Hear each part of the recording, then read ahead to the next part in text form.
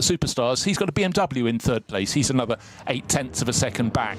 But just go through those top positions: Mercedes, Audi's, BMW, and then Aston Martin with Walkenhorst Motorsport, fourth overall. Could we just touch back, like they sort of cut across your nose there, the BMW Touring, something very different, and certainly puts a smile on everyone's face. Well, it does. I mean, it's I'm always drawn to the quirky and things a little bit different. We see it at all different events and whatever, but great at top level racing. Things even like in Formula One, where we saw it, where the rear wing on the Ferrari rotates, a different view. I'm always drawn to things like that, a bit of vision. And BMW this time last year had this great idea to put out an April Fool's joke of a M4 Touring, you know, estate version, what it's called in Germany, the Touring, with a big wing on the back and whatever, a bit of fun. Now, April Fool's, great, it's fine. None of us fell for it.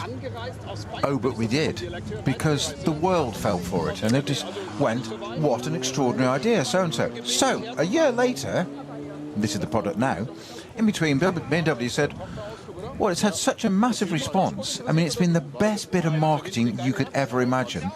They've built it. What does it say down the side? You dreamt it, we built it. If you look at the car's livery, here it is in this first race. It's going to be in the 24-hour, by the way, in the SPX category, so it could be as an experimental car. It is the M4, all the front end, all the engine, the front end, subframe, all that comes out of the M4, as does the transaxle. They did have to make one thing for it, though, a longer prop shaft, because it's 200mm longer, the whole car. But the livery is black with little white stripes. Look closely if you can, or listen in, because we'll talk to you about it over the radio. All those little white stripes and blocks are the Twitter X comments about the car. People like you and I, the public, going, love it, build it, yes, bring it on. That's what the car's livery is. It is a marketing department's absolute dream for this car. Incredible like that. And it's got a strong driver lineup, and it will be quick. Yeah, no, well, let's just go through the driver lineup. Jens Klingman and young Ugo de Wilde. And Jens is BMW. If you cut him in half, you'd have the BMW blue and white rondelle in the middle. But again, you're quite right, it's something different. But BMW have always been very, very clever with their marketing, going back generations. And they've, of course, had all the art cars and things in years gone by as well. But what a fantastic thing, because the fans they throng to every round of the Nürburgring Langstrecken series, and today in the bright spring sunshine, it's chilly, you need your race jacket on for sure. It's the diversity, and that's what this field brings. Of course, you know, you have the production class cars that look, you know, tiny, skinny next to the bewinged and spoilered cars that you see at the front end of the field, but everyone, you know, they might have one on the road, and that's why it's such a rich appeal, plus the very wonderful element of the circuit itself.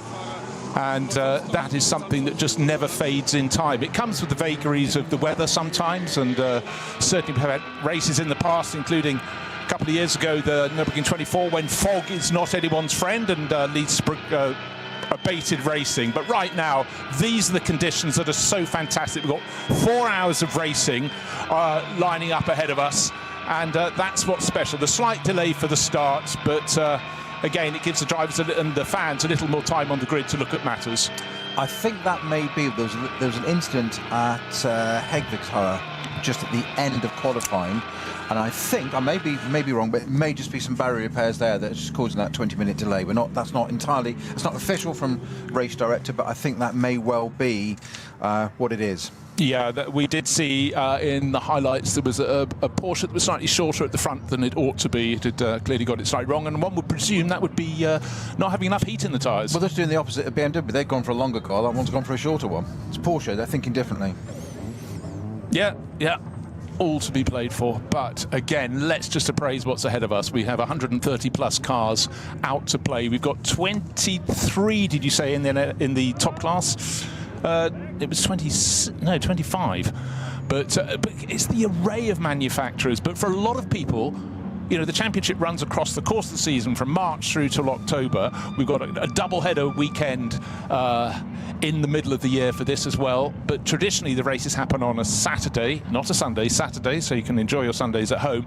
But it's about, for a lot of the drivers, They want to play in something that's not part of this series, but this is the best preparation. It's the Nürburgring 24 Hours, a race that has grown and grown and grown. It's a race with huge amount of history, but it's riding as high as it ever has done with global manufacturer interest. So a lot of these works drivers are coming to get a feel of the circuit, but don't forget, this is cold, this is crisp, this is March, whereas the course of 24 Hours is a couple of months away in May, and you'd hope it'd be rather warmer by then. But I tell you what, in conditions like this, on a circuit as majestic as the Nürburgring Nordschleife, this is something special, and you can absolutely understand why drivers want to do it. Why Max Verstappen, who was down to do 24 Grand Prix in his Formula One, that's enough for most drivers in a season. Of course, we've had a couple of those curtailed this year, the ones on the Arabian Peninsula, losing the Bahrain and Saudi Arabian Grand Prix, but still, he doesn't have many weekends off, but he chooses to come and do this, and I have huge respect for him wanting to race on the great circuits and just get more experience. And so that would have added some thousands to the crowd here, I'm sure, but in its own right, the field is simply astonishing. I say this year on year, the level of preparation of the cars, and I'm not just talking about the pro cars at the front of the field, at the front of the grid. I'm talking about that trickles down through the categories. The cars in the Cup 3 class for Porsche Caymans, the Cup 2 class for 911 GT3 Porsches, they are almost at the same level. It's astonishing. And even the production class cars, the ones that look almost bog standard, they are something very, very much better in terms of presentation, of livery, of preparation than they were even a handful of years ago. So, you know, you play with the big guns. That's the way to improve. That's the way to go forward. It's tiny little bits of attention to detail. And we all know, Snowy, from your racing career, anybody's racing career, one bit of inattention to detail and the whole show sort of falls over or has the potential to really struggle, doesn't it? Well, you mentioned that, and attention to detail is absolutely key for the number 16 car, I think it is, which has had potentially a penalty already, which is slightly disturbing because that's P2, that's on the front row of the grid. Might have a 30-second penalty already from things I'm seeing on race control. We will keep you informed on that, but it does look like there's going to be a 30-second penalty in the race for the front row sitting number 16 car, which is the Christopher Haase Sport Audi. So a little bit of drama before it starts. Good to see some names back here again in different cars. David Pittard, now also in a Mercedes. Of course, well known years ago for driving Vulcan-Horse BMWs when they were M6s. Even a few years ago, that just seems like almost an historic car now to mention an M6 BMW racing, doesn't it? No. He then went on to drive, obviously, for Ficatelli and in the Ferrari and won the 24-hour famously with broken rear dampers for most of the race, but they got it through and still won it. Doesn't matter, the win is what counts. And David then did quite a lot with Aston Martin and Nicky Team, and now in a Mercedes. What I'm highlighting there is it demonstrates the flexibility, what these drivers can do. Different types of cars, front engine, rear engine, 24-hour, not 4-hour, etc. through the ages, and here he is again. And he'll be right up at the front. In fact, he is on the third row, isn't he, on the outside, in number 47. Yeah, and so KCMG, they like to run that number. And again, I think you're absolutely spot on there, because the very best GT3 drivers, they benefit from going from manufacturer to manufacturer in terms of just understanding the little differences, and particularly if they happen to be in a ProAm setting, so they can pass that extra knowledge down to the other drivers in the crew. But for a driver who has done, I really wonder how many laps David's done around the Nordschleife. This was the making of him. His racing career, he wasn't a driver blessed with money, but he came here and he's absolutely made it work. And for KCMG, team based in Hong Kong, but they have had an interest for a long time in the Nürburgring 24 Hours, in racing on the Nordschleife. And I think one has to just point out that the appeal of this circuit is huge in Europe, but it even seems to be greater if you're out in Asia. So he's sharing with Shosu Boy, Japanese driver, Nirei Fukuzumi and Jesse Krohn, long-time BMW driver, so he's also moved manufacturer as well. But all smiles for David down on the grid. And Patrick Seaman just finishing an interview. And one of those guys, David Pittard, who can be almost seamlessly aggressive if that makes sense. He can make the car do things. He can go for gaps. So almost a bit like Kevin Estre. We talk about, we wax lyrical about Kevin Estre pass on the grass and the things we do, and he's got almost like a deified status. I think Pittard does the same, but never takes risks, never takes anybody else, never unfair, clean racing, but can just do things where sometimes you just go, oh, well, hang on a minute, what's that? Oh, he's done it. And I like that in a driver, somebody that can just do something, just work outside the envelope, do something a little bit different, and you just think, will it, won't it? Oh, yes, he's done it. Oh, okay. But then he does it so many times again, you just think, actually, that's a gift. There's not, they're all talented, but that is an absolute gift to take it to another level. But what we've seen over the years, just finishing off with David, is the fact that his ability around the first sort of 6 corners before they get to the Nordschleife itself on cold tyres is, you know, he is totted up the risk, and he's prepared to go for it. But you know, so many people are good on the Nürburgring, but some people their career is based on the Nürburgring, and you know, every extra lap you do here is a treat. But it's what you learn from doing it that really counts, and he certainly made that work. So the slight delay, we were expecting the start at 11 o'clock. We'll keep an eye on any information, but I think Mr. Snowden has got it correct. Barrier repairs. Don't forget they've got a lot of barriers because there's a lot of lap. It's 25 kilometres around the Nordschleife. No, I didn't make that up. It's that sort of distance. And anybody taking a look at the start grid, it gives no indication the track's going to go off into sheer madness once it gets to Hatzenbach. It's because the start-finish straight looks like a modern contemporary circuit as it is. But of course, when this has been used for the Grand Prix, when it was reinvented in the 80s, it was just the bit at the top of the hill, if you will. But of course, when you turn left at the suitably named Sabine Schmidt's curve, it's been a handful of years now since we lost the star of the Nürburgring, the female racer who just made it her own. But anyhow, first 2 lefts, and then suddenly it's a different world. And you've raced here, Snowy, that moment when you, around the Grand Prix loop, you're doing your best, but then suddenly you've just got to ratchet up your attention that much higher, haven't you? Your focus when you get onto the Nordschleife. 100%, and to use a football metaphor, which they say it's a game of 2 halves. It's a circuit of 2, not halves, but 2 styles, and other people may disagree. I'm sure Pittard will just go, no mate, just drive it flat out, because I'm sure that's what they do. But for me, when I drove it and did the 24-hour here, there was very much the Grand Prix circuit you described, which it's very distinctive because it is a Formula 1 standard and licensed circuit with huge runoff areas. This is my point. And I've said this so many times, you finish the Grand Prix circuit, go through that beautifully named Sabine Schmidt's curve, which is a hairpin back on yourself, and the marker is there. The marker is the barrier, quite simply because the runoff areas have suddenly been deleted. There is a white line, on the other side of the white line is a barrier, and it is the most focal funnel you need to reset your mind to say, here we go, we're now on the Nordschleife. It's like, we're here. If you don't get it right, you click the barrier and we've got you. And we've seen that happen though. We've seen cars even actually be a little bit careful, get on the power too soon and rotate round on a rear wheel drive car and face the opposite way, and then it is chaos. So you have that marker of that barrier, and it's not metaphorical, it's metal. It's there, and then it's Hatzenbach. Well, if that doesn't wake you up, the rest of it will. Yeah, 100%. And but it is just, then when you go onto the Nordschleife itself, you go to the really twisty opening part, but on a good lap, with knowledge, confidence in the car, heat in the tyres, to find the flow. There can be few circuits that can give you the reward of just knowing I'm on it today and it's going very nicely, thank you. One of my favourite pieces of VT from here, from just even a couple of years ago, I think it was a 24-hour, 2, possibly 3 years ago now, because we clicked into 2026, is that run up through Cachatol, Clossetol, up to the Carousel. It is super fast in anything, never mind a front-running GT3 car.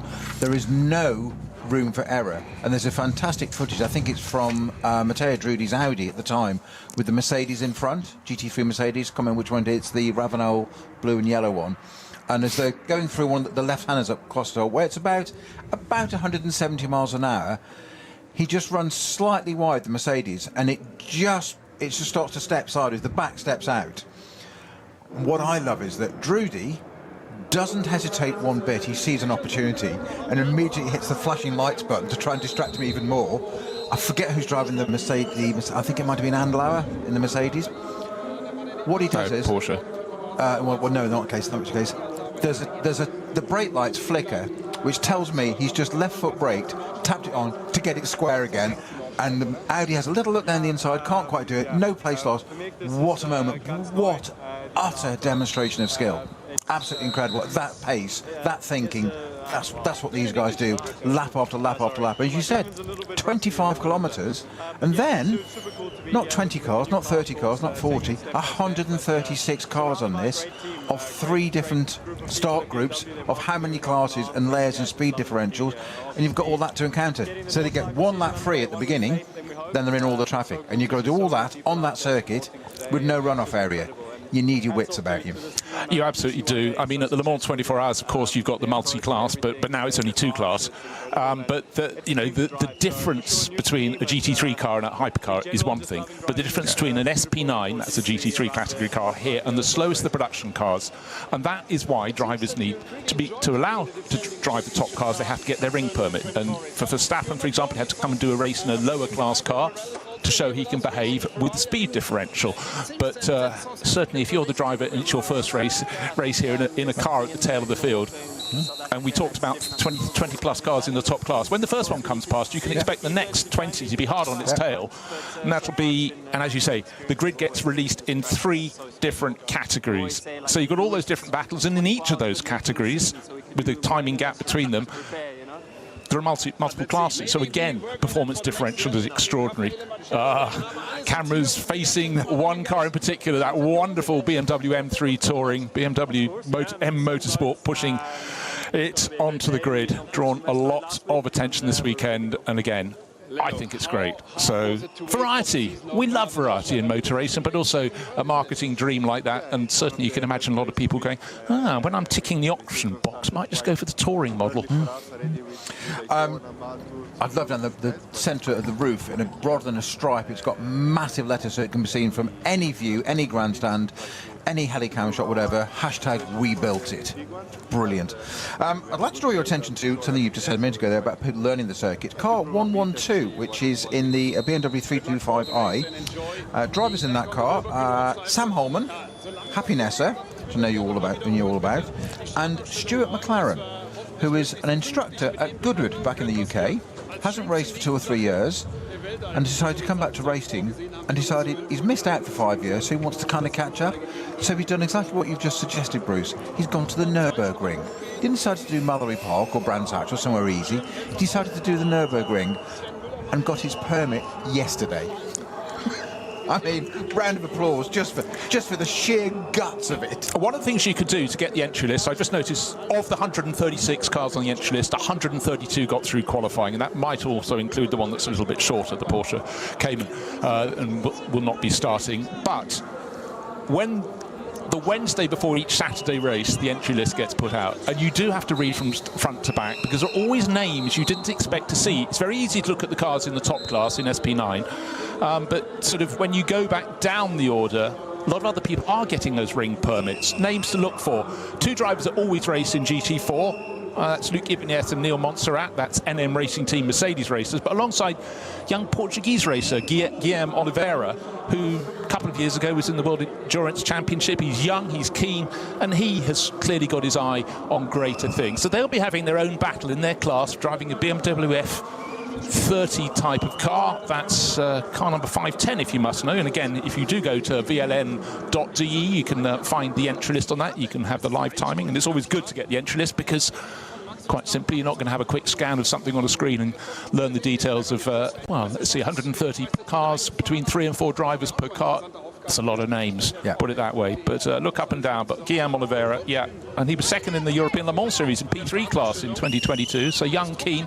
But again, any time a camera settles on a group of cars on the grid, you go, well, they're not at the front of the field. You go, yeah, look, they haven't got great big wings on them. They're fairly standard. That's Group 3.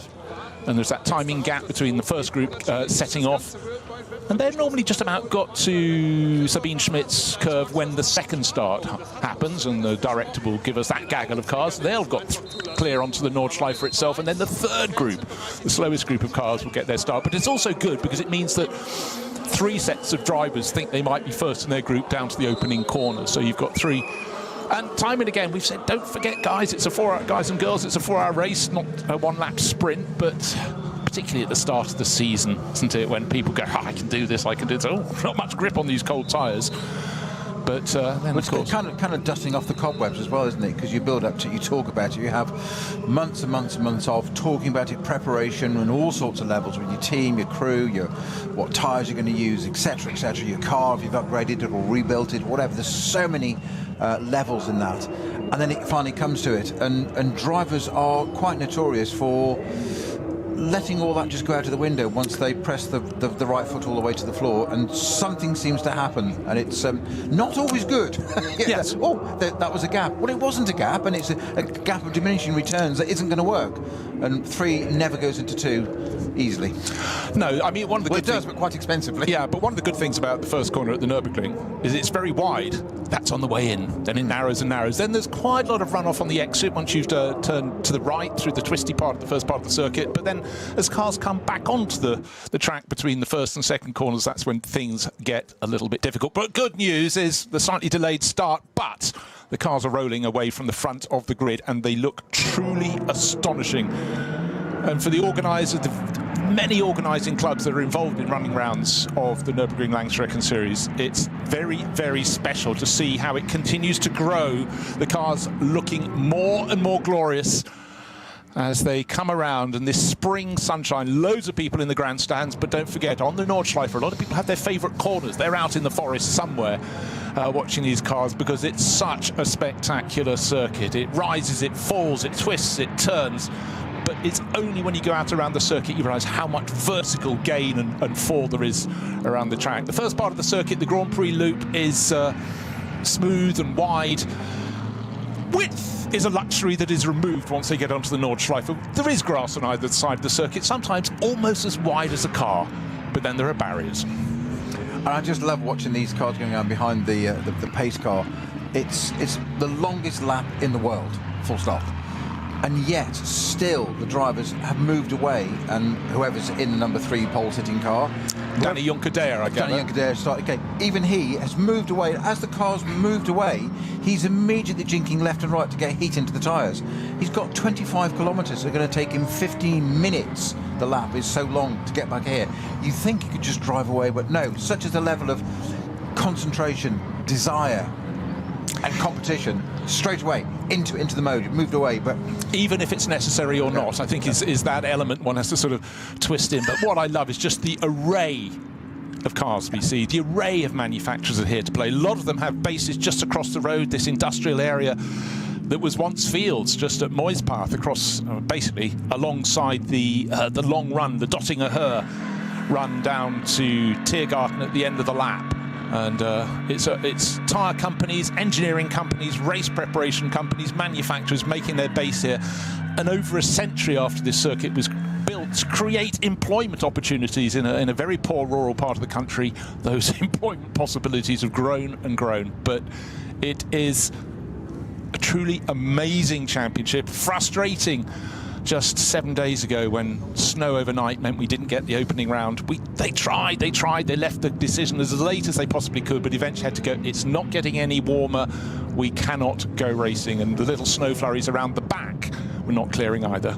well, an update from race control. We are going to go racing on time, which would equate to why these cars are going out now, because it wouldn't take, another 40 minutes to get round to an 11:20. So we are back on schedule. It is going to be an 11 o'clock start in 15 minutes time.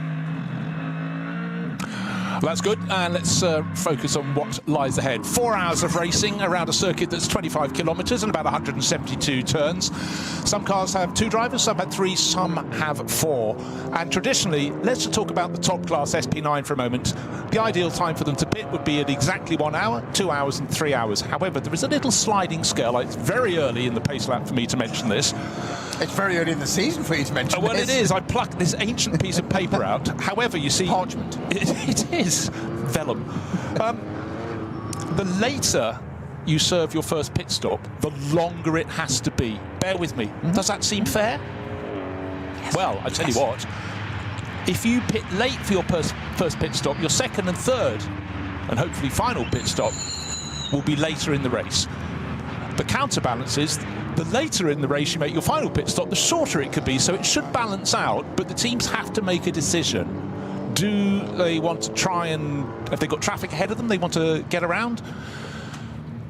And often, particularly if the teams take split strategies, the race isn't clear until after the final round of pit stops. That's not a caveat thrown in by commentators who are just not understanding what they're seeing. It's the way the teams can make this work. And sometimes they have to come in because imagine if you pick up a puncture, slow puncture perhaps, on lap 6. You weren't planning to come in until lap 7, but you go, well, I've got to come in now, and that might throw their pre-race ambitions and strategy out of the window. But it's an element to be considered. It's a way that the teams can maybe turn a race to their favour. And sometimes we look at this, Snowy, over the years and go, why have they made that really early first pit stop?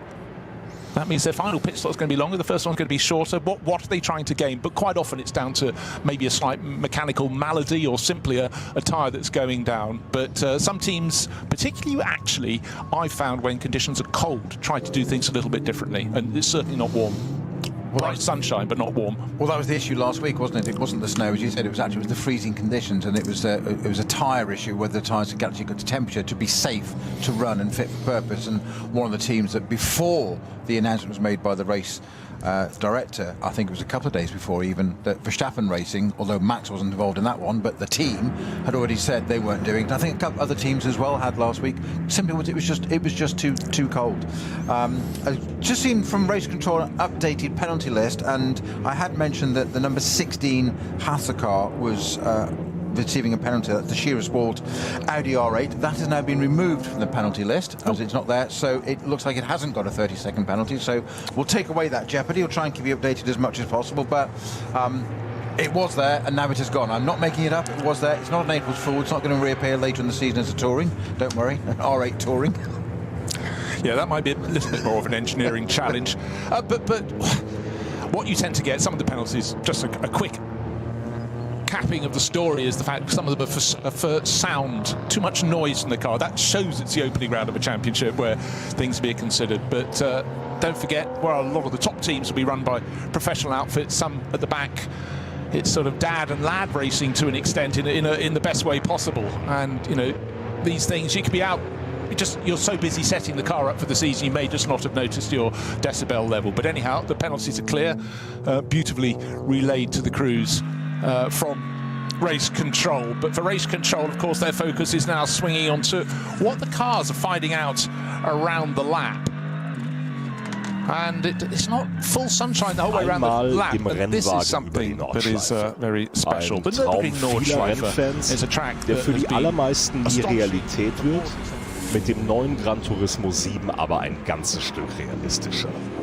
Mit der neuesten Auflage des Kultspiels für die Konsole fahren wir zu den wichtigsten Streckenabschnitten der grünen Hölle. Die AMG Arena. Erstes Nadelöhr nach dem Start und durch die unterschiedlichen Linien ein toller Ort für Positionskämpfe auf der Grand Prix-Strecke. Auffahrt Nordschleife. Nach der Vidol-Schikane biegen wir ab vom Grand Prix-Kurs. Hier beginnt der 20 Kilometer lange Ritt durch die grüne Hölle so richtig. Fuchsröhre. Mit Vollgas bergab, durch die Kompression und den Berg wieder rauf. Wie so oft auf der Nordschleife, kein Platz für Fehler. Breitscheid. Der tiefste Punkt der Nordschleife. Die Brücke über die Hauptstraße von Adenau ist ein Zuschauermagnet. Das Karussell, benannt nach Rudolf Caracciola, einem der ersten Heroen des Rings. Die alten Betonplatten der Stallkurve sind Kult. Brünnchen, der Zuschauer-Hotspot. Ob beim Rennen oder bei Touristenfahrten, ob bei brütender Hitze oder im strömenden Regen, hier ist immer etwas los. Die Döttinger Höhe. Windschattenschlacht bei 270 km/h und die Überholmöglichkeit schlechthin am Ende der Nordschleifenrunde mit dem neuen Gran Turismo 7. Und damit von der virtuellen wieder zur realen Nordschleife.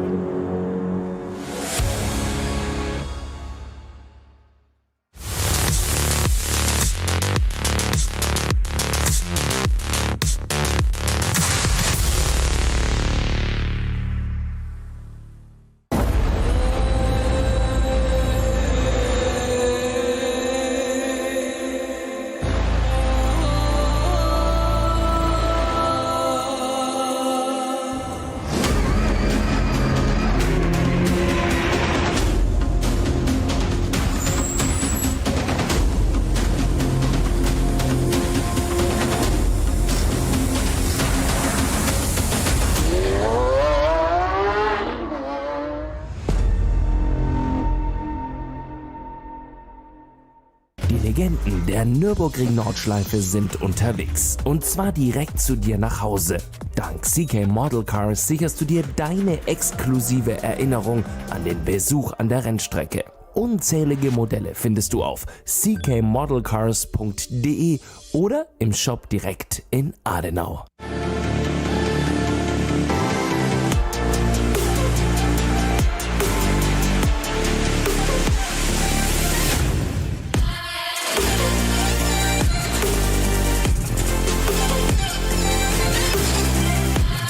Reifen.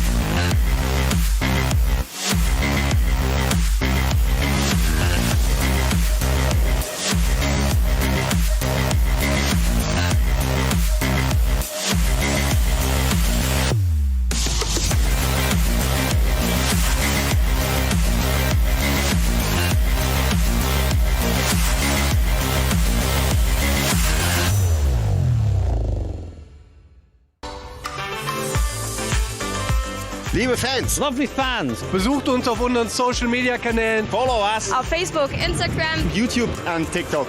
Willkommen bei der NLS.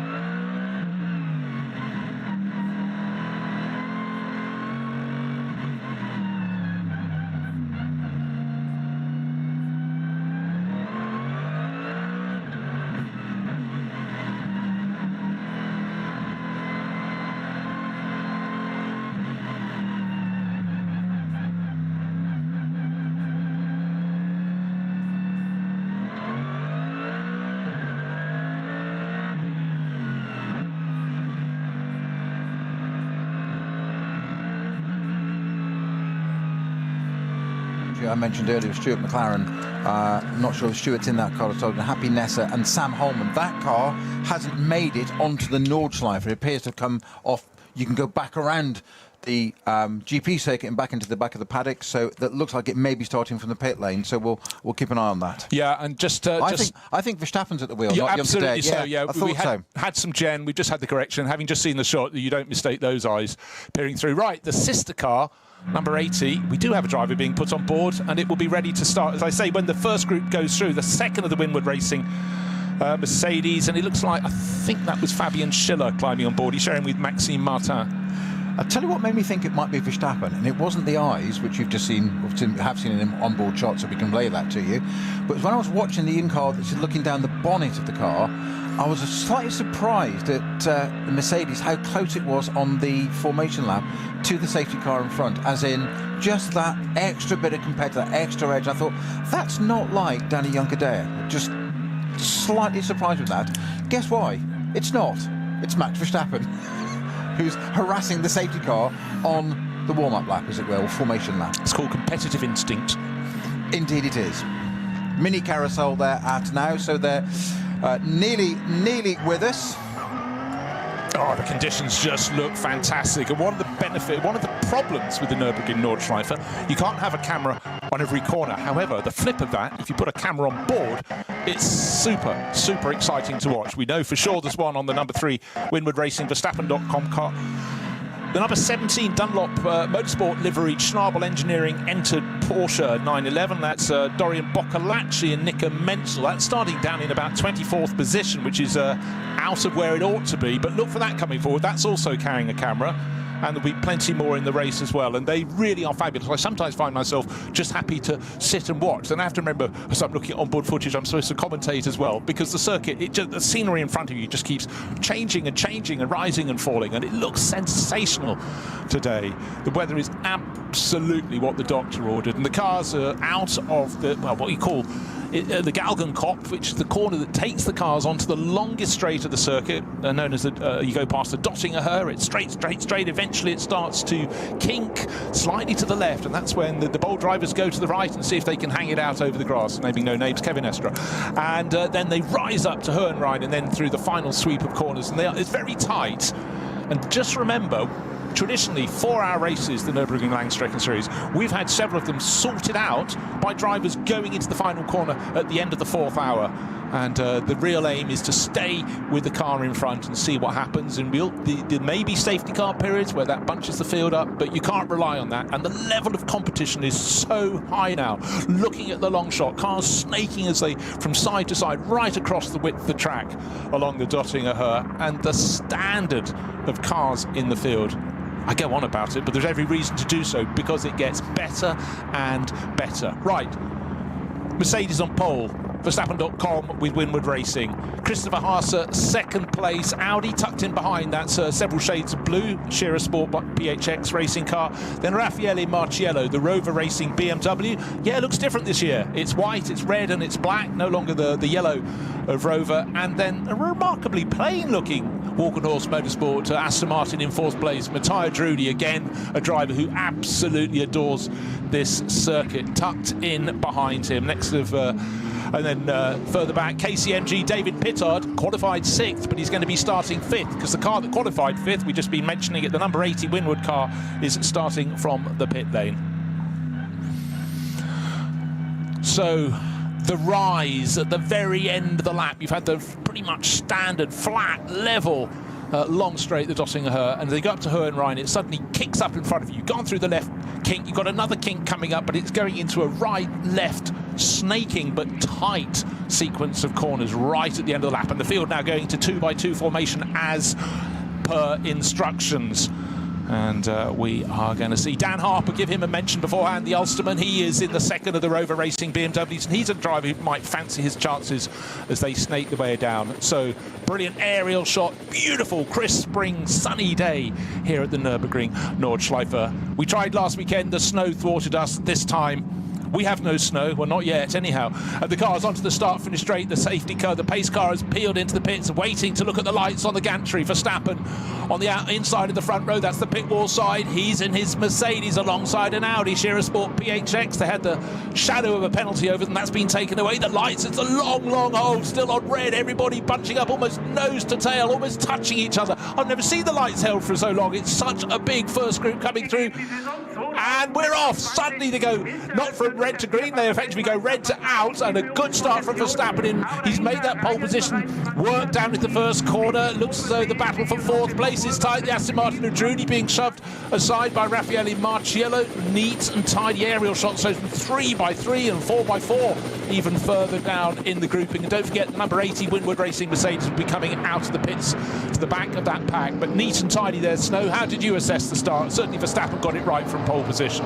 Well, he did. Sorry, don't want to interrupt. Up to 3rd place, as he does. I was going to say, he was the one that read the lights the best, actually, and I think it got to a point where I've never seen a delay like that on the lights for so long. I think Pittard just went, I'm going to go anyway, and fortuitously the lights went out at exactly the same time, so hopefully he was the gain from that. He's now just lost a place. The Walkenhorst Aston is now up with Pittard's Mercedes and trying to re-challenge with that. They had a good start as well, but it is Verstappen that pulled away. Haase did try and go around the outside but couldn't quite make it. As you said, it goes from being really wide to really narrow to tight, and this is where you've got to have your wits about you. And it's the first, not the lap, it's the first corner. Oh, slight winch from me there. Dan Harper nearly got taken off the track. Someone diving up the inside. The person who lost out at the start, but he's gaining positions back a little bit, was Raffaele Marciello, third on the grid. He went down to about fifth. Black and green Porsche all over the tail of Dan Harper, but that was very, very tight indeed for Harper. And the BMW M3 Touring already making up ground. Yes, the touring model, the estate model. There's ninth. De Vilder at the wheel. Well, he's a great little driver, De Vilder. And again, in a great big car. Yes, only little fella. Second group of car just getting to the snaking final sequence of corners, coming onto the start finish straight. They'll get their start, but already the lead grouping through onto the Nordschleife through the two left-handers, the tight lefts, the Sabine Schmitz curves, and the second group now, are they playing with us? They had no idea. The first group had that really long hold on the lights, and the starter, well, he's going to get as many cars through that twisting final corner to give them an equal chance before he flicks it from red to green.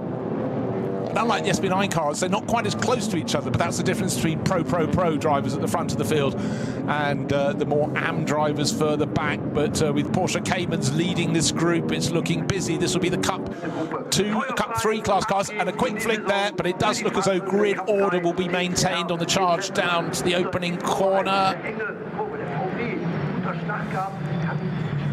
And so they do.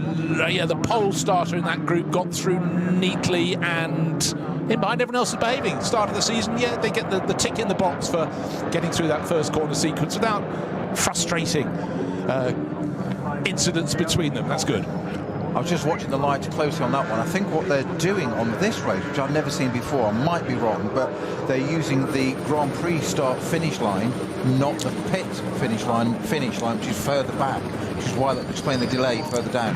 Yeah, that's true, and it gives more of the drivers a chance. So they get a clear line of sight to the lights rather than they're still going left and right through the... And to get them all bunched up as a batch properly, yeah. Well, actually, don't go left and right through the final corners, go right and left, I'd say. This is why you're a commentator, not a driver. My repair bills are enormous. So good to see, and it's just so good to see these cars as they go. This is the second group of cars. They're diving into the dip and the rise up to the chicane, and the first two Caymans, both yellow and black, pulling very nicely indeed. It's about a 10-car length lead for our race leader, so he's not got to worry about anybody as he turns into Sabine Schmitz curves for the first time. And the third group of cars, as you get from the SB9 class at the front of the field down to the cars in the third group, a lot of these look as though they've just been painted and taken from the car park. Fear not, they're far more prepared than that, but they are the production class cars. They do what they say on the tin. It's always been very much the backbone of the Nürburgring Langstrecken series, or the VLN as it was called a handful of years ago, and the engine note could not be more different either, but the engine note rising as they go with Toyota Supra in the mix, but so many BMWs, always been something of a feature here, mixed in with the Porsche Caymans down the order, waiting for their start of the 2026 Nürburgring Langstrecken series. And well, I must say, so far people have really been taking the sensible pills to suppress the enthusiasm of starting their season with a bang and try and start it with a race finish and as good a result as they can possibly get. But well done to all of them. So the three groups seem to have all got through the first corner without any trading of paint and bending of metal. But of course, while these cars are just getting the feel of their tyres now, did we get enough heat into them on the formation lap? Well, let's hope so. But while they're doing that, of course, plenty of heat in the tyres now in the SB9 class at the front of the field. Verstappen is still leading around the lap, but it's almost on another planet as the last group of cars, the third group of cars, is halfway around the Grand Prix loop, long before they even get to the Nürburgring Langstrecken series itself.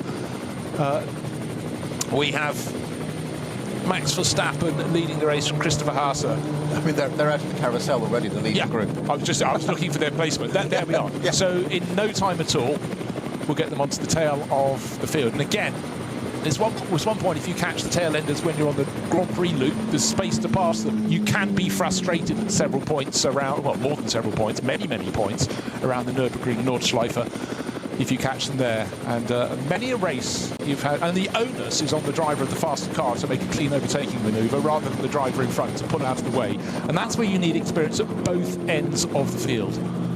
Because certainly it takes two to tango, but it takes one rash, impatient move to cause a lot of problems, because don't forget, I mentioned before that the barriers are very close inside the track, and if you do have an unnecessary bit of contact and the car goes pinging off, you know, through the laws of physics and the force of gravity into the barriers, barrier damage can be done. The crews are incredibly professional about clearing them up. But if this is the first time you're watching an NLS race or listening to one, there will be moments in which we have course vehicles with sections of barriers on trailers behind them, and the marshals have to work super hard to indicate a slower vehicle is up ahead. They'll be waving a white flag to indicate attention, but then for the drivers at the front, how much attention, how much do they come off, how close are they to that instant? So again, they suddenly have to just ramp up their attention to, you know, fully on factor 10.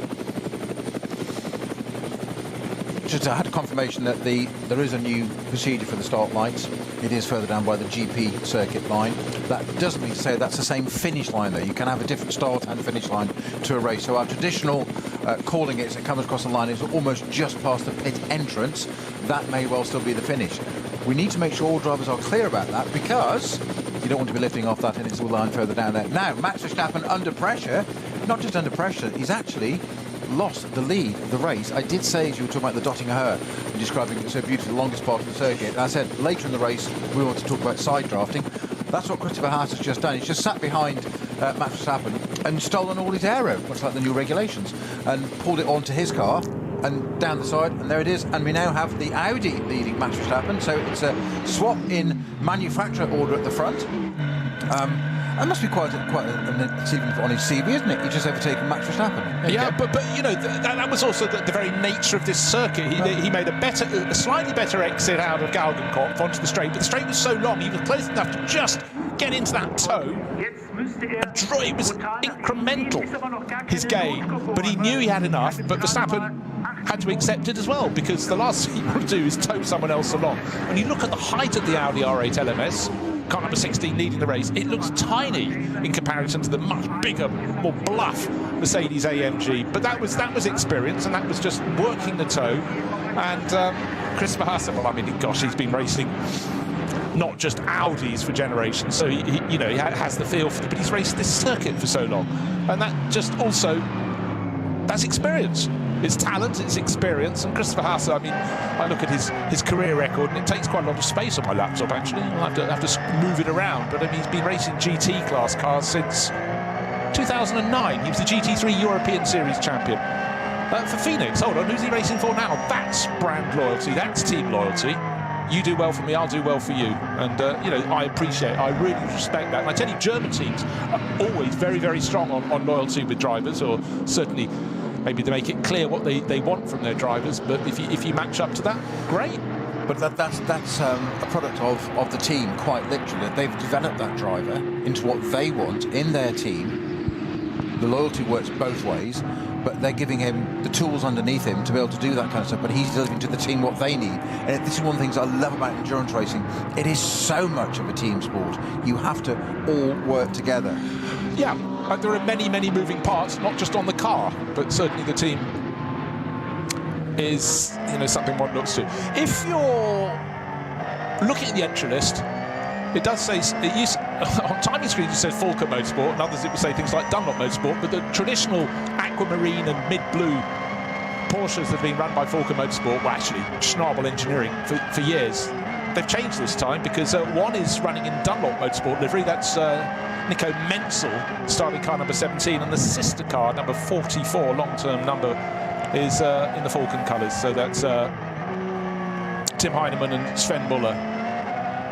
I just can't get over how stunning the circuit looks today. The leaves are just starting to bud, but not leaf yet. Obviously, the conifers are still in full bloom, but the colours change all the time. And equally, I do bang on about it when we get to autumn. And I mean, the trees around the Nürburgring Nordschleife, I mean, it's stunning, because of course they don't all change their colour in the same order, in the same sequence, at the same time.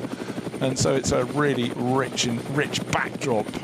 Frankly, if you had the circuit even without a backdrop, it would be super, super, super stunning, but it really is a beautiful, beautiful place. Right, lead of the race. It was Max Verstappen in his Mercedes. It isn't now, and Christopher Haas, I would suggest, just about edging clear in the Audi. Made that brilliant move down the long dotting her, the run back towards the end of the lap, the longest straight by a very, very long way. And one of the weird things is when you're here, And running parallel with that long straight is the road, just the other side of the hedge and the barrier. And safe to say the speed's a little bit faster on the circuit itself. But yeah, it's the juxtaposition. It's sort of the real world, that's on the outside, and then our world, which is on the inside, the racing world. And we know which side of the fence we want to be on. 100%. So at the end of the opening lap, first two cars covered by a third of a second. That was Haase in his Audi just going past Max Verstappen. Then there was a gap of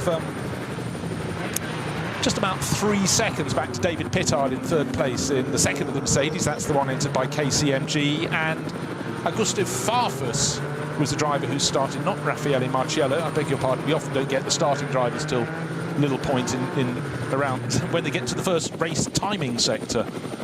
So just to reiterate, Christopher Haase in car number 16, the Audi from Shearer Sport PXX, leading the race. Second place, car number 3, that's your Max Verstappen in his Mercedes. David Pittard, the second of the Mercedes, that's car number 47, that's KCMG. Fourth place is Augusto Farfus, number 98, which is Rover Racing BMW, which he's sharing with Raffaele Marciello and Kelvin van der Linde. Fifth place is car number 45, which is the Ferrari. Not so many Ferraris in the series this year, but David Perel sharing with Thierry Vermeulen and Thomas Neubauer. And I think it's Vermeulen at the wheel of that, but can't be entirely sure as yet. So again, great mix of manufacturers. Matteo Drudi, who started so strongly, is down in 6th place in his Aston Martin for Walkenhorst Motorsport. Well, I'm just hearing reports of something going on at the carousel, potentially a code 60, but it's not coming up on my GPS tracker, which it normally does. Our leaders have literally just gone through that bit, and I've got an updated report saying track is now clear. So yeah, I don't think that was a code 60, so we've not had one of those yet at all. The leaders are through and gone. It's still Christopher Haase in the Audi leading number 16, Shearer Sport car leading Max Verstappen's Winward Racing Mercedes AMG. Yeah, again, that just sort of makes you focus on how to run a race meeting around here. It's incredibly complicated. Let's just go through those figures again. 25 kilometres and a little bit of small change as well. 172 turns. Imagine in race control, you've got your marshals at so many points around the circuit. They're all wanting to, you know, radio in with an issue or text in with an issue, or however they manage it here. But then you've got to get the message. How long is it going to take to clear? Has the car spun? Has it hit the barrier? No, it's back on the circuit. It's good. It is all clear. So many messages coming in, and there are ways you can actually scroll in and out. What's the website if people are at home and they want to be able to have a little circuit map with the moving elements? Where do they go? What app do they need to put it down onto an iPad or a laptop? It's powered by GP Saud, GPS AUGE, GPS being in capitals, and it's on go onto the App Store, whether you're Android or Apple, and it's called Racing Track, I think it's called. I will just confirm that. Bear with me. Caught me out there. Racing App, APP. Yeah, it's you'll see it comes up with a big logo of the Nürburgring, unsurprisingly. And then you can just log in and you go into spectator view, and it'll tell you that it's live, and it's basically NLS comes up, and there you are. And it's got so we have got a code 60 now, which is at Flansgarden, actually starting at Brunchen. Going down into there, and that is I'm trying to see for which car, which has just taken me out of it. Here we go, demonstrating this does work perfectly, and I can't find a car off there at the moment. It clears by 177, so Schwalbenschwanz, which is the Swan's Neck before we come onto the Dottingerhohe in Galgenkopf, so it clears by that, so a little bit of a code 60 there, but I'm just trying to trace which car it is. Oh, I've got it now. It is 919, which is obviously right at the end, back of my entry list. So it's a Cup 3, it's Porsche Cayman. Exactly. That class is entirely for Porsche Caymans. Right, as you just squiggled through to work it out, end of the second lap, boy, they're going got by in a flash, and it's still Christopher Haas. Just a lap ago, he'd only just moved into the lead, but this time around, he's led the entire lap from Max Verstappen. The gap between them is 0.3 of a second. The last time around, just waiting for the interval to come up, but it's not going to be a great deal more than that. It's about a second, I'd suggest, as they go through. So it's Audi from Mercedes. Then the gap back to third place. It was David Pittard at the end of the previous lap in third. Still is. Battle for fourth, though, is changing. It's still Augusto Farfus, but only in his BMW, but only just ahead of the Kondo Racing blue and white liveried Ferrari. It's looking very busy indeed around the infield. Between turn 2 and turn 3, the Ferrari goes in front. So that wasn't a move that involved a slipstream. That was car handling very nicely, but in behind. They're fighting over 4th and 5th, but 6th and 7th, nose to tail on the exit of turn 3, out over the curbing. A couple of other challengers, and that should be Matthias Drudy and probably Tobias Muller. Not Tobias. Tobias is one who just had a problem with Sven Muller, I beg your pardon. When I say that, that's talking about car number 48. That's Muller, and that's the Losch Motorsport by Black Falcon Porsche. Oh, it is Tobias Muller, I beg your pardon. I'm having too many things. He's showing about Dylan Pereira and Patrick Assenheimer. And we've also just lost one of our first SP9 car, which is a number 30 Hankook competition Porsche GT3 03030. Not sure who was at the wheel of that, but it had Marco Siegfried, Stephen Hurtado. One of them, I couldn't find it on the list at the moment, but that has stopped also at Schwabensland, so I'm hoping that and 919 haven't got together. But it is stationary there, which is why we have the code 60, although immediately after it clears, so it can't be too, almost sounds like it's pulled over to the side of the track. Yeah, listed as stationary with Beloff. Yeah, but yeah, that's the, well, Hankook are a Korean company, and Jong Young Kim and Ricardo Bruins and Stephen, they're all Korean racers, but Marco Siegfried, local driver, brought in for his knowledge of this circuit, and it really, really does count. We've been talking about SP9 class cars. Let's just throw in, started 14th, remains in 14th. That BMW M3 Touring that's drawn so much attention, the estate car version, Jens Klingmann, he's in SPX.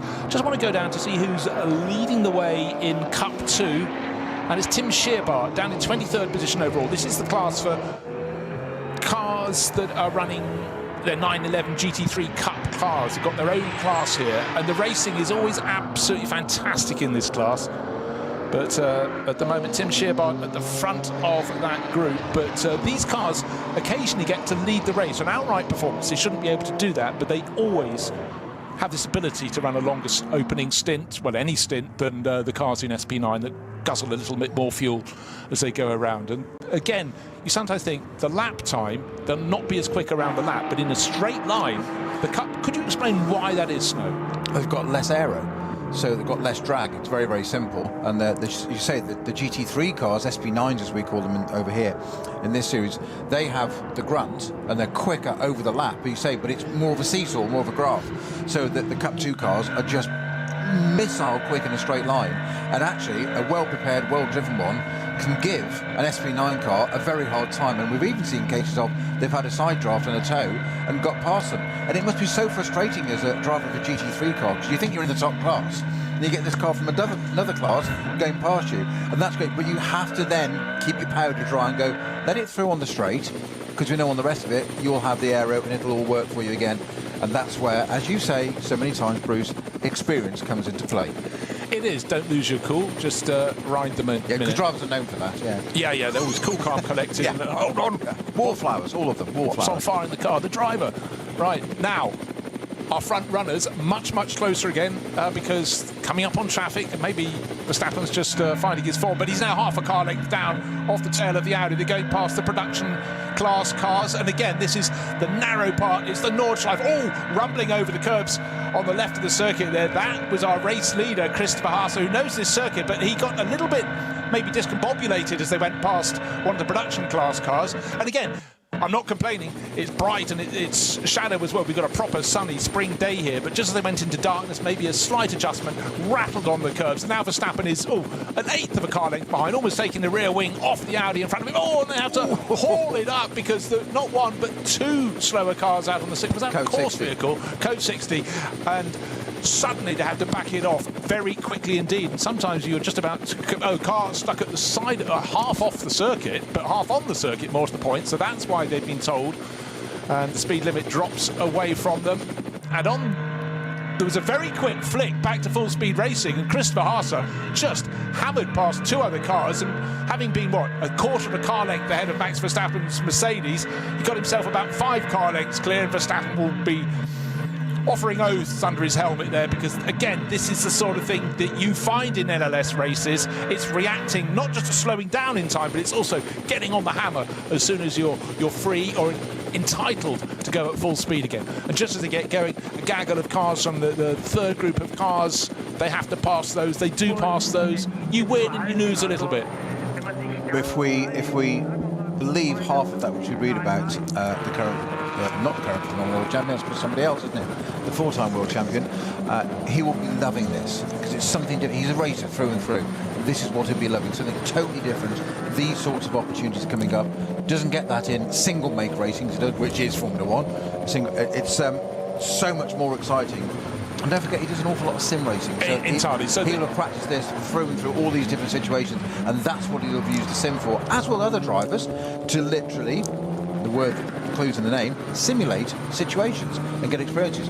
You can metaphorically press reset on a simulator when it goes wrong. Here you can't, but you're a bit more prepared. Yeah, again, as soon as you get an instant, you have to look down your entry list of 136 cars. 491 is the car at the side of the circuit. It's a Hyundai i30N. So, unfortunately for its two drivers, Ralph Wiesner and Richard Schaefer, one got to start the race, one probably won't have a race at all. But hopefully that car can be moved to a place of safety. And again, I extol their merits every single time I look at a Nürburgring Langstrecken Series race. But the marshalling, they have to be astonishing here. Because bear in mind, at the start of the race, they're standing there for a very long time before anything comes past. Then eventually they get this rolling, rumble of thunder. And through come 1, 2, 3, 4, 25 or so cars from the top class, nose to tail. Then they get a slight gap, then the others. And then once the race is in its form, in its shape, you have the grouping of cars. The slower cars coming through, minding their own business, having their own battles. And then come the SP9 class cars that lead the field. It's a different game, but when an incident happens, it's how everything, all the communication is made. Verstappen just having to back off a little bit, a production class BMW moving slowly. We've also got a Porsche There's a yellow flag. Given a tow. Quite Yeah, right again, to observe it. it's enough when you're trying to see where the circuit goes here, because it's twisting and turning and rising and falling the whole time. But you've also got to be very alert to all the marshals and what colour flags they might be waving. So Verstappen had to back it off. But sometimes you get a moment where the first few cars might get through a zone and then suddenly it becomes a slow zone, so everyone else behind them loses ground, or vice versa. And you hope over the course of the race it balances out. But some races you have to go, it fell into my hands today, I'll take it. Or conversely, I'll be fuming behind it, didn't fall my way. But what's happened on that lap is Christopher Haase built a little bit of a lead. It seemed to come down, and then he just got it right. And he's about to go through the final corner onto the start-finish straight. Verstappen's coming through afterwards. When they go over the start-finish line, I think the gap will be out to about 3 or 4 seconds. We'll see. So that was Christopher Haase's experience and the fortune of how the battle broke in front of him. 100%, just read it perfectly, and that's where the experience comes in. Yeah, the second-place man, Verstappen, won't be kicking himself on that. He would have done nothing wrong. It's just a whole different situation. And that 1.1 seconds it was has now gone out, exactly as you said, 3.3. So it's tripled in that time, so perfectly. So the estate car is, I have to call it that, it's a touring station wagon, whatever you want to call it. What is Aston Martin to call them? Shooting brake. Shooting brake, marvellous. In the thick of it here, it is running De Vilder still at the wheel. He started the car. This is the Schubert Motorsport entry, which is currently running in 14th. Which it's where it started, but it's been. It did get up to 9th on the Grand Prix circuit, the first lap. There was so much going on, but if that can, I think, to be honest with you, we're saying, we're giving it some favour, saying, can it finish? Should it get in the top 10? Why shouldn't it be up at the front? It's just a longer version of their car anyway. Yeah. It's fine. I think this, if it runs to the end, I expect that car to be in the top 10. Yeah, why not? Well, absolutely, why not? But it's got plenty of company around it. And again, you know, you have to look beyond the top 10 when the field is as good as this, because he's fighting with Nico Menzel, who, you know, has been racing here forever and a day, and it's really, really good scrap. I think Menzel's actually got through now on the start-finish straight, hasn't he? By the look of it. Yeah, and just to confuse matters, of course. Oh, gosh, lots of debris. Lots of debris on the track. Oh, I tell you what, I think that's the 491. That's a replay with the 491 at the side. The Porsche we saw being given a tow along the Dottingher was the number 30, the Korean Hankyu car. But we mentioned Ugo de Wilde, but of course it's Jens Klingmann, his teammate, running that. And in fact, the car in front of him is being driven by Ugo de Wilde, because they're both two-timing this weekend in the nicest way possible.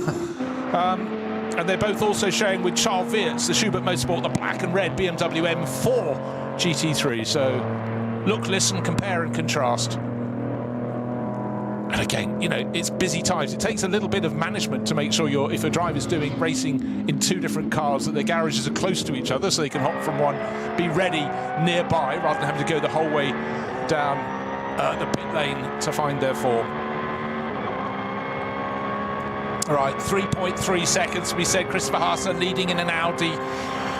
How many times have we talked about Audis leading on the Nordschleife? Because the R8 LMS, of course, has been through various Evo stages, Evo 2 stages, but it's always been a car that's gone very, very well around the Nordschleife. But what we have found is some cars, when you get to the hotter temperatures, in the summer races, suddenly the advantage might be with a different manufacturer. But right now, certainly nothing wrong with the Mercedes. That's all over the tail. Closing back in again, worth pointing out. The Audi had got clear, as we said, 3.3 seconds, but Verstappen now halfway around this lap number 4. As other drivers, including Frank Slipper, already sort of standing in their pit garages waiting to have a go.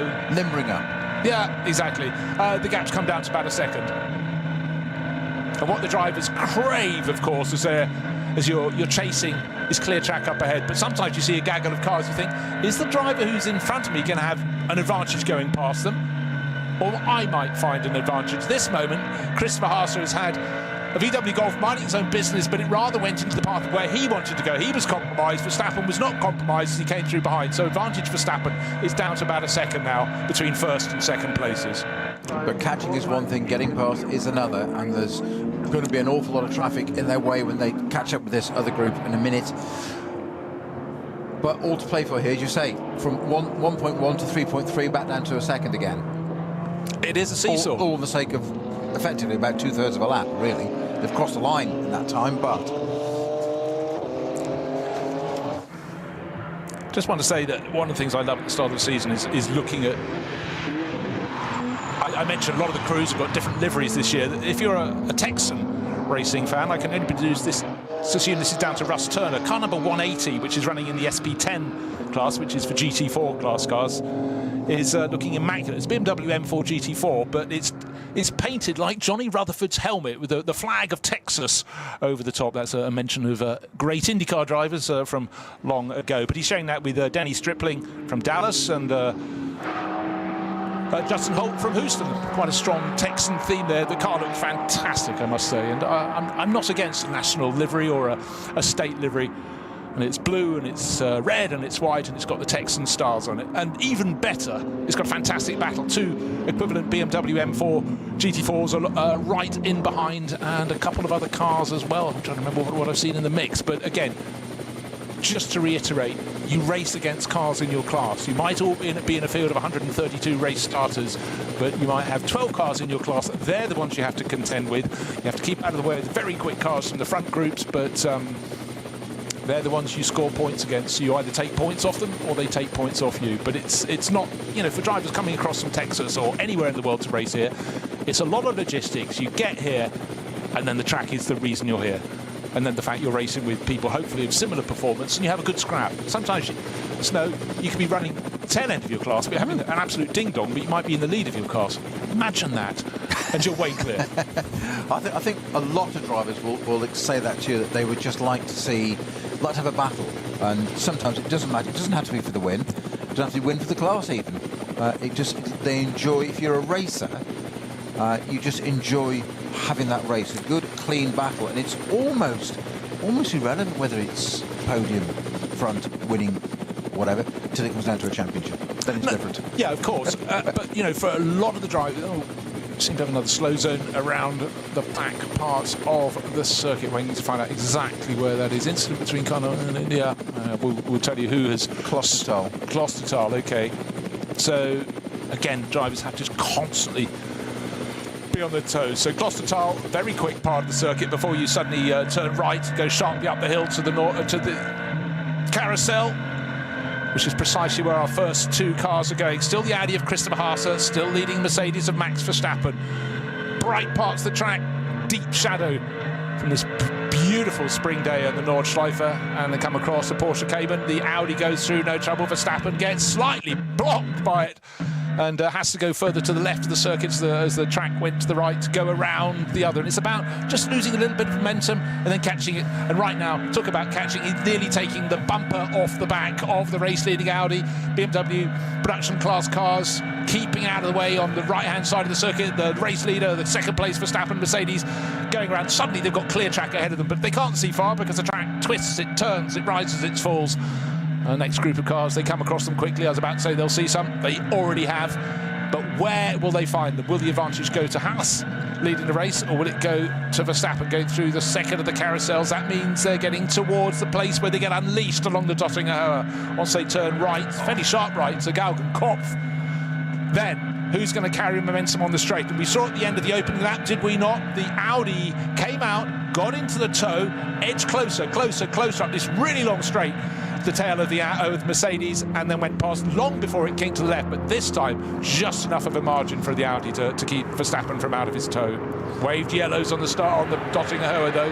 Car being towed back there, but this is an absolute masterclass from Christopher Haase. He is demonstrating all his skill, all his experience, reading the traffic there. You just remember Senna and Mansell at Monaco in '92 when Senna just slowed the car down enough coming out of corners, not to block, not to balk. Haas is doing exactly the same. He's reading the traffic, and just as soon as he came onto the Dottinger there, you notice he jinked to the right to immediately break the toe to the second place car behind him. As Verstappen moved across, he went back to the left again. It's not change of direction, it's not a problem, he's not challenging at that point. He's just disturbing the airflow so he doesn't, that car behind doesn't get the side draft and pull up. It's exactly how he got the lead off him in the first place. He said, I'm not letting you have it back again. This is I think this is absolutely superlative driving from Christopher Haase. It really is. We've got some fantastic battles, not so much further back, and the person who's making the moves is Tobias Muller, probably the least experienced. He's sharing the number 48 Porsche Losch Black Falcon entry, and he's right on the tail of BMW, just in front of him, Augusto Farfus, and tucked in behind the Ferrari's been going backwards because that's the one that's fallen down. Thomas Neubauer, side by side contact there. The blue-white Ferrari swapping paint with the Porsche. The BMW just up in front. That's Augusto Farfus. He's been there, seen it, done it. And the second of the Rover BMWs joined the tail of this trio to make it a quartet because Dan Harper is closing in. But that was a little bit, we don't like to see too much contact, or any contact if we can possibly help it. But anyhow, it was side to side rather than nose to tail, so at least it was not likely to pitch the Porsche off. But a rub there. So a little bit of ambition from Thomas Neubauer didn't work on this instance.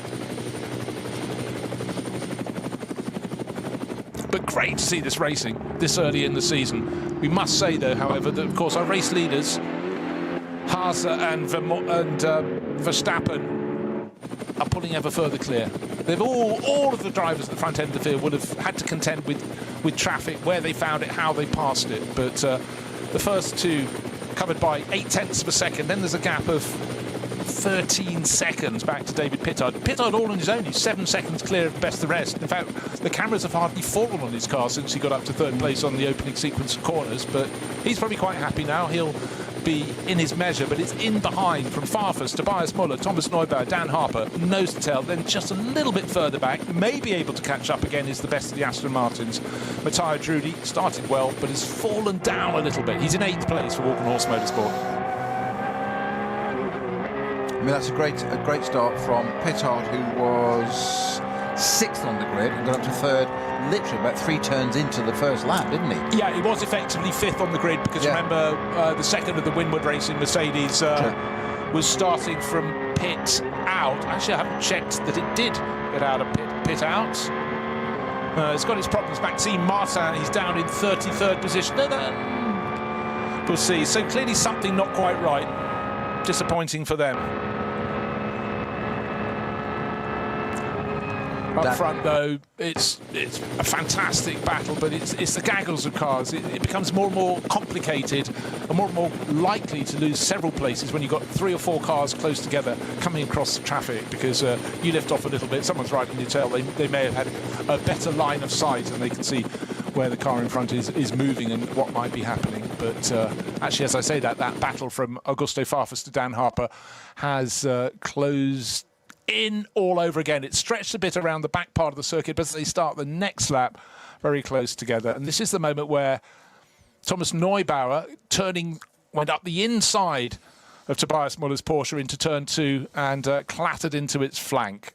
In fact, Muller was a little bit hesitant turning into turn 2. There was no hesitation from Thomas Neubauer, but anyhow, push luckily didn't come to anything worse.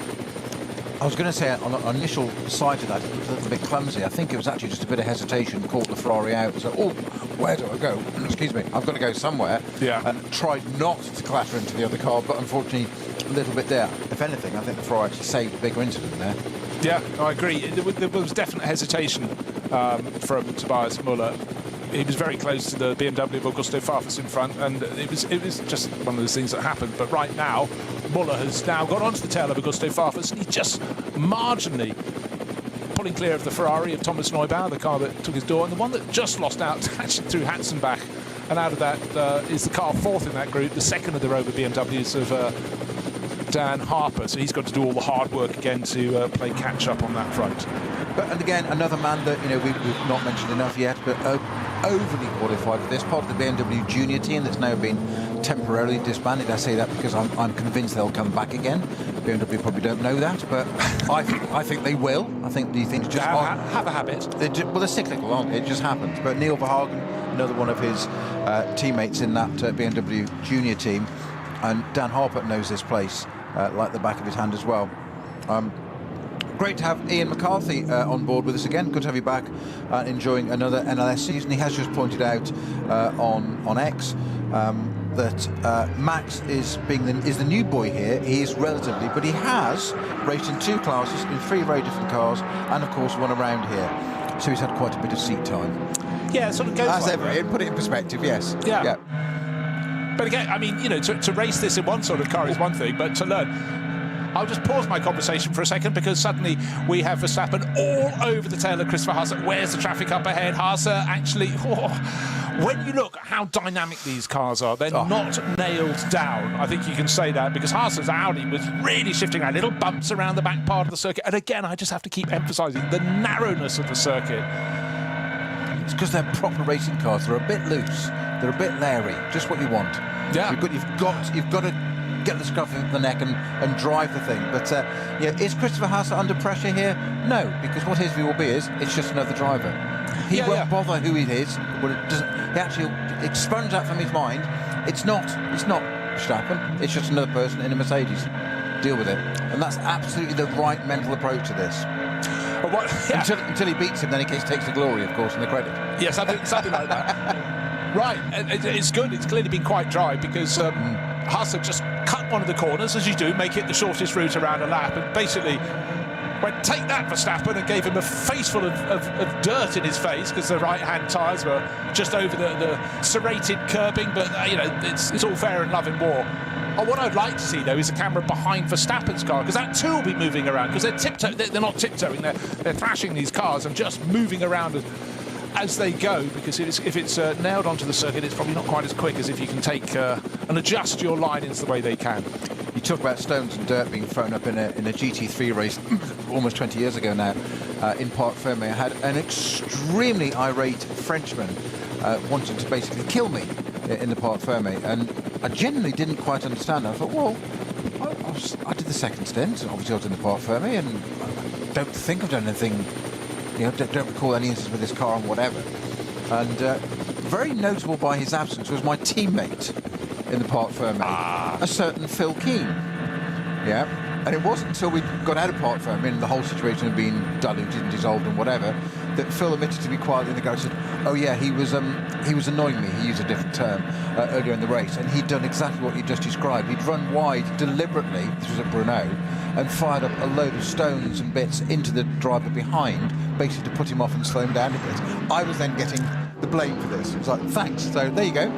Teammates. Teammates. Where's the Love 'em. mates bit Love gone 'em. out Exactly. of that? Right, on to another lap. Christopher Haase leading the race, but by Maybe not for long. A car length. Verstappen, this is a shorter straight. It's a start-finish straight. Will he make a dive down the inside? I don't think so.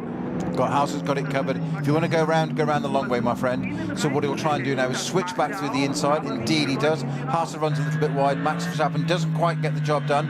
He's over to the right-hand side. He's all over the back of this Audi.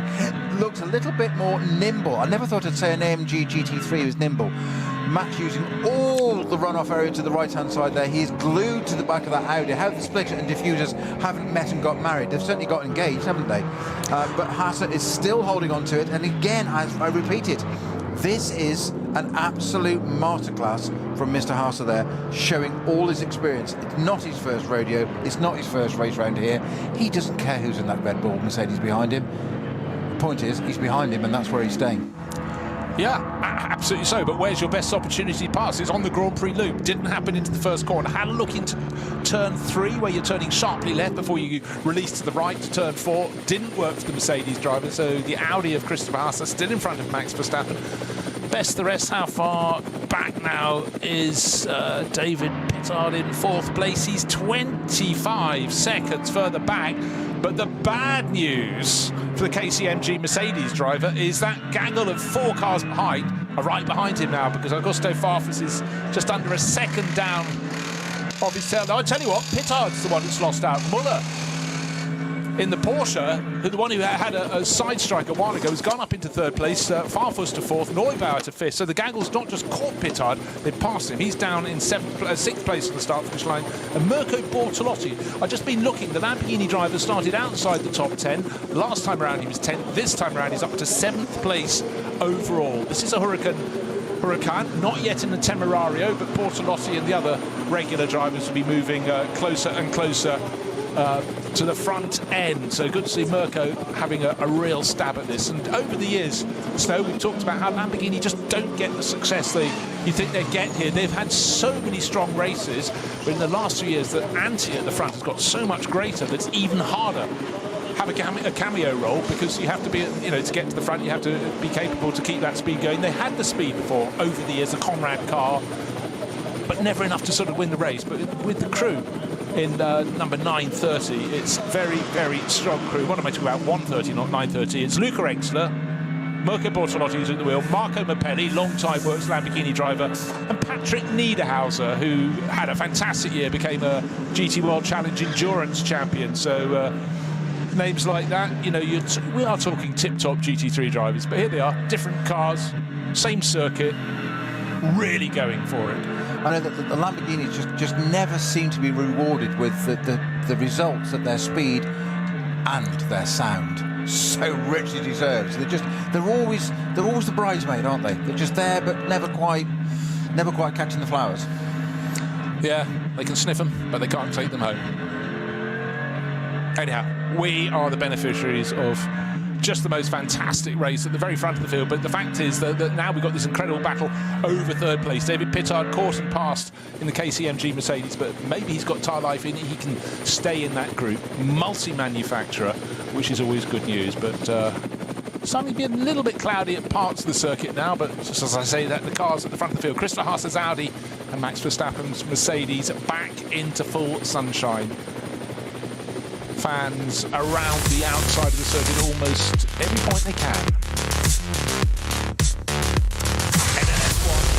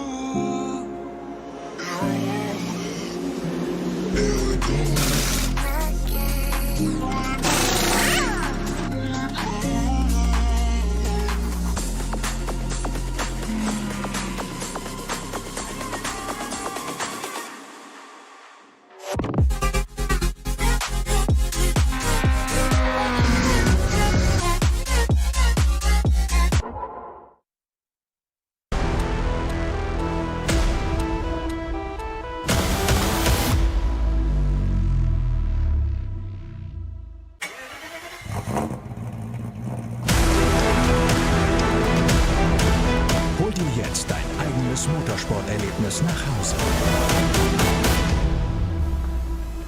Dein Online-Shop für Simracing-Hardware und Zubehör. www.simraceshop.de.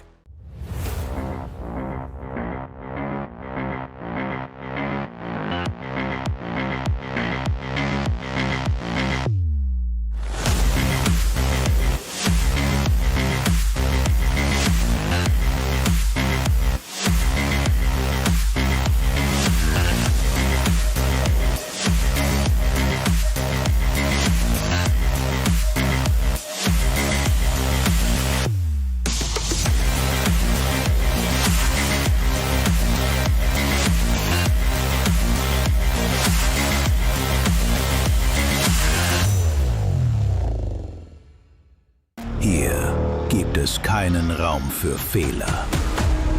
Kein Entkommen. Nur Asphalt, Adrenalin und die Legenden. Die grüne Hölle vergisst nicht. Sie verzeiht nicht. Jede Kurve ein Kampf, kein Platz für Schwäche. Die Nordschleife ist kein Ort für leere Versprechen. Sie ist der Ort, an dem sie gehalten werden. Engineered for the Green Hell. Offizieller Partner der NLS. Liebe Fans, Lovely fans, besucht uns auf unseren Social Media Kanälen, follow us. Auf Facebook, Instagram. YouTube und TikTok. Willkommen bei der NLS.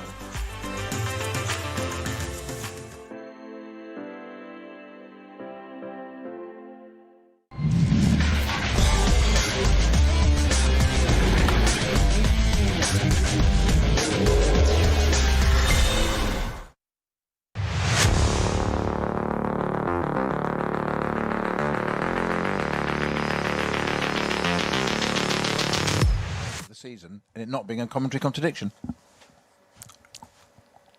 We can. And so a brilliant early spring day on the Nürburgring Nordschleife. And we've got a cracking race to get the season properly underway. Handful of little incidents, and we've seen the rescue crews out on the circuit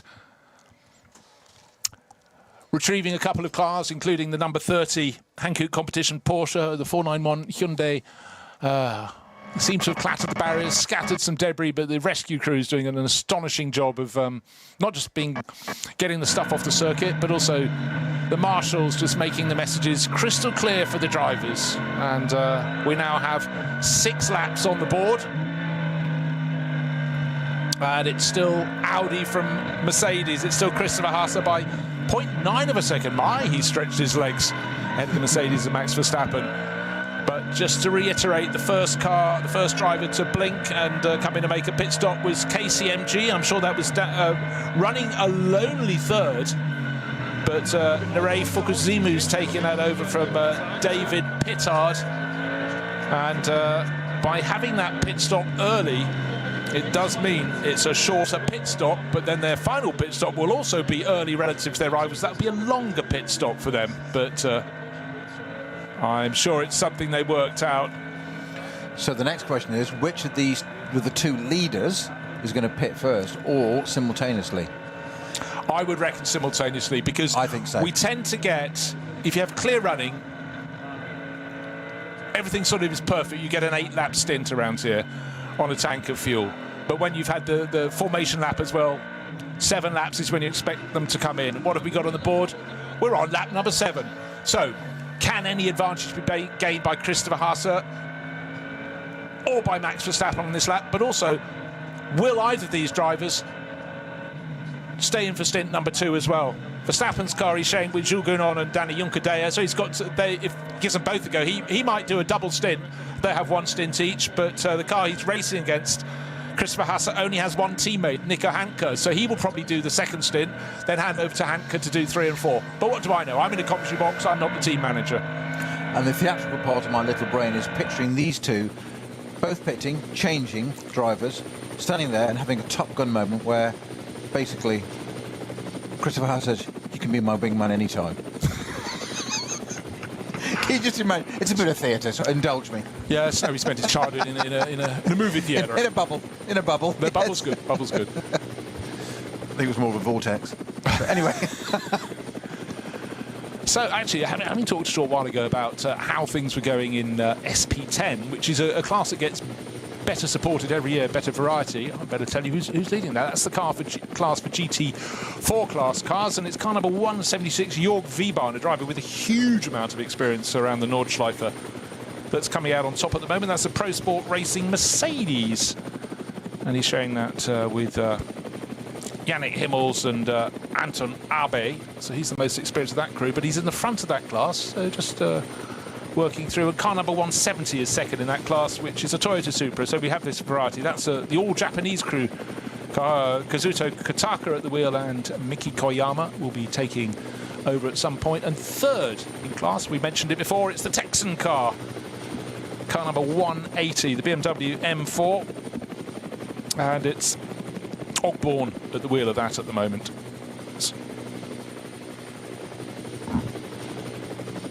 I've had a few drivers swapping because I thought Russ Turner was in that car, but I see he's listed in car number 177, which is in fourth in class. Anyhow, we'll try and hammer that out, but the good thing about it, it's a fantastic nose-to-tail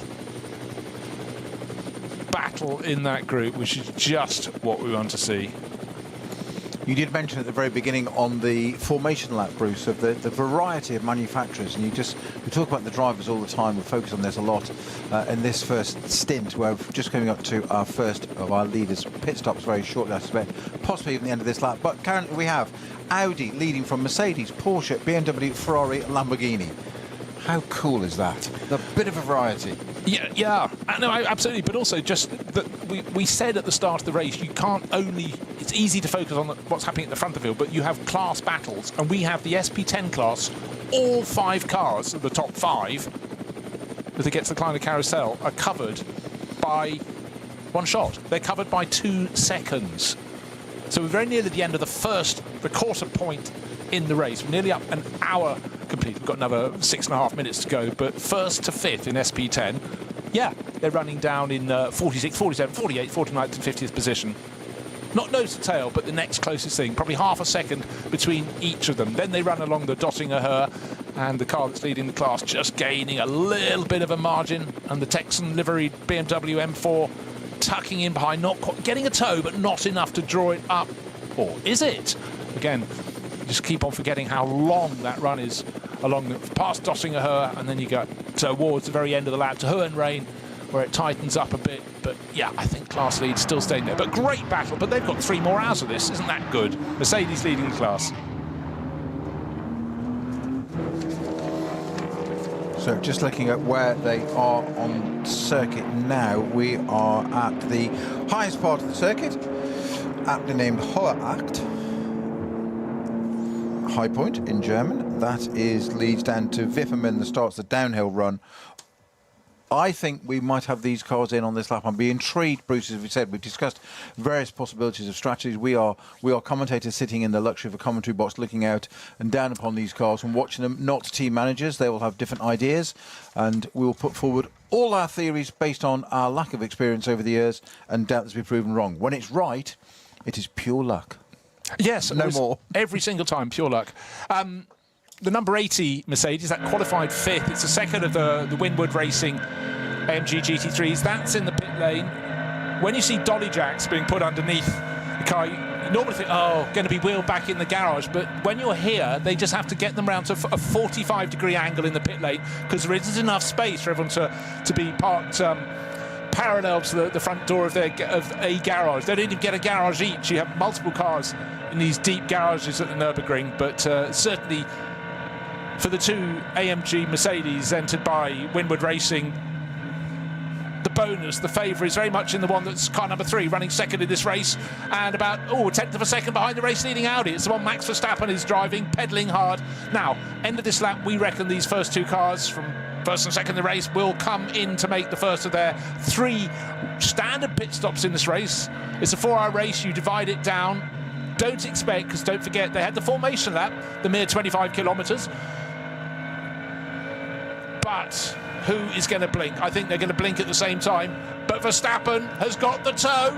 Yeah, 'cause Down the straight they go. Yeah, it's always going to happen there because Hasse was held up by the cars where he didn't want to be onto the Dottingerhoer. So that has unfortunately played back into Verstappen's hand. Although Hasse is not letting it happen. I don't think he's going to get it. He isn't. I don't think he's going to get it. I think Hasse is going to literally side by side. Nah. No, we've seen this before. He's going to have to acquiesce. He's going to have to let Verstappen through. But I'm not convinced he's going to do it in a hurry. He's not. They're through the kick. They're side by side. They are literally touching here. Hasse has to let it go in the end. Max Verstappen retakes the lead. Finally, some 6 laps in after losing it at the very start. But are they going to dive straight into the pits having made the move?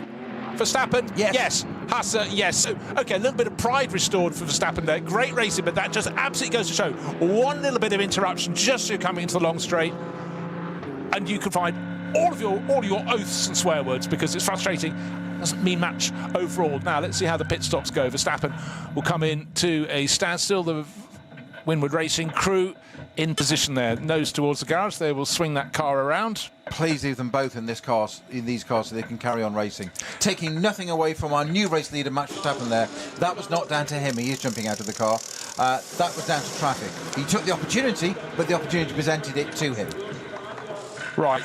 I expect all the front-running cars to come in, and there isn't a rush in the pit stops here. It might look really quite languorous as driver change being made, but their pit stop has to be a minimum of 328 seconds from pit in to pit out. How do they produce these numbers anyhow? Someone's got a slide rule, and that's what it is, from pit in to pit out. And let's hope nobody undercuts that time. We see it race in, race out, right across the globe in motor racing, in endurance racing in particular, and nothing drives a team manager up the wall more than someone nipping out of the pits or being signalled away from their pits. Right, indication there from Max Verstappen with his hands. There's a bit of understeer at the moment, so that's being taken on board.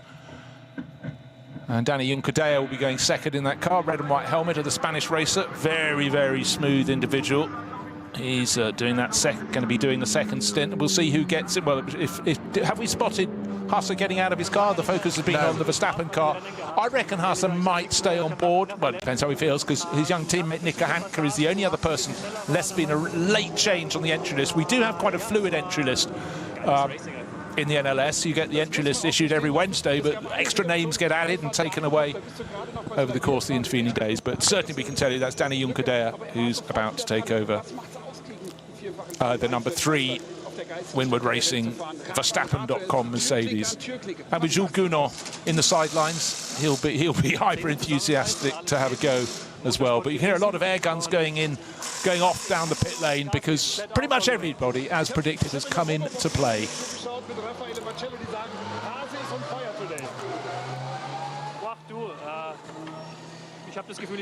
Yeah, everybody had to pit. Isn't it? Yeah, well, as you'd expect. We might expect the Cup 2 Porsches to come through and do another lap. Not yet at 1 hour mark of the 4 hour race. We've got 1 minute to go on that.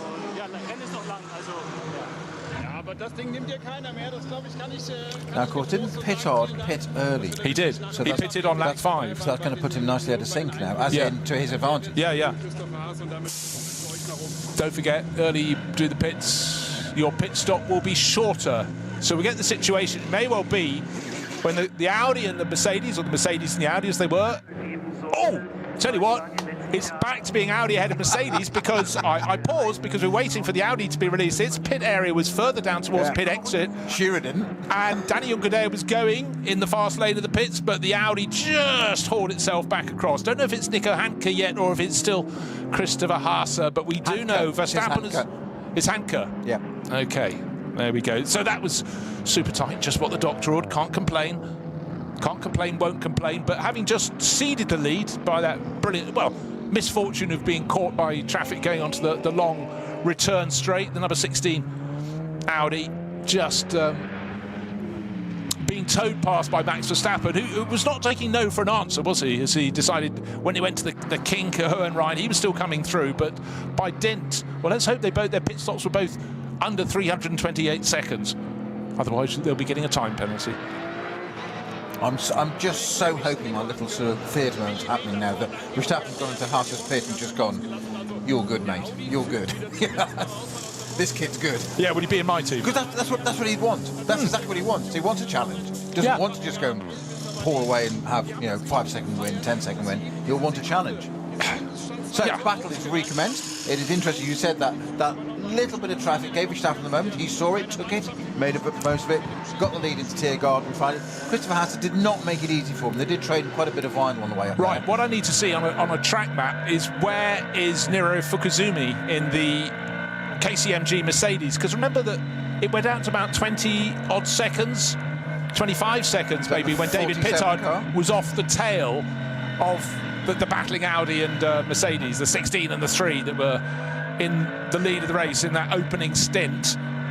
His pit stop would be 22 seconds slower. He's on the other end. He's just finishing Hatton back. 22 seconds shorter for the early pitting KCMG Mercedes, which should put it back on the track about here. He's just behind them. Just behind this group now. Okay. Oh, take a face for the Audi again. Ahead of the Mercedes, the Shearer Sport car kicking up the dirt. This time it's Danny Juncadella who's going to be blinking as the dust comes in. And well, I'll tell you what, he obviously blinked and missed his braking point because he's got ahead by the next corner as they go past Hatzenbach and moving swiftly on towards Arenberg.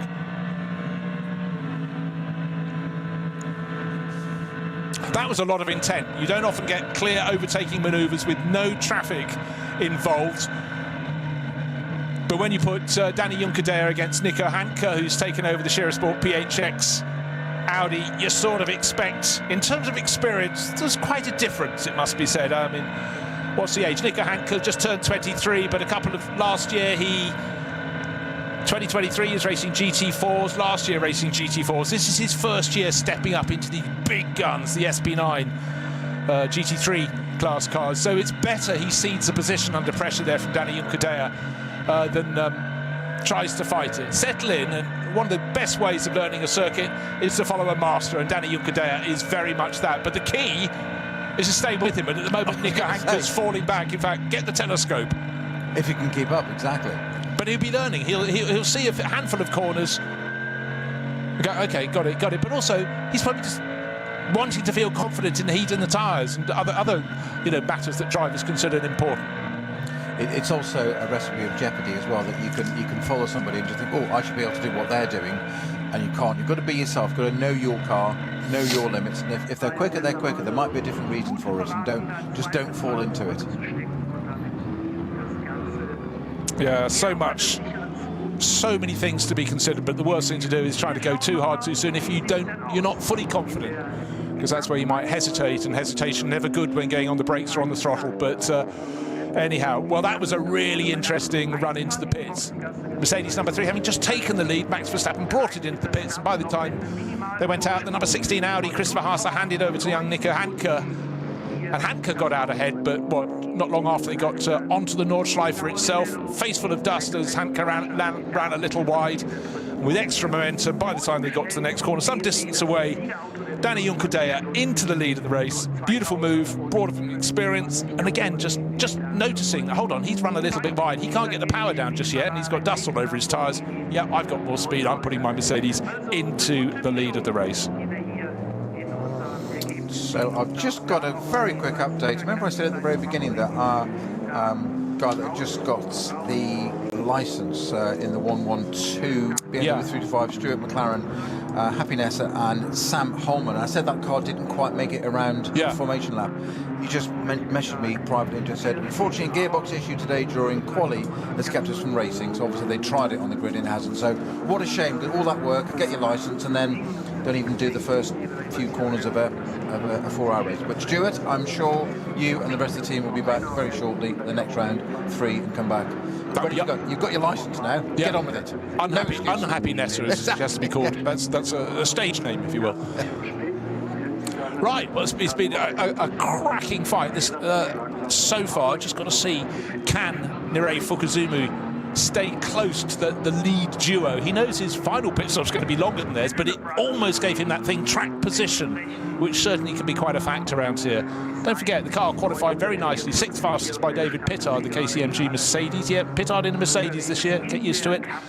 But have to see how the crew can fare, because if they can fight with the lead 2 cars, well, that will give them a lot of confidence and be great. But clearly, in terms of regular race pace, the number 3 Verstappen.com Mercedes and the number 16 Shearer Sport PHX Audi are the class of the field. But don't forget, it's not just one driver doing all 4 hours. So we will have a rotation through drivers, and some cars will gain as another driver takes over. Some will lose out a little bit. But one that definitely was worth watching, seeing how it fares after the pit stops, is that the best of the Lamborghinis, which was Mirko Bortolotti's car, that had risen from outside the top 10 to 7th place overall. We'll let them all settle down. Oh dear, a Toyota Supra has left the pit lane, just gone over the dotted white line into the line where you feed out, and has come to a halt with half of the car on the grass. So that's someone's having a very, very short stint indeed. Oh, it was the car that was right at the sharp end, second in the GT4 class. I think Kataka in the Toyota just handed over to teammate or vice versa, but that is not going anywhere at all. See from our camera footage at the end there, looking in through the sort of foreshortening across the track there's a little bit of driver work going on, so trying to do an alt control reset. I'm sure obviously that car can't stay there. It's no real problem where it is, but you don't want anybody battling down the pit straight, trying to go down the inside and suddenly finding a Supra on the pit exit. So that car will need to be removed by the authorities and officials at some point fairly shortly, if it can't do so under its own steam. So, meanwhile at the front, it's Danny Juncadella in the Winward Mercedes, currently leading from Hanke in the Shearer Sport Audi. That's swapped around. I'm looking for fastest times of the race so far. Fastest lap by Max Verstappen in that Mercedes was a 7:53.5. Christopher Haase, I said he was on fire, 7:52.7. That's proper. It is, isn't it? I think you covered that there. That was about lap 3, I think. Yeah. That was a lap that he gained about a 3-second margin, and then the traffic worked against him. Right. Cracking battle now. Unfortunately, Nico Hanke falling back a little bit, but Nurei Fukuzumi had taken the KCMG Mercedes pass, and just as they complete another lap, the better place of the two BMWs from Rover Racing goes through as well. So order chopping and changing. By the end of lap 8, Danny Juncadella leading. This is after all the front runners made their first pit stop. He's got a margin of 6 seconds over the KCMG Mercedes. So that was the one. Just remember, the KCMG car, Nurei Fukuzumi, that pitted 2 laps earlier. That means at the end of the race, its final pit stop will probably be 2 laps earlier than rivals. And they gained about 22 seconds, because their first pit stop could be shorter, but they'll have commensurate pain at the end of the race. But right now, KCMG running in 2nd place overall. The change came behind them with Jordan Pepper gaining a position, car number 99 Rover Racing car. Nico Hanke falling back to 4th in the Shearer Sport PHX Audi that led the race in the hands of his teammate Christopher Haase in the first stint, and Matthias Drudy, best placed Aston Martin, in 6th. Now we've got a code 120 currently just on the exit of Exmüller, going up to Bergwerk, and it's 2 cars currently. One is number 500, which is the VT2 rear-wheel drive class, which is the Adrenaline Motorsport 330i BMW. And a bit further behind that, I am seeing, although my screen GPS keeps dropping it off and putting it back on again, but it's intermittently telling me it's car number 8. If that is the case, that's the Uta Racing Audi R8 from SP9. That's the AM car with Alexei Vedemenko or Selv at the wheel of that. It keeps logging on and logging off my screen here. The only constant is, though, Bruce, and everybody listening, that it's car number 500 is completely stationary, Adrenaline Motorsport car. So whether the 8 is there or not, I don't know. I will keep you posted on that. I will try and just let me see if I can do a quick update on that. Now, 8 appears to be moving again, albeit very slowly, heading up towards the carousel. Yes, it is moving, but slowly, so that's why it has speared off that bit at Exmüller, but it's not going at pace, shall we say. I'll tell you who is going at pace. So that's Danny Juncadella, settling in very nicely in the lead of the race. The Winward Racing entered Mercedes. He took over from Max Verstappen. He was 6 seconds clear at the end of his first lap out of the pits. Remember, he came out in 2nd place, got ahead of Nico Hanke's number 16 Audi. That's fallen back to 4th place and will lose further ground, because he's not yet on the pace of those around him. But can Nurei Fukuzumi for now hang on in 2nd place overall? But just again, that final pit stop for the 47 KMG Mercedes he's driving will be longer than those that came in after the standard pit stop sequence of lap 7. Got to the end of lap 7, and everybody and their best mate came in as well, because they couldn't do 8 laps on their tank of fuel. But since then. Certainly Danny Junkadea pulling further clear. And I want to see what sort of pace Nere Fukuzumi can lap in relative. Is he gaining or losing? I would suggest he's further into the stint, so should be gaining a bit. A car being towed along the Dottinger Hoa. Again, course vehicle, orange flashing lights on the roof, and the drivers accelerating onto that long run for home. They can see it from a long distance off, and the tow vehicles tend to run on the right-hand side of the track from the driver's point of view. That's the side where they can sooner turn into the pits, or if you've got a damaged car, drag it to the side of the circuit by some of the circuit openings and then pop it away.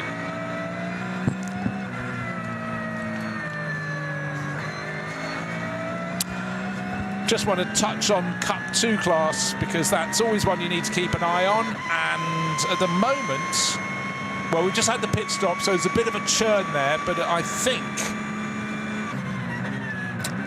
class leader is car number 919. Just remember, these 911 GT3 Cup cars are very, very fast indeed. Of course, you can race them in any sort of Porsche Carrera Championship around the world, but they're very good around here. And at the moment, it's Robin Tranowski who's taken over, sharing with the two Judexnesses.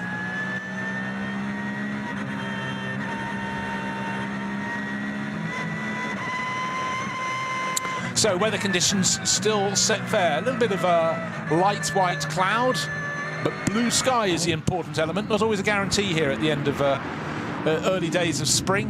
Who's the unfortunate person getting a tow? Aerodynamic and physical. Car number 380 coming in.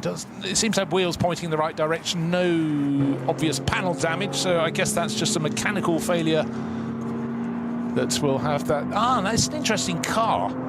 You don't see the bitter name much. Remember, they made the CD Coupe GT class in the 1970s, a road car, often doing with association with Opel, and that's just a slight rebodying of a standard Corsa. So just when you think a marque is not dead and buried, but just not in full health, they come back, but doing something a little bit different. So yeah, I did notice that when I went through the 490 cars entered in the race down the entry list. But Volker Strycek was racing that. Of course, we know him for many years for racing, of course, that Opel Manta with the Foxtail. But Volker back this time in a bitter Corsa. There we are, a little bit of history for you. Look back to your book of road cars from the 1970s and you'll find the bitter CD. Very elegant coupe.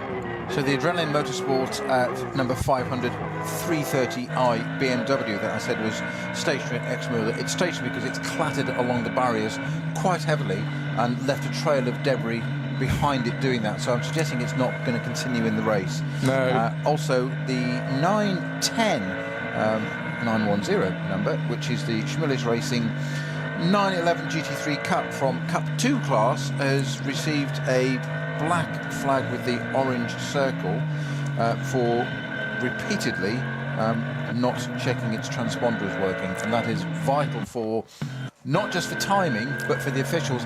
If anything, it's much more important that it's about safety and tracking where the car is, GPS on the track, not just from us, our spectator view and our wonderful app and timing for the drivers and the team, but actually for code 60 infringements where you are on the track. It's entirely a safety thing. It's not Big Brother, and it really does need to have a working transponder for everybody's safety. Because if you don't know that car's there and there's an incident on track, the marshal step out to do something, all of a sudden the car comes you know nothing about, you can imagine the chaos that can cause. So that will need to come into the pits. It's had a one warning now. So what they call the meatball flag, apparently. Exactly. Like a big orange disc, basically. Yeah, exactly. It doesn't mean come in for lunch or have a fricadella. Of course, fricadella racing. Well, depending on how long with the chat with the clerk of the courses, it might be lunch. Yes. Yeah. But, you know, again, the Nürburgring Nordschleife is something cut from different cloth, I think we can say. And it's only when you visit that you realise, in the middle of the circuit, what's normally in the infield of a circuit, a few buildings, here we've got the odd village here or there, because it goes from one hilltop to a valley beyond, and normal life carries on in between, but there are different postcodes. Exactly. Add an hour, you go down, it's big enough to have, you know, many houses, have a supermarket and petrol station. That's just in the middle of the circuit, and for most of the year it just has its regular life. But the sheer expanse of this circuit, the real estate is huge, but it's a ribbon within a forest. effectively, the ribbon of tarmac that Danny Juncadere is doing such a good job of. I keep thinking the weather's about to change. I think it's just certain points on the circuit are quite shaded, but then you come back in the full daylight. Not as much blue sky anymore, a bit more cloud coming over. Danny Juncadere, just want to see what his margin is over. Will it still be Nurey Fukuzumi in second place? I can't tell you just yet. It might be Jordan Pepper who's going great guns in the better place to the two Rover Racing BMWs. It is Pepper, rather helpfully, just comes into sight on the start-finish straight. The KCMG Mercedes is tucked in behind the blue and white. It's long been the livery of KCMG. So there now, BMW up into second. That's Jordan Pepper, Nurey Fukuzumi down to third and fourth place. It looks so, yes, it's not Nico Hanke. He's lost more ground in the Shearer Sport PHX Audi. It's Matthias Drudy, who's doing a double stint in that Aston Martin from Walk on Horse Motorsport, and he comes across behind them now up into fourth place overall. Hanke has lost another 10 seconds in comparison, but still has 14 seconds or so over the sixth place Porsche of Patrick Assenheimer. Don't you hate it when you move from one season to another and a driver who's always been in Mercedes goes and drives a Porsche? Patrick Assenheimer, I'm talking about you. No, it's good to have stuff moving around, drivers experiencing different cars, but for Patrick, so long a racer in the VLN as it was, and then it became NLS a handful of years ago, but you know, he's a great driver to have on board. But right now, second place in the hands of BMW. They qualified pretty well, the two Rover cars. But the number 98 that was put third on the grid by Raffaele Marcello didn't have the best opening stint in the race. It fell down the order a little bit, but that is now clearly making its comeback towards where it ought to be in the field. And but it's the sister car that's better placed. It's Jordan Pepper in 99 who's in third, whereas 98, Raffaele Marcello, now on board, is down in 7th place. We haven't mentioned for a short while our 77 entry, which is the Schubert Motorsports BMW GT3 Evo Touring, which is still touring around in, I had it in 14th place a minute ago. It has dropped down to 17th. It was in 14th position, but it's obviously had a pit stop, so it's dropped down. Interestingly, I know there's some slight confusion in this. I was reading a report earlier this week on Sports Car 365 where this car was listed as a BMW M4. It's an M3. It's an M3, but it's on our entry list and on our timing screens as a BMW M4. Interesting. I know it's an M3. I'm just saying that there are contradictory reports. And you look at our timing screens and our entry list, officially, it is listed as a BMW M4 GT3 Evo. Okay, and right. it was reported in Sports Car 365 this week as an M4. Okay, we will take a look. We're looking at a BMW right now, and I can tell you it's an M4. It's GT3 model, but it's car 98, and that shouldn't be in the area that it is. It's being swung around. This is the car Raffaele Marcello had just taken over. It started the race in the hands of his teammate Augusto Farfus. Raffaele has done one lap, and the Swiss driver is sitting in the pit lane going nowhere fast. Trying to see what exactly they're doing at the moment, just refueling it. That's just confusing, because I was thinking, did he manage to eke out an extra lap? But no, there are 9 laps on the board, and that means that will tumble. Luckily for them, the sister car, Jordan Pepper, as 98 is pushed into the garage. It clearly was out of sequence to be back in so soon. Second visit to the pits.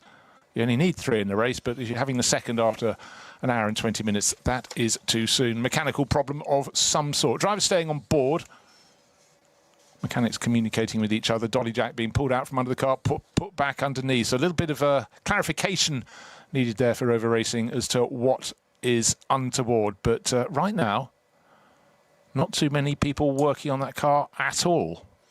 And driver undoing belts, and it's always hard to tell which is Raffaele Marcello's helmet, because he changes it, I think, according to the day of the week. But so that'll be disappointment. That's over and out. Well, that is a great shame. One of our front-running cars there, cars that we've obviously talked about so much in the past, and great sadness to see that car out already. Of course, that was going to be Raffaele Marcello, Augusto Farfus, and Calvin van der Linde. Bit of an amateur lineup there, wasn't it? Even though it's a pro team. Yeah, yeah. I'm being slightly sarcastic, tongue-in-cheek for anybody, avoidance of doubt. Yeah, what have they not won? Exactly, yeah. Yeah, there's a bit of there's a fair CV on each of those, never mind all three collectively, is it? You know, one of the things, I sort of have endless sort of driver notes on my computer. When a driver's won a championship, I put that championship in bold. And when you look at that crew, they've got quite a lot of titles between them. Not just, finishing in the top three, but I mean, Augusto Farfus, he's been around a little bit a while, born in 1983, but his first big championship was 2001. 24 and a bit years ago when he was in single-seaters, and he followed that, which was European Formula Renault, but he's won so much. Daytona GTM winner, he's been a couple of times Intercontinental GT Challenge champion back with Nicky Katzberg, Walking Horse BMW, but he's been a BMW man for a very, very long time. Again, we're talking about and the Nürburgring 24-hour winner not so long ago, well, last year actually, as it happens, and Raffaele Marciello just won so many things, particularly in the GT World Challenge across Europe. Jordan Pepper, where he's in the sister car, Bathurst 12-hour winner. Kelvin van der Linde, Nürburgring 24-hour winner. But more importantly, the winner of the South African VW Polo Championship in 2012. But it goes on, but further where down. it all started. It is, but again, Bathurst 12 winner, da-di-da-di-da, Nürburgring 24-hour winner, da-di-da-di-da, several times over, Dubai 24-hour winner. It's one thing to be competitive, but it's when you nail it across the course of a season, you weather the vagaries of form and fortune. And it's not by coincidence, is it? No. But again, we've talked about this many a time. So many of these drivers started, the ones at the very top, started off as single-seater drivers. That very much was the way that people went 10, 20 years ago. But a lot more now are coming straight into GTs, in GT4, GT3. But they've brought that experience across. And some of them have really made it work for them, and some of them, if you're banging the drum for single-seaters, there's still that thing called moolah, money, that can ensure your career continues. Others, drivers of equal merit, if not superior merit, they try but don't have the money, they can't move up the ladder. And the beneficiaries are we, the fans, and the commentators, and the people involved with the teams, because you've got all these tip-top drivers who've changed their course, come into GT racing, and GT racing, particularly in GT3, has just become this global formula, championships all around the world. And it gives these drivers a chance to keep their careers going and keep all that experience and knowledge and passion. And also in the world of ProAm, we'll talk about ProAm in a minute in terms of this race, but it just gives people a chance to work with people who are coming in with money, who do want to learn. And we do have a Pro-Am class in this race. In fact, at the moment, Patrick Assenheimer, I said so much experience. He's not the AM in that crew. He's running 6th place overall, car number 48. And that's the Losch Motorsport Black Falcon Porsche that Tobias Muller started so well. But Tobias is the AM in that car. The other pro is Dylan Pereira, multiple Porsche Super Cup champion. But, there is this element, and it's always been an element of sports car and GT racing, back across the years. It didn't even have a name. It was a concept, but it wasn't an element in a championship. You had gentlemen drivers who came in, and they wanted a quick driver with them. And some gentlemen and gentlewomen learn as they go, others not so much. But it's such an important role. If you're the pro, Snowy, with a person with a car, they want you to accompany them and help them go forward. Yeah. It's not a given it's going to work. There has to be incredible work on building up the relationship and having the technical pass-over of knowledge and the ability to receive it from the other end. Entirely so. That is one of the most difficult things to navigate in Pro-Am racing, because on paper, on the most simplistic form, your AM is reliant on your pro is reliant on the AM's money quite often to build the team and have that motivation and keep that guy motivated. But the pro's job is also then to get your AM as close to your times as possible without losing your mantle crown, if you like, whatever, of being the pro. So you've got to keep something in reserve, but equally you've got to keep them motivated, that they're not sitting there going, well, I'm still 3 seconds off or whatever. So it's almost a poison chalice. In fact, I'd say it is. It's a very difficult one to navigate, and I've tried it for decades, clearly unsuccessfully.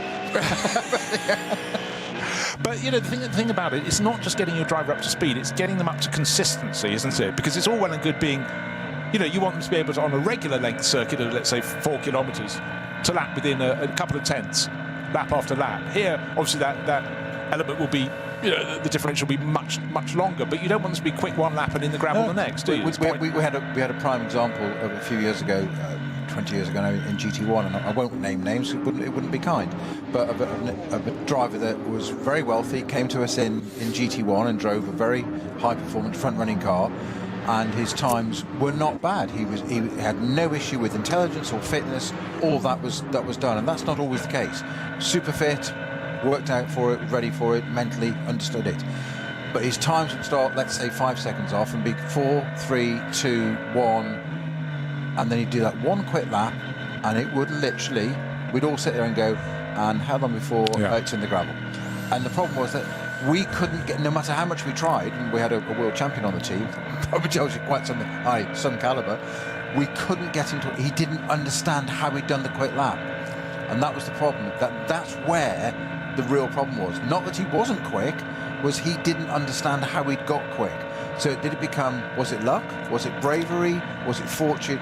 He'd not understanding it. And actually, you'd prefer a driver that's consistently 2 seconds off, but they know where they are, because you know where consistent being the key word there.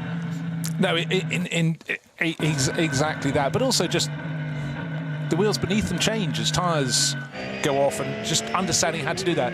Just had a fantastic demonstration of the intelligence that is required when you've got faster class cars coming up on you. The SP9 cars were coming up, and car number 155, I think it was. Yeah, it was the Plus Line Motorsport BMW M4. That's a GT4 class car from a long way before it got to the next corner, indicating to the right. That is the way I'm going. You come by on the left, because they don't want to have their race ruined. But they made it very, very clear for the chasing car that was bound to be coming past. I'm not going to get in your way. I'm going over there, right?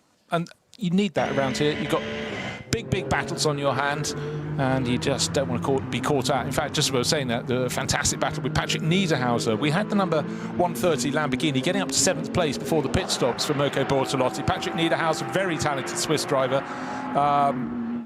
has taken that over, but he was having to get a little bit busy as well, and he would have very much appreciated that BMW making it crystal clear that it was going to the right, come by on my left. You just, every time a driver does that for you, as long as they then do it, that's a big helping hand. Because it's been bugging me, and I'm just going to clear the air on this on avoidance of doubt. The M3, M4 BMW Touring, I've said that deliberately, okay? It is an M3 Touring, because that's the body shell. All the tech has come from the M4. Ah, the M3.5 Touring. Exactly. Which is why, and I said that's why it's interesting, it is an M3 Touring body shell with M4 engine, front subframe, rear bits, suspension, etc. But that's why I wanted to point out, I read an article this week where it's listed as an M4, and it is officially on our entry list as an M4, and on our timing screens as an M4. It is an M3 shell with M4 bits in it. BMW will officially call it an M3 Touring. Is that clear? Yeah, well, well, no, but for reasons that I could be wrong on this, but I think there is an M3 Touring in the real world for the road, and there isn't an M4 Touring. Correct. So there we have it. But that's it for now, children. Car spotting with Bruce and Sherry. Yes. I'll get out my little observer book of cars from the 1970s. Ah, yes. Gosh, now you are bringing back memories of observer's books of birds. Yes, it's not the one I thought it was. Might one of commercial vehicles as well. That's right. No, but it's good. But, you know, mind you, must be said it was a bit easier to car spot back in the 60s and 70s, because every manufacturer had a different shape, which certainly helped me into my world of gnominess.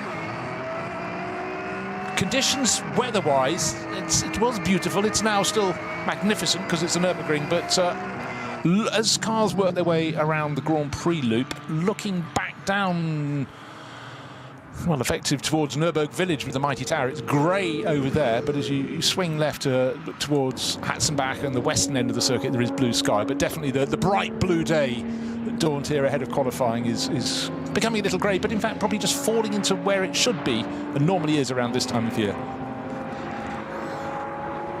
Still, it's great. The days are getting longer. The races, though, are staying at 4 hours, which is good. So we're nearly an hour and a half in, and at the moment it's looking very good, neat and tidy for Verstappen.com. And Danny Juncadella has taken that over and is pulling clear. You've just mentioned Verstappen. Of course, he's not in the car currently. There's no reason why we can't just mention. But I just want to a little comparison that somebody who we know only too well, a good friend of radio show, is and Nürburgring, Pittard. Ah, yes. Has just sent something just saying it's interesting to compare Max's quotes on the two different championships he's racing in this year. Okay, Formula One. Maybe some fans like it, but they don't understand racing. Yes. Okay, on the Nürburgring, it's one of the best races in the world on one of the best tracks. Yeah. Same man. Yeah. Well, there we go. So I'm sure it'll all be sorted out in Formula One. But right now, it's irrelevant to us because we're here, and there's been some good scrapping, I must say. Very, very good indeed. Danny Juncadella, by the way, his lead is 3 seconds. You go, but it used to be more than that. Yes, it did, because Jordan Pepper, the flying South African, has taken 3 seconds off him. It was 6 and a bit seconds last time around after 10 laps on the board. 3 seconds. Nico Hanke, remember his car just came out into the lead. He took it over from Christopher Haase, who'd just been passed by Verstappen before the first pit stops. He is holding on to 4th place. You know what? He's settling his pace, but he is going to be caught very soon indeed by Patrick Assenheimer. Assenheimer right now on his tail, about a second behind. 5th place for the Black Falcon Porsche. Assenheimer Porsche, still got to log that in my mind. And he's going to use his experience, not just with a GT3 class car running in the SB9 class, but also with back markers. Nico Hanke hasn't got the experience in the NLS that, and with this top class car that Patrick Assenheimer has. But right now, after the Kleiner carousel, the Audi's still in front. But will Assenheimer get his car well placed when they go through Galgenkopf and then onto Dottinghoe the straight? Looks fairly equal as they go through that long right-hander. Then they get the long view ahead. Assenheimer, I'd say, didn't gain an advantage in terms of gaining any margin to the Audi in front, but now he's close enough to just eke a little bit closer with every handful of meters he goes, because he's just getting half a toe. I don't think it's going to be enough to get to him. He's getting closer. As you do, whatever toe you get will give you a bit of a helping hand, but then the track is going to cut to the left. Nico Hanke, where's his car? Right in the middle of the track. He goes slightly to the right, giving a little look at the inside line. And Assenheimer goes, I shouldn't have done that. Thank you very much indeed. I shall have 4th place. Perfectly timed on the kink. Just lined it up to perfection. Came out the right side, and there it was. You got no choice in it, as we saw for the lead earlier on. You had no choice but to let it happen. Even though they were both diving into the pits at the time. Yes, I know. Yeah, you really didn't need to do that. Now, one car we haven't mentioned, the Dacia, still with us in 2026. The Dacia Logan. A car of very different performance potential to our race here. It's been a staple in the championship in the NLS for years and in the Nürburgring 24 hours, and it lives to fight another day.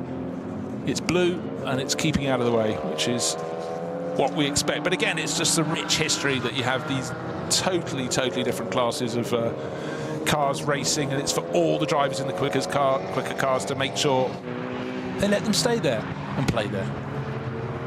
That was a good move by Patrick Assenheimer, and his next target, well, it's going to be a bit further up the track, because actually Assenheimer came through, as we said, having just taken 4th place, but he's, oh golly grief, 23 seconds behind 3rd place, which is Matthias Drudy's Aston Martin, which just keeps eking its way forward.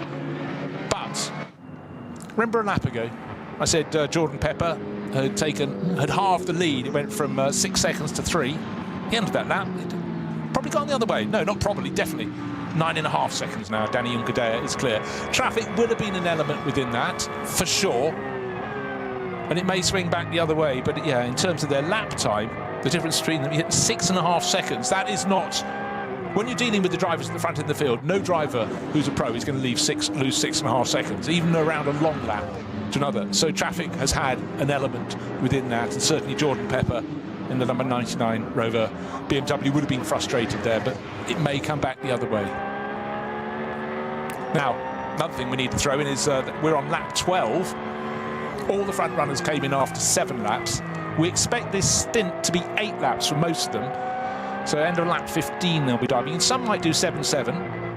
And again, we come to the sliding scale of pit stops. The real aim in this race is to do your final pit stop as late as you possibly can, because the later you come in, the shorter your pit stop is mandated to be. It's just fantastic. If you've been with us on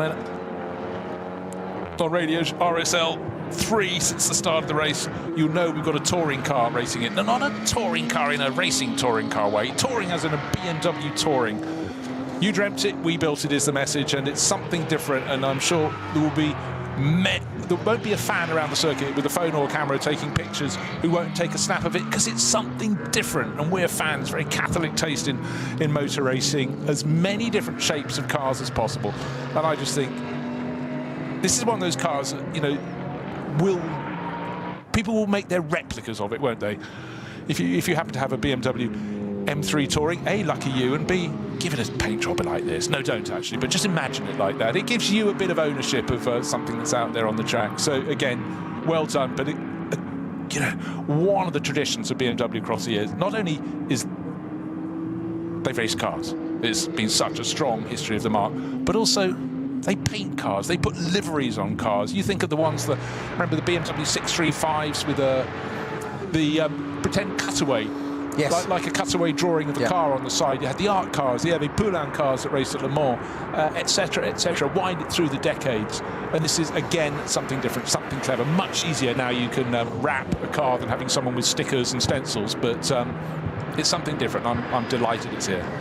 And I've always thought aesthetically that the estate cars, and especially the German estate cars, so Audi RSs, BMW M's, they just, to me, they just aesthetically look more appealing than the saloon car version. Yeah, I agree. Something about them, whether road or track. And we used to have, at Goodwood in the UK, we used to have BMWs up until last year. And when we get to the end of a session to do hot laps in them, you've got a range of BMWs, and people would just, you choose your customer and say, right, we're going to come there. And I'd always choose the M3 Comp Touring, because people didn't expect it to do what it did, and it was perception changing, just as this one is on track now. Because you'd go out and they go, oh, have I got everybody wanted to go in the M5 or the M8, and you go, come with me, and then they go, oh, in the estate car. And you'd watch people's shoulders drop visibly. Then you'd get in it and leave the pit lane and just quietly talk about the car a little bit, and then just sort of describe the say, should we add a bit of speed in? And often they overturn blue, because they didn't expect a car, let alone an estate car, to go as well as it does. And that's the road version, so the race version, fantastic. I'm all for it. Absolutely. They probably thought you were going to pull over and get a picnic hamper out of the boot. Talking BMW, road the racing. Labrador wasn't so keen, because it used to move around quite a lot in the back. But Yeah, they're a bit slow thinking, aren't they? better harnesses. Number 98, we talked about it in the pits. Raffaele Marcello and the Rover BMW, the second of their cars, is back out. This is the one that went better in the first part of the race in the hands of Augusto Farfus. Then Marcello had just started his stint, came into the pits, wasn't too sure anyone was particularly working on the car, then the cameras cut away, but they did, because it's back out there. But that would be a long way down. At this point, any chance of glory gone completely, but what is still there to play for is just under 2.5 hours of racing around this. Their big aim for 2024, of course, would be to try, 2024, why would they be doing that? 2026 even, they'll be trying to take victory in the Nürburgring 24 hours and also doing the other classics, the Spa 24 hours. And so track time is absolutely everything for them at the moment. I think they lost a good lap. In fact, with such a long entry list, you have to scroll a very long way down to find where someone's placed. One thing we haven't really talked about was we saw him waiting to take over, but Frank Stippler, Ford Mustang, 2 laps down at the bottom of the field. And we mentioned number 30, that's the Korean entered Porsche. We saw that being brought in on the end of a tow rope, Hankook competition car. That's not got the sort of score it was looking for. Just going to have a little visit. Still 9.5 seconds between the race leading number 3 Mercedes Winward racing car, started by Max Verstappen, Danny Juncadei at the wheel. Jordan Pepper still in second place, Rover Racing BMW, third place in Rei Fukushima. Japanese driver on board the KCMG Mercedes, but that is out of sync, because it will have to do its second pit stop before its rivals, and more importantly, its final pit stop 2 laps probably before its rivals, and that would mean its final pit stop is longer. So what it gained 22 seconds by making its pit stop 2 laps for its rivals, but it will have to give that back effectively, and that will see it tumbling down the order. But it's nice to have someone doing something a little bit different.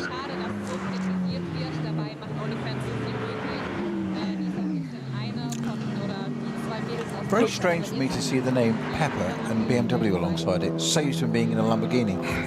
for so long. Just one of those things, you just get associated, isn't it? But then again, it was the same with Stifler and Audi.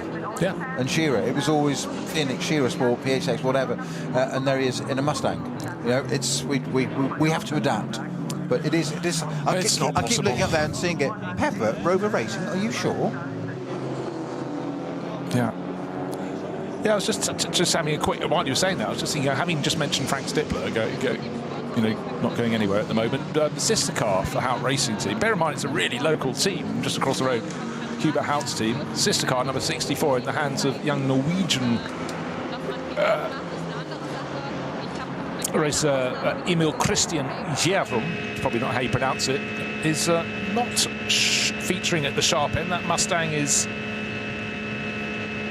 19th position overall, just behind Michele Beretta's Porsche.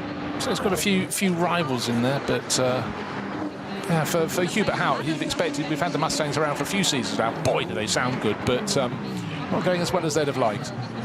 Well, talking of sounding good, one of the things that isn't sounding so good is the number 37 Pro Sport Racing Aston Martin GT3 Vantage. And I think it's either Maxime or Guido Dumoulin at the wheel at the moment, but it's just had a notification for its first noise violation. It is running down in 32nd at the moment, but that's a new one for me here, and you know, this far into a race. Yeah. So whether something's happened to it or has damaged its silencing system or exhaust system, it won't be silenced obviously, but just an odd notification. But first noise breach for number 37, the Aston Martin. Yes, that is an unusual one. Lap 1, or even the formation lap, you might understand that cracking battle at the moment. Hopefully qualifying or testing. Yeah. Goes in the blink of an eye, doesn't it?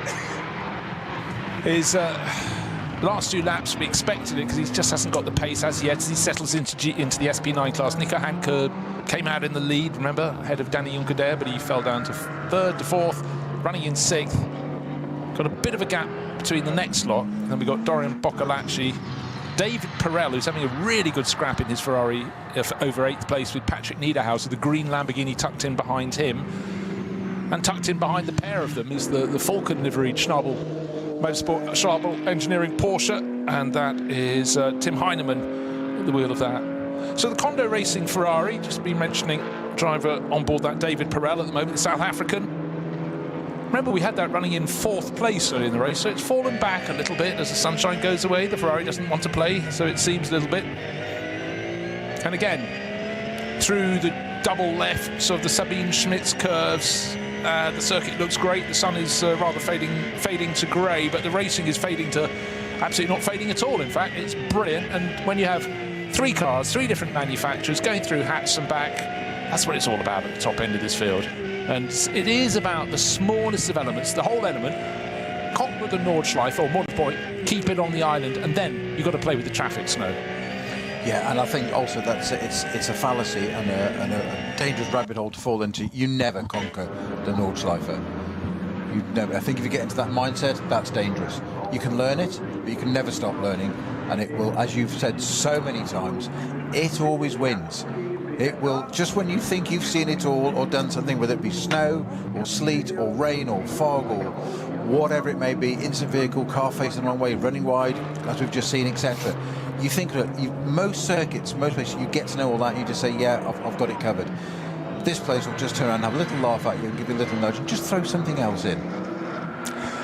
Yeah, that's how it should be. Right, having mentioned that's part of the appeal. No, entirely. Having mentioned that the Ford Mustang, the one that's going okay in the race, but not where it wants to be, southern side of Emil Christian Gjerum, he's all over the tail of Michele Beretta's Porsche.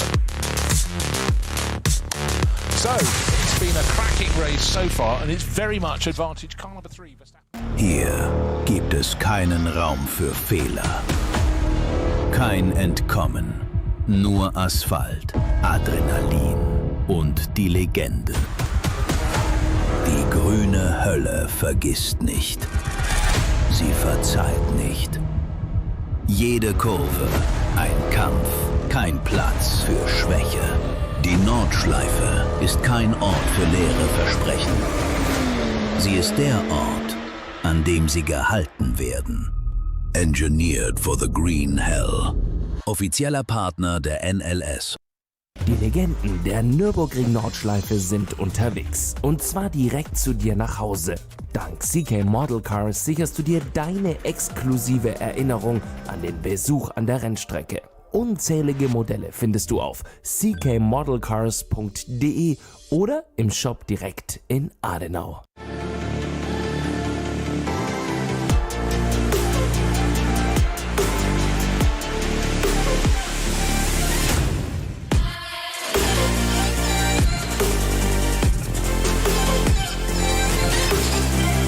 Faltenreifen.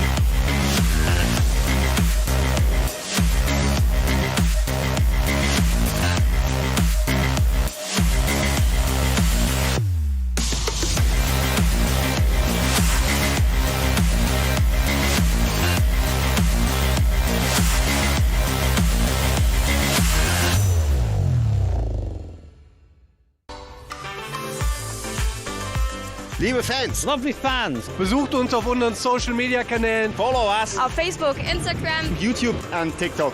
Willkommen bei der NLS.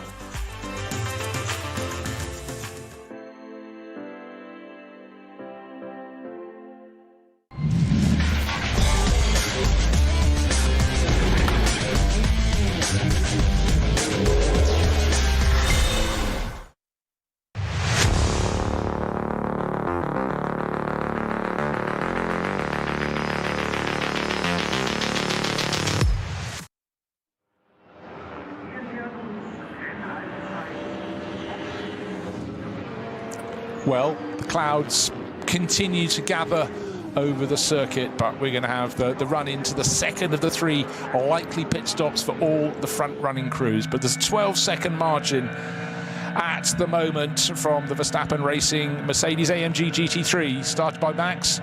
Now Danny on board, the super experienced Danny Juncker and Jules Gounon will be waiting to have a crack as well. The blue, red and yellow AMG GT3 going past a Porsche Cayman from one of the production classes, looking shorn of its wings because it is in road car form effectively, but that's not something you can say about a GT3 car. When you get a standard Mercedes and you put an AMG GT3 alongside, it just looks like it's been down the gym an awful lot, hasn't it? I was driving an AMG GT only last week, and it's a phenomenal piece of kit. As a road car, put it on a track. As a road car on the track, it's an amazing piece of kit. And then I was driving around thinking, I'd love to have this on track. So we've got a very badly damaged Rover BMW by the look of it. No, it's one of the Mustangs. It's car 65. It was the one that Frank Stippler went out in. We talked about cars looking so disarranged, I couldn't recognise what it was. We're looking at the rear end, and the fact you can see the rear tyres means there's no bodywork left behind it, and something has either crumpled into it. And again, underneath you can see the structure of the racing car. That all seems fairly square, but the bodywork, well, tatters doesn't even start to cover it. So that's going to be rotated around. But this is a car that, I don't know if it was eventually towed back, but when you scroll down the scoreboard, it is pretty much right at the bottom. That's just interesting. Our cameraman very kindly in the pit lane got eyes on that for us, as you mentioned, Bruce. And it's that's odd damage, because there's a lot of damage to the rear of that car. but it doesn't look like it's actually impacted anything. I've gone off and done a lot of damage to the barriers and itself, and rear wheels pointed the wrong way, cambers and all sorts. So it does suggest, and the rear wings intact, it does suggest something's run into it from behind. So I wonder whether there's a yellow flag or something, or it's just slowed down for a back marker, as we saw, and the car behind has just been caught out. I'm speculating, but I think just looking at the damage, it doesn't look like it's been off somewhere. No, it's a very good been hit. It's taken a very long time to be brought back. It's now got 3 laps scored against it, which was it right down very much at the tail of the field. But it took an awful long time, and I would think if that did happen on lap 3, bear in mind our race leaders are on lap 13. It's taken a long while for that to come back. At least the Hout Racing team still have one of its 2 Mustangs in the field. But you say leaders, we've got second, third and fourth, which is Pepper, Fukuzumi and Drudy in the pits, and indeed number 17 from 7th place, my apologies. I'll make that clear again, so again, I'll put my teeth back in. Car number 17 from 7th place, Boccolocci in the Porsche, all into the pits. So Juncadella, it is in the number 3 Winward Racing Mercedes GT3 out at the front still. Pepper, Fukuzami, Drudy in the pits. Assenheimer, Handke still out on top. Boccolacci in the pits. OK, well, this is interesting because that means Rover Racing Lap 13, by the way. have blinked. So they did a 7-lap opening stint followed by a 6. I would have thought you do 7-7-7 is the normal way, or sometimes 7-8. And whatever you choose for your final pit stop. But Danny Juncadella has continued, so he's going to come in after the more traditional length stint, I would suggest, the end of this lap. But his lead now is enormous because it was listed as 22 seconds on the start-finish line. That's 10 seconds more than the previous time, but that was, of course, with Jordan Pepper slowing down as he went through, went into the pit lane. So I thought those chasing cars would have stayed out a little bit longer, another lap on the board. For 47, that was always going to be coming in because it pitted earlier, 2 laps earlier than its rivals at the end of the opening stint. That's come out now with Shotsu Boy at the wheel.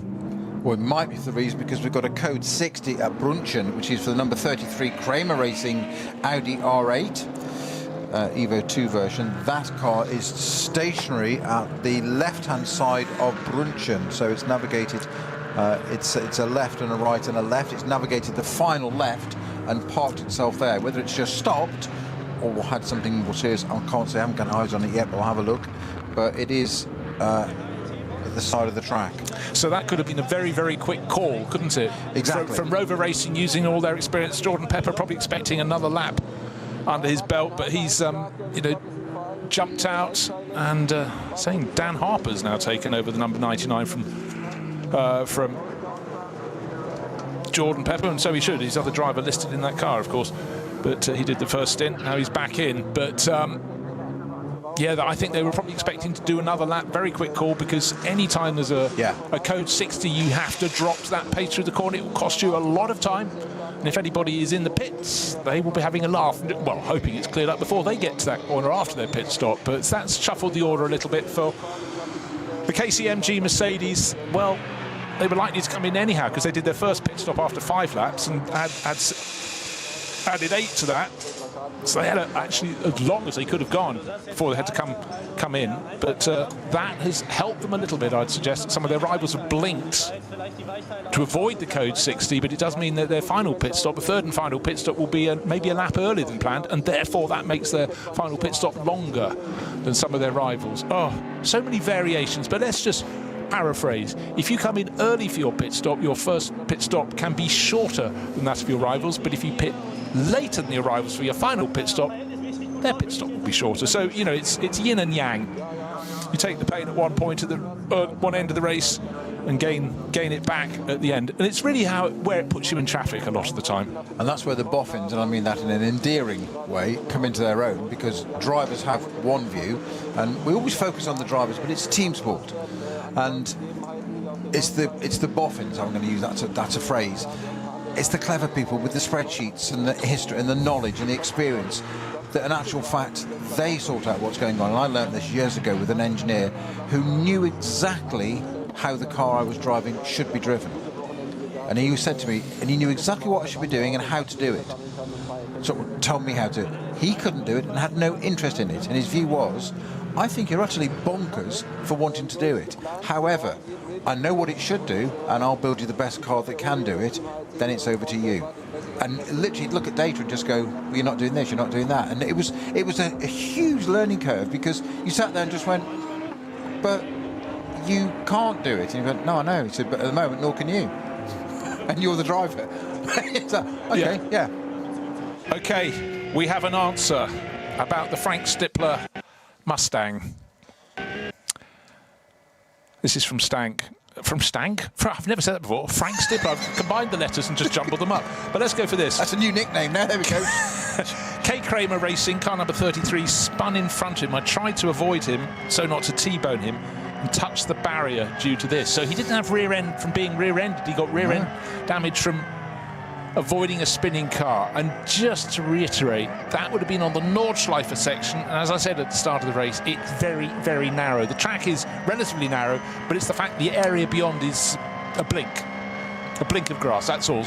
A car's width of grass, and if you're going sideways, well, that'll take you no time at all. So rear end damage. So Frank, who's his record across the years, he's quick, he's consistent, he doesn't make mistakes, and unfortunately someone else's mistake has ended up him having no choice to damage the car, which he would have hated. And again, it's about building up your season. You don't want on the first round that counts to not be picking up points. Hopefully the damage was more dramatic in appearance than shaking the car from being four square underneath, but that would be really, really so annoying for him.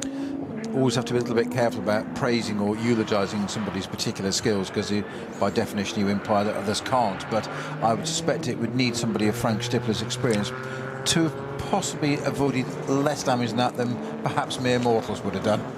Yeah, well, he will have, in his view, he will have grazed it. Looking at the back of that Mustang, it's a bit more than a graze. Just tear the bodywork off. If the wheels are straight, carry on racing. The wings on it, get it out there. It's got 2 hours to go yet. Was one even halfway through? Exactly so. But one thing's about this, we've been extolling the wonder of GT3 that run in the SP9 class, because there are so many manufacturers now. It's a global formula, and don't forget it's the secondary category within the World Endurance Championship as well. So beyond racing at Le Mans, all the circuits raced on by the WEC, but it's also variety in other cars you don't get to see too much. Just the inside of the KTM Crossbow GTX, long and low and red and very purposeful, very sort of sharp front and back ended. That's entered by Reiter Engineering, who basically have been KTM in terms of racing over the past decade. Nicholas Bourne, Arnie Hofmeister and Julian Apostolos racing now. And I'm a big fan of seeing something a little bit different. And for those who are out around the circuit or in the grandstands overlooking the start-finish straight, again, they'll be there with their programs and just looking at variety. And a lot of people might be going, what's that? Oh, number 66, can't make it out. You think, is it an SP9 class car? No, it isn't. It's not that's not homologated for GT3, so I don't know what it is. But again, you go home and you look it up, KTM Crossbow, but the very low and mean GTX version. Yeah, good to see that. Oh, by the way, that we talked about the spinning K. Kramer Racing number 33 that put Frank Stippler off. That was the Audi. That was on the exit of Brunchen. And Brunchen, to my eye, is one of the trickiest parts on the circuit. It's just where you're starting to build a fantastic flow, but things can fall away. Interesting, this year we've got some new teams. Gomoto Racing running a BMW M4 GT3. That's car number 23. And at the moment, it's being driven by Moritz Krantz. David Jahn started the car. And Antal Zigo, driver from Slovakia, will be the third driver on board that. But new name, actually looking very, very crisp. It's white with black and red swoops around the flanks and nose of the car. So that's something a little bit different. You just mentioned Brunchen, Bruce, about the fast-flowing part of the circuit, and I mentioned about the number 33 Kramer Racing Audi being parked. It's still there, but it is being dragged back shortly, because it's just out of white right there. That was at the end of it. However, at the beginning of it, we've now got the 966 Porsche parked up. These things happen. The NLS, it's all about variety. 4 hours of racing as I recap what happened in the first half. and a packed field of cars, around 130 coming to play. The first round was snowed off, the second round the very next weekend. That was good news for Max Verstappen because he came across, he was busy previous weekend with his day job, but this is his dream job in a way, the aside, the leisure pursuit, racing around a circuit that's 25 kilometres, 130 cars, beautiful spring sunshine. The racing in the front is very, very tight indeed. A really fantastic battle with Christopher Haase in the Scherer Sport PHX Audi, who certainly kept the Mercedes driver on his toes. Down to the first corner for the second group of cars, largely full of Porsche Caymans here, and GT4 class cars also having their early stages of the race. But good clean starts in each of the three batches of cars as they got away for 4 hours of play on the Nordschleife. Dry conditions, sunny conditions, and what a way to get 2026 NLS underway. This is the Barbarossa prize, but the racing has been very, very neat and tidy so far. A few fallers, including Frank Stippler spinning to avoid, but right at the end of the opening lap, the number 16 Audi from Scherer Sport PHX got the toe on Max Verstappen, and Christopher Haase, using all the experience, made the move to take the lead of the race. And there were a little bit of body contact. The Kondo Racing Ferrari getting up the inside of a rather hesitant Porsche car number 48 that has actually been driven very well indeed by Tobias Muller. That's the Losch Sport by Black Falcon car. But it was the racing at the front, and just they got to the end of the opening stint, getting closer and closer. Max Verstappen caught and passed. Got in the lead in the positions for October, but Nico Hantner, when he took over from Christopher Haase, unfortunately his motion was largely falling down the order as he gains experience, but he's racing against the real pros and will have learned an awful lot in that. So good, we're at the halfway point in the race, but at the moment it's looking very good indeed for Danny Juncadella, driving at number 3, Winward Racing Mercedes, having taken over from Max Verstappen. And he should be in next time around to make a second pit stop. Has gone 1 lap longer than all his rivals. There'll be 14 laps on the board when he comes in. 7-lap opening stint. We have had an 8-lap stint from one of the crews, but I would expect to keep things even that Danny Juncadella will bring that number 3 Mercedes in this time around. Don't forget though, with a lap of 25 kilometres, you've got to be quite sure you know when your pit stop is going to be. And we've had times in the past, very seldom luckily these days, but you try and do 1 extra lap and you might have got your fuel calculations a little bit wrong. But I'd say a really, really good start to the 2026 Nürburgring Langstrecken series, because the track's in brilliant condition. The racing has been tipped up, very tidy. One little spin of the K. Kramer Racing number 33 Audi got it a little bit wrong, and Frank Stippler's Ford Mustang took to the barriers on the exit of Brunchen in avoidance. But other than that, we've had a few little fallers, but the race officials, the marshals, the rescue crews have done an exemplary job, and they've got things cleared up. We haven't had too many slow zones, but they're there, and as and when at various points things need to clear up, and it's absolutely crystal clear on a circuit this long. You may have course vehicles out there, and the drivers get all that in the briefing. But you need to learn your craft around here. Respect this circuit. It is, after all, the mighty Nürburgring Nordschleife. A circuit where you get clear track and you're at one with your car. You can find the most mesmerising of flows around the circuit. I can't think of anywhere that would reward you more. The scenery is changing, going from one valley to another, over a hilltop, down the slopes on the other side. And then, of course, you've got the mixture of traffic as well, when you have so many different classes of cars. So the drivers of the top class cars, which is SP9, those are the cars that are known globally as the GT3 class, are very, very quick indeed. And they come across other cars that feel quick, perfectly quick enough for the drivers on board, but they just don't have the performance, they don't have the grip, the aerodynamic balance and sleek approach that the drivers, the top class cars have, the ones that are made first and foremost to be racing cars. The others, of course, some of them are production class cars with roll cages and racing tyres, but they're not that different from how they might leave the showroom. But right now, I would say half the race done, and a very good job by all involved. But just waiting for Danny Juncadella. Maybe he is going. Yeah, I'm waiting to see if he's diving into the pits. Not as yet, but we will have the swap around. So maybe they're going to do a 7-lap opening stint and an 8-lap second stint. Well, that is bold, but we know it can be done. We know Snowy, that you can get an 8-lap stint if all goes smoothly. Yeah, so seven seems to be the target number, doesn't it? We saw Pittard earlier on do a 5, because that's because they're just slightly. That's just a choice on strategy, because that's where they are at that point of the race. They're not challenging, so go for something different. And as you said, with the table and how it works, that you can then get a shorter pit stop later in the race. So they're putting something in the bank early in the race to pay dividends in the last half hour, which seems quite odd in the first hour, but its strategy is working things out. But I can't imagine this car doing another lap, to be honest. We'll find out any second now as it comes across the pit. And indeed, straight into the pits, the lead car, which is number 3, Danny Juncadere in the Winward Racing Mercedes. And Jules Gounon standing ever present, waiting to have his turn to play in currently the leading car, which of course this will now change. So it's going to be Patrick Assenheimer, is it not, that's going to take the lead, or was that too far down to do that? No, Patrick will be pitting, Nico Hanke will pit, David Perel in the Ferrari, and Tim Heinemann, they will all be diving in, as will Christian Engelhardt, who's driving the other Lamborghini, the Huracan from Conrad Motorsport, because they can't go any further than an 8-lap stint, so they'll be diving in. So this means the order will be shuffled, but just remember, all the cars pitting now, they will be pitting a lap, in some cases 2 laps later than their rivals when they get to the 3rd and final pit stop, and that means their final pit stop will be shorter. So they might fall down the order now, but they know they've got something coming their way, something in the bag for that final hour of the race. But certainly the markers have been laid down, not just in terms of pace, but by intent from the Verstappen.com Winward Racing Mercedes. That's car number 3. Jules Gounon on board, the little safety net just being plugged back into position by the outgoing driver, Danny Juncadere.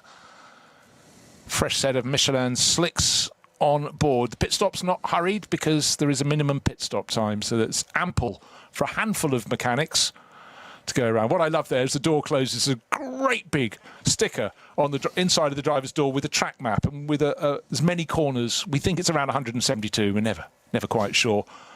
Particularly if a driver goes off, it's quite nice if they can tell the crew we're within half a kilometre of where they actually are.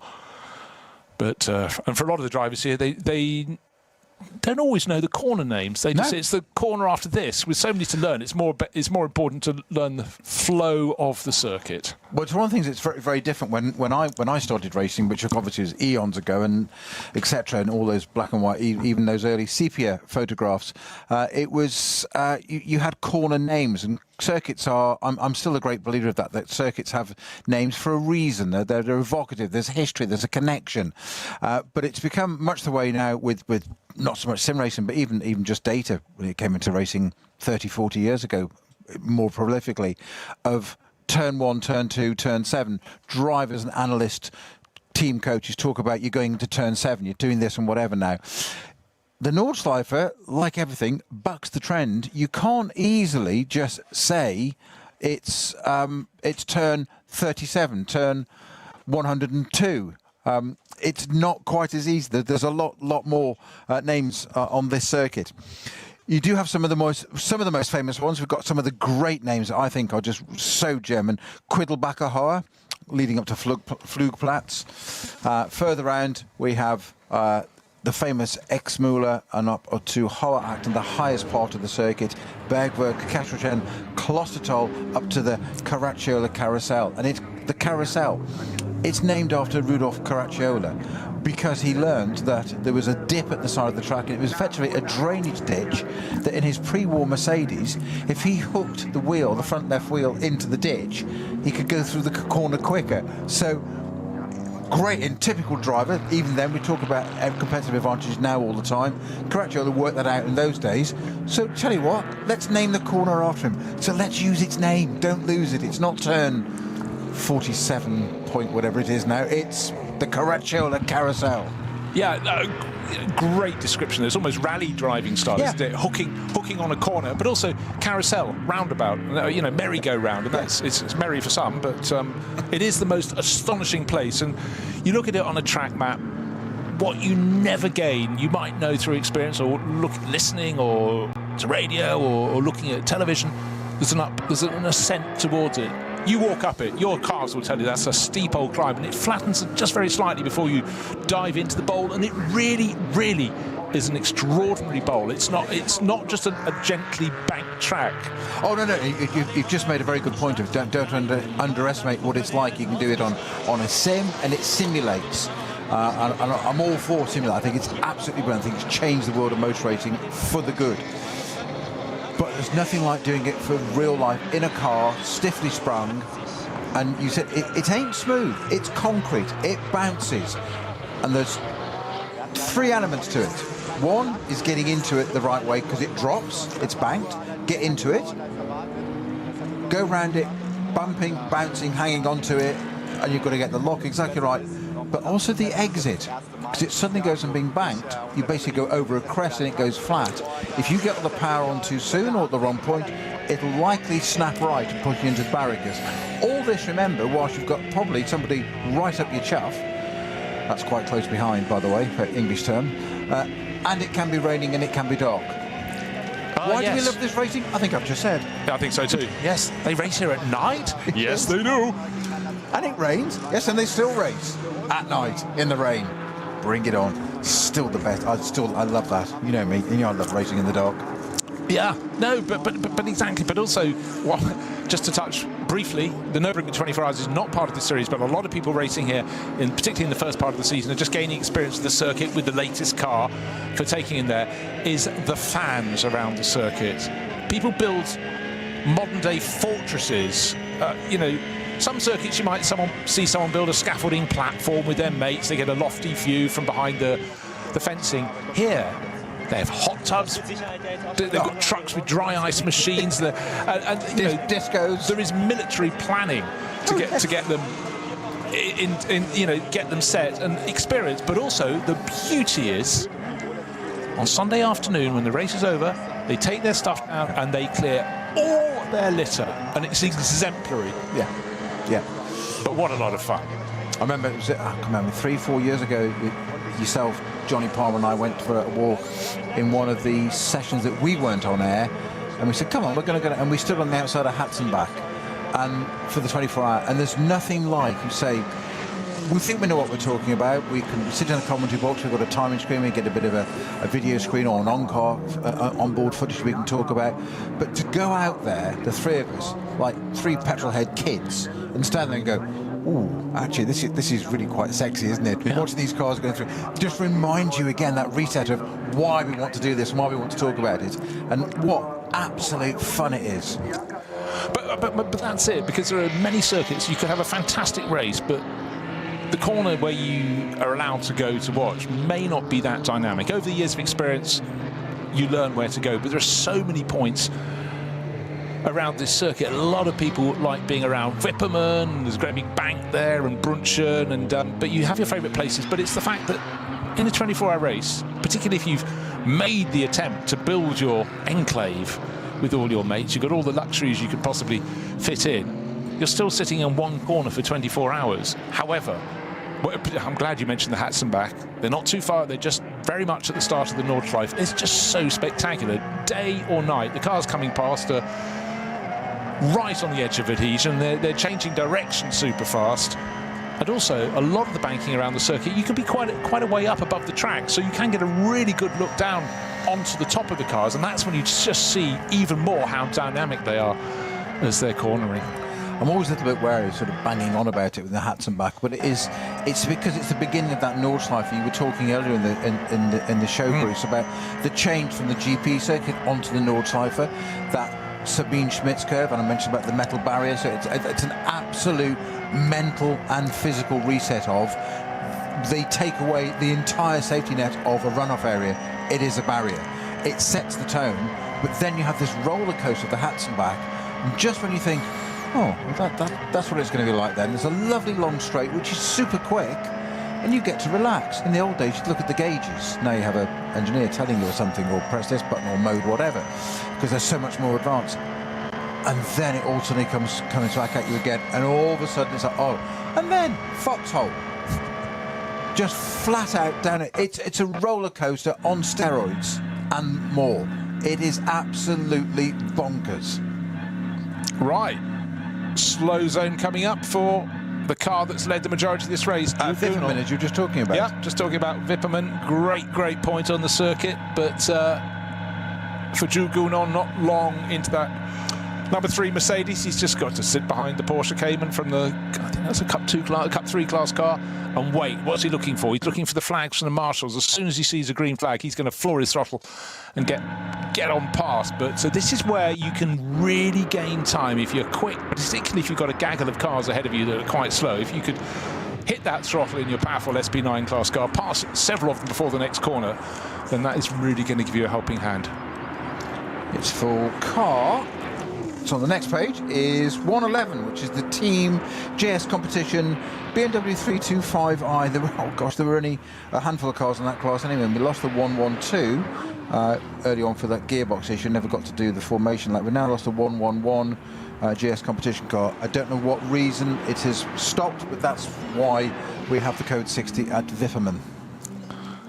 Again, you need many eyes in the commentary box to keep up with everything that's going past. Now, the little blue and white Toyota Supra, I think that might be the one that was stopped at pit exit, but it's going back into the pits now, car number 520, and going in at not terribly fast pace even before it gets to the slowing down line. That's Toyota's Ring Racing. Good looking, such a good looking car, that Supra, I must say, and that blue and white livery, very crisp indeed, with little sort of gold markings on its flank as well. So we'll give you the full margin. Remember, the second pit stop from the race-leading car, and a quintet of others came in. That was after 15 laps. I want to see what the position is after 16 laps, and we complete this one to see how it shakes out, because its rivals, some came in 2 laps before, some just 1 lap before that number 3 Verstappen.com Mercedes. And of course, just remember, the cars that pit late for their second pit stop will pit late for their third pit stop, and then that final pit stop will be shorter than that experienced by the rivals who came in maybe a lap earlier. And that will have the order, not necessarily the race order change, but the intervals will change a lot, because certainly the car that Jules Gounon is back to driving at unabated pace now. He got through the slow zones. He's got a BMW not too far behind. Now, which of the Rover Racing ones is that? Because remember, the number 98 was the one that was delayed, was out of sequence for Raffaele Marcello, and I reckon that's Marcello again, I think, tucked in behind. But no, hold on, they would have owed us another pit stop, and Raffaele was the second driver in that. But as we go across the line after 16 seconds, it's actually Dan Harper who was sharing. It's a 99, yeah. 99, okay, well that is there on merit, because the 98, the sister car, was the one that delayed. So just 0.2 of a second, 0.3 of a second, actually, Dan Harper on board the Rover Racing BMW. Now, just remember, they blinked. They came in after a shorter second stint. Yep. That means they were 2 laps earlier in. That means they will pit. Presumably, their final pit stop will be 2 laps before the Mercedes, and that will cost them, because that will have to be a much longer pit stop. I know it seems extraordinary to talk so much about potential pit stop length, but it really has always been a factor in the NLS. So for Jules Gounon, he really doesn't have to worry about Dan Harper. He can let him go past, frankly, but that's not the nature of Jules. And he will try and keep the Mercedes there. But interesting thing right now, Snowy, is can that BMW live with the pace of the Mercedes in front? It made its pit stop 2 laps earlier, but right now Jules Gounon should have full heat in those tyres, etc., etc. But Mercedes just looks fantastic this weekend. It just looks as though it's doing everything it should. BMW not looking so bad, maybe a little less cumbersome through the corner. But just remember, when Juncker got out, his body language in the pits, he said to Gounon, is pushing, indicating understeer. Doesn't seem to be pushing too badly. I thought it looked very tidy through that part of the Grand Prix circuit. It just looks very balanced, doesn't it, that Mercedes? Just looks, no matter who's driving it, that car just looks extremely well balanced. But Winward Racing, yes, very experienced at sorting those cars out and running them. That's why they are effectively factory supported. That's what they are. So good for them. You mentioning about Dan Harper there. Can he live with it? Personally, I don't think he can. But what he needs to do, if he can, really, allowing for that pit stop strategy and how that time's going to change, he needs to actually get ahead of it and pull out a bit of a gap to be able to have any chance of winning this race. So at the moment, Gounon doesn't need to fall for that, not let it. Doesn't matter if Dan Harper gets past him, that's fine. More to the point, don't make any mistakes while defending, because you lose the whole lead. If he goes by, let him go by. It's fine. He's not going to. Doesn't matter if he pulls away. To be honest, what sort of margin are we looking at? It's going to be what? He could pull away 5 seconds. And the rest. And it won't matter. Okay, sake of example, right? They're doing laps of, on a decent lap, 8 minutes. 8 minutes flat was sort of a good time. So pitting 2 laps later, you'll be coming in, what, 16, call it 17 minutes later, okay? Difference, 17 minutes. I'm just going to do some very quick maths here, or maybe quite slow maths, actually. 45 seconds. So it's not going to happen. Go on by.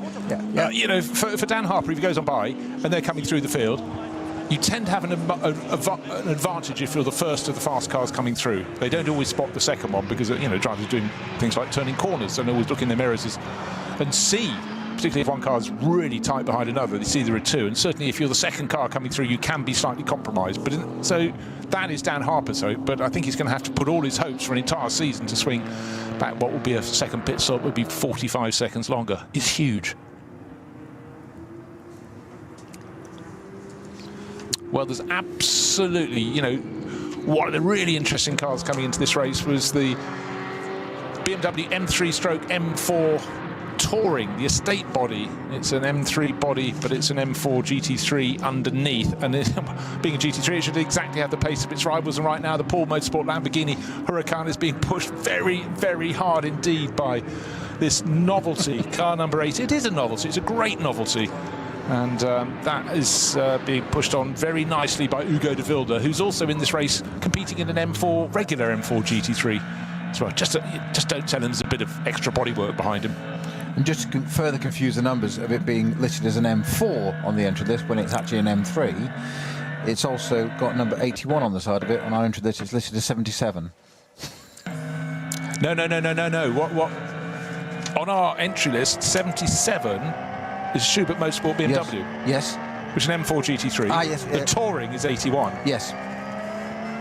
I'm getting myself confused. Yeah. No, but it's good because sometimes by pointing out these elements, it makes it absolutely clear for everyone. Right, haven't talked about Aston Martin too much in this race, or maybe not enough, who knows. But Christian Cronjes has now he's got the Walkenhorst Motorsport number 34 Aston Martin ahead of that number 47 KCMG Mercedes. Remember, the KCMG was the one that came in after only 5 laps, rather than the standard 7 for the opening stint of the race, and elevated itself up the order because that first pit stop was, I think we said, 22 seconds shorter than its rivals were serving after 7 laps. But since then, you know, it knows its final pit stop is going to be earlier, and they're going to lose all that time. But right now, Christian Cronjes, Matteo Drudi started the race in number 34 Aston Martin, and that could be good for a podium position today. It's Mercedes, BMW, Aston Martin, Mercedes, Porsche, Audi, top 6 positions. But just remember, those that pit latest for their final pit stop will shuffle their way up the order, and that will include the car, unfortunately for all its rivals, that just happens to be leading the race anyhow. So expect the margin of the number 3 Mercedes to increase when we get to the final roll of the dice. But we've still got an hour and 36 minutes remaining out of the 4 hours of the opening NLS race for 2026. And it's been a good one so far, that is for sure. Quality field. You talked about the weather earlier, Bruce, and what a difference just 1 week makes. You know, this is NLS2, but the first race of the season. And last week it was cancelled, what, 50 minutes before the beginning of the race because there was a little bit of snow. That wasn't the major bit. That got the headline. The real bit was actually the lack of temperature. It was so cold it wasn't safe for tyres to run all the time. And in fact, I said, no, we're not doing it. And quite rightly so. You just wouldn't get any heat into them. But I was in fear when that would happen last week of, well, what are the chances for next week then? Because it's not like we've got 3-4 week gap. We've got 1 week. And yet here we are on, as you say, positively balmy blue skies.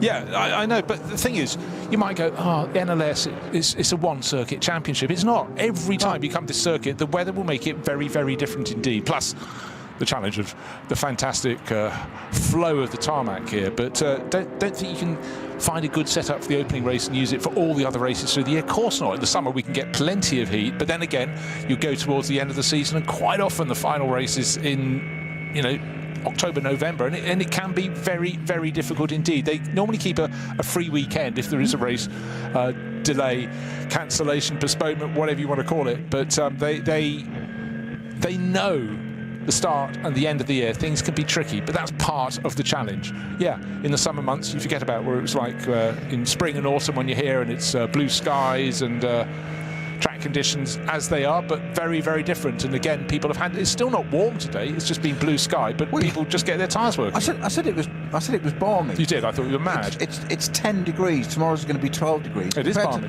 Compared to last week when it was freezing. Yeah. That's huge. That's great, because in a month's time it's going to be about 40 degrees then. Nice maths. Yeah. Well, ready for the 24-hour.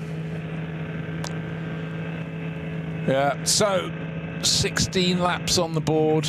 Dan Harper still under the tail of Zhu Gunon and BMW chasing Winward Racing Mercedes. But remember that Winward car pitted 2 laps later. Its final pit stop will be 1 or 2 laps later, and that will give it a huge margin. So chase all you can, Dan Harper, lapping very nicely at the moment, but that's going to be a mountain to climb. So certainly we started with Max Verstappen, Danny Junkerdare took over, now Zhu Gunon looking very, very neat and tidy. And the good news is the sister car for Winward Racing, car number 80, had its problems early on, but remember it started from the pit lane, so it started stone last, still going nicely, but it's not going to be their day. The field's too competitive to lose that much time early on. Another BMW that lost time, of course, was car number 98, just after Raffaele Marciello took it over. That came and got pushed back into the pit garage. That's lapping very nicely in the Swiss driver's hands, but it's down in 42nd position. The quality's too strong at the top to have a problem and expect to stay in the mix. And again, Snowy, that is an emphasis of, as Dan Harper tries around the outside to get past Zhu Gunon, but that's all Joule is offering him. They go down, this is at the cut through. You don't use all of the Grand Prix circuit. You cut through effectively 2 corners after the Mercedes arena. Oh dear me, going either side of a Porsche Cayman, and on the outside, as they were about to turn left, was the Mercedes of Gunon, but trying to go up the inside was Dan Harper, and he clattered side on side with the Porsche Cayman. It's black and orange and possibly a little bit bruised there. That was a little unfortunate. Everyone carries on, but that little bit of contact like that, what can that lead to? A flat tyre. It could lead to any number of things. Damage a rim or whatever, which gives you a slow puncture at worst or best. Damage track rod ends, all sorts of things it can do. Toe link suspension, all sorts of stuff. Ducts, air vents, all sorts of crazy little things. It might not seem much at the time. On first viewing of that, and we just caught sight of it from my cameraman, I just wanted to explain that. It looked a little bit clumsy from Dan Harper, which then in turn surprised me, because that's not Dan Harper's style of driving. I'm just wondering from a second shot of it there, whether the Porsche saw one coming one way and just tried to keep slightly out of his way and just move a little bit when not expecting Dan Harper, the pair to split, basically. Yeah, I mean, it's unusual. Yeah. Normally, if one goes around one side, the other will follow. But I also think it's almost an unconscious movement.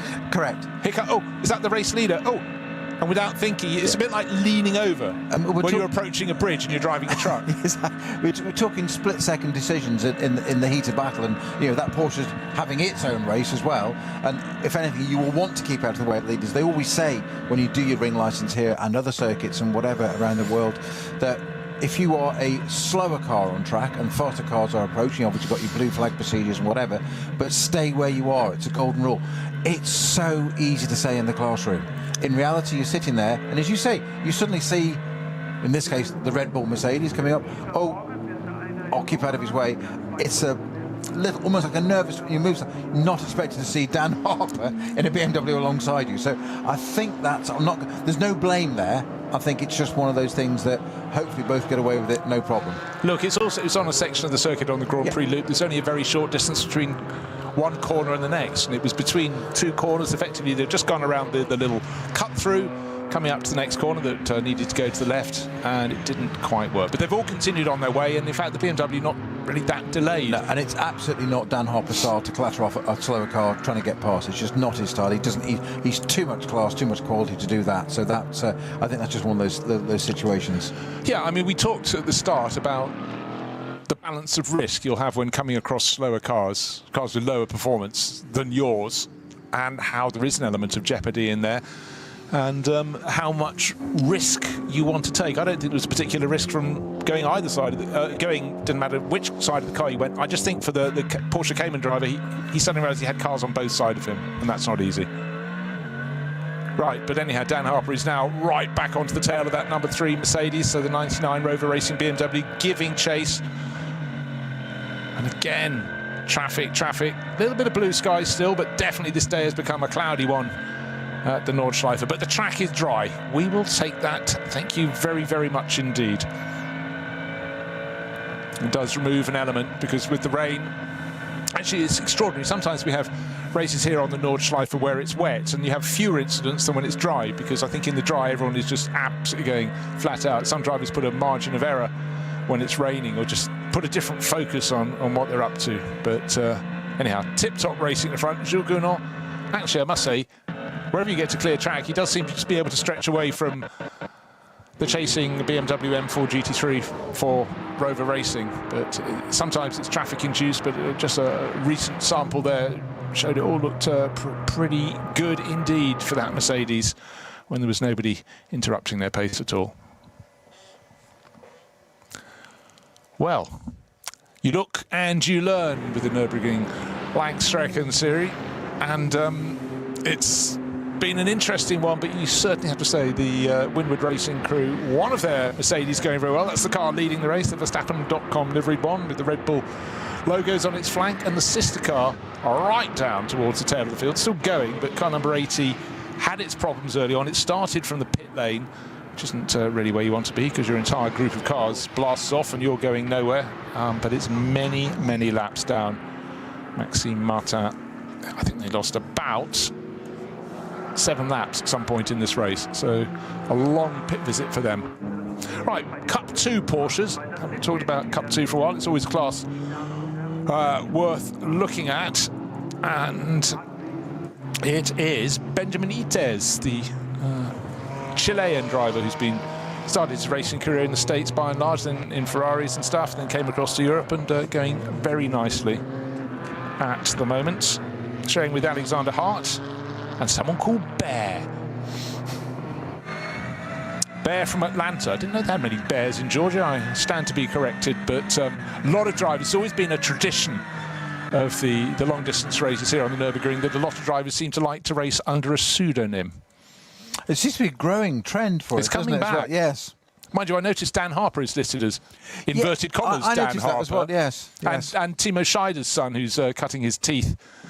Loris Scheider is inverted commas, Loris Scheider. So I don't know really what you do to gain that, but it's not much of a disguise, is it? Not really, no. Well, wherever the Mercedes pulls clear, the BMW goes back and looks as though a passing manoeuvre is being conducted. Side by side they go along towards the end of the Dottinger Her, and the BMW goes through. Dan Harper took the left-hand side of the circuit. Jules Gounod didn't fight him, and the reason for that, he doesn't need to, because Harper's car is going to pit potentially 2 laps earlier than him at the end of the race, so Jules it's not worth fighting for. But of course, he's Jules Gounod, so he will fight. They go out of turn 2, either side of another car, and looks like Jules was going back ahead unless he makes a kamikaze move into turn 4, which he does, but it's a tidy kamikaze move. Both cars off the track at the exit. Dan Harper's going, oh, come on, I made the move. Let me through, but that's, 4 lead changes in 3 corners. Brilliant. Yeah, I know. Brilliant. So dull, isn't it? Might be another one. He's done it again. Dan Harper's done it. No, I'll tell you why. It's a replay. I was going to say. That was perfect grief. timing. Unfortunately, that replay was exactly the right part of track they were on. It was. Yes. Yeah, it was like an overlay. Yeah, exactly. Anyhow, lay that one I'm to easily rest. confused anyway. Yeah, so again, we saw that earlier in the race, didn't we? On that kink on the Dottinger Her, that perfect bit of time from Dan Harper, all these years of experience around here in the BMW Junior team in the different classes of cars. He got down the inside on the kink on the left-hand side, timed it to perfection, just took the lead, but then it all just swapped back over again. So it never ends. Well, it's also quite nice to be given a replay so we can see what's going on, and certainly you have to feel that imagine you're the TV producer and director, how you approach what you put up. 130 cars, 172 corners, 4 hours. Boy, you've got to have a lot of clear emphasis and communication as to what's coming next to play on the screen. But anyhow, it's interesting to see, because always an element of the Nürburgring Langstrecken series is the way that the front runners negotiate the back markers who are driving cars of totally different performance potential, and vice versa. They have to see, you can be sure that anybody competing in a round of this series, they will go and watch the race on replay when they get home, just to see, A, am I on camera, but B, was I doing the right thing, and oh, did I interrupt the race leaders, or flip it around, or did I ruin the race of someone driving a production-based car against my SP9 car. But right now, at the front of the race, there is a little bit of comfort for our race leader. It's the number 3 Mercedes all over again, Jules Gounod. Dan Harper still giving chase, but just to point out again that Dan will have his final pit stop in the 99 Rover Racing BMW 1, but probably 2 laps before the number 3 Mercedes from Winwood Racing, and that will be a much longer pit stop for the BMW. And so while they're close on track, they're not really close in reality. Car just went straight on at the cut through on the Grand Prix loop as we look at the KTM. Crossbow being chased by the number 44 Falcon Motorsport Porsche, an overtaking manoeuvre being conducted. The car in front of them, the production class car, just went straight on, didn't turn to the right. Whether it outbraked itself as it saw the duo of the KTM and the Porsche coming and just went, oh, I'll give you space. Oh, I've given you so much space that I've left the circuit, can't turn in. But anyhow, looks like there was no damage done. Certainly didn't interrupt the number 44 Falcon Porsche and Sven Muller in that, up into 7th place overall. How odd to hear a Falcon Porsche only in 7th place, normally right up at the front. Normally a pair of them, a brace. Only the one this time, normally 33 and 44, isn't it? Yeah, this year they're running 17, and the other cars in Dunlop Motorsport livery, both run by Schnabel Engineering. But again, what often happens in the world of tyres is you get overall holding companies, and they have several brands. And I must say, the Dunlop car, having been accustomed for a good decade now by the aquamarine and mid-blue Falcon livery, to see yellow and black Porsche, it looks very, very sharp indeed, I must say, and stands out nicely in the sort of gloomier light. We mentioned that we have SP9 ProAm, and just to reiterate, that's being led by car number 48. It's had a really good run, the Porsche from Losch Motorsport, run by Black Falcon. We also have the AM class, so the ProAm leader is in 5th place overall, 12th place overall. It's the top car in SP9 AM, and that's the Black Falcon Team EAE car with the Turkish racer on board at the moment, Mustafa Mehmet Kaya. So they're well clear of others in their class. But next in class is Selv driving the Audi from Juta Racing, and for Juta they went off the circuit earlier, didn't they? There was a problem with number 8. I seem to remember you called one up, but I think it was a fleeting one. I think it was one of those things where car driving slowly or moving slowly. But anyhow, that is still going. No, you're right. It was indeed the number 8 car. Yeah. Yeah, that's ahead of the best of the Cup 2 class Porsches, the 911 GT3 Cup class, still with the Chilean Benjamin Itez leading that class by 16 seconds or so from Raphael Renhofer. So 900 ahead of 902. Just to add to his woes of needing to be ahead, and by 45 seconds, number 99 Rover Racing BMW, Dan Harper, has now got a penalty for causing a collision. So they've deemed that as avoidable. Avoidable, as in with that Cayman, wasn't it? Well, one lives, one learns. But race officials, and particularly on a circuit as, potentially as difficult as this one, no race official likes contact between cars, and so they're very clear here, and drivers may feel aggrieved or otherwise, but it's a rule for all of them, because on a regular circuit, and I know that was on the Grand Prix loop, there is a bit of space, but on the Nordschleife part, where the barriers are nigh on cheek by jowl with the edge of the track, then that is eminently sensible to make the message loud and clear to the drivers.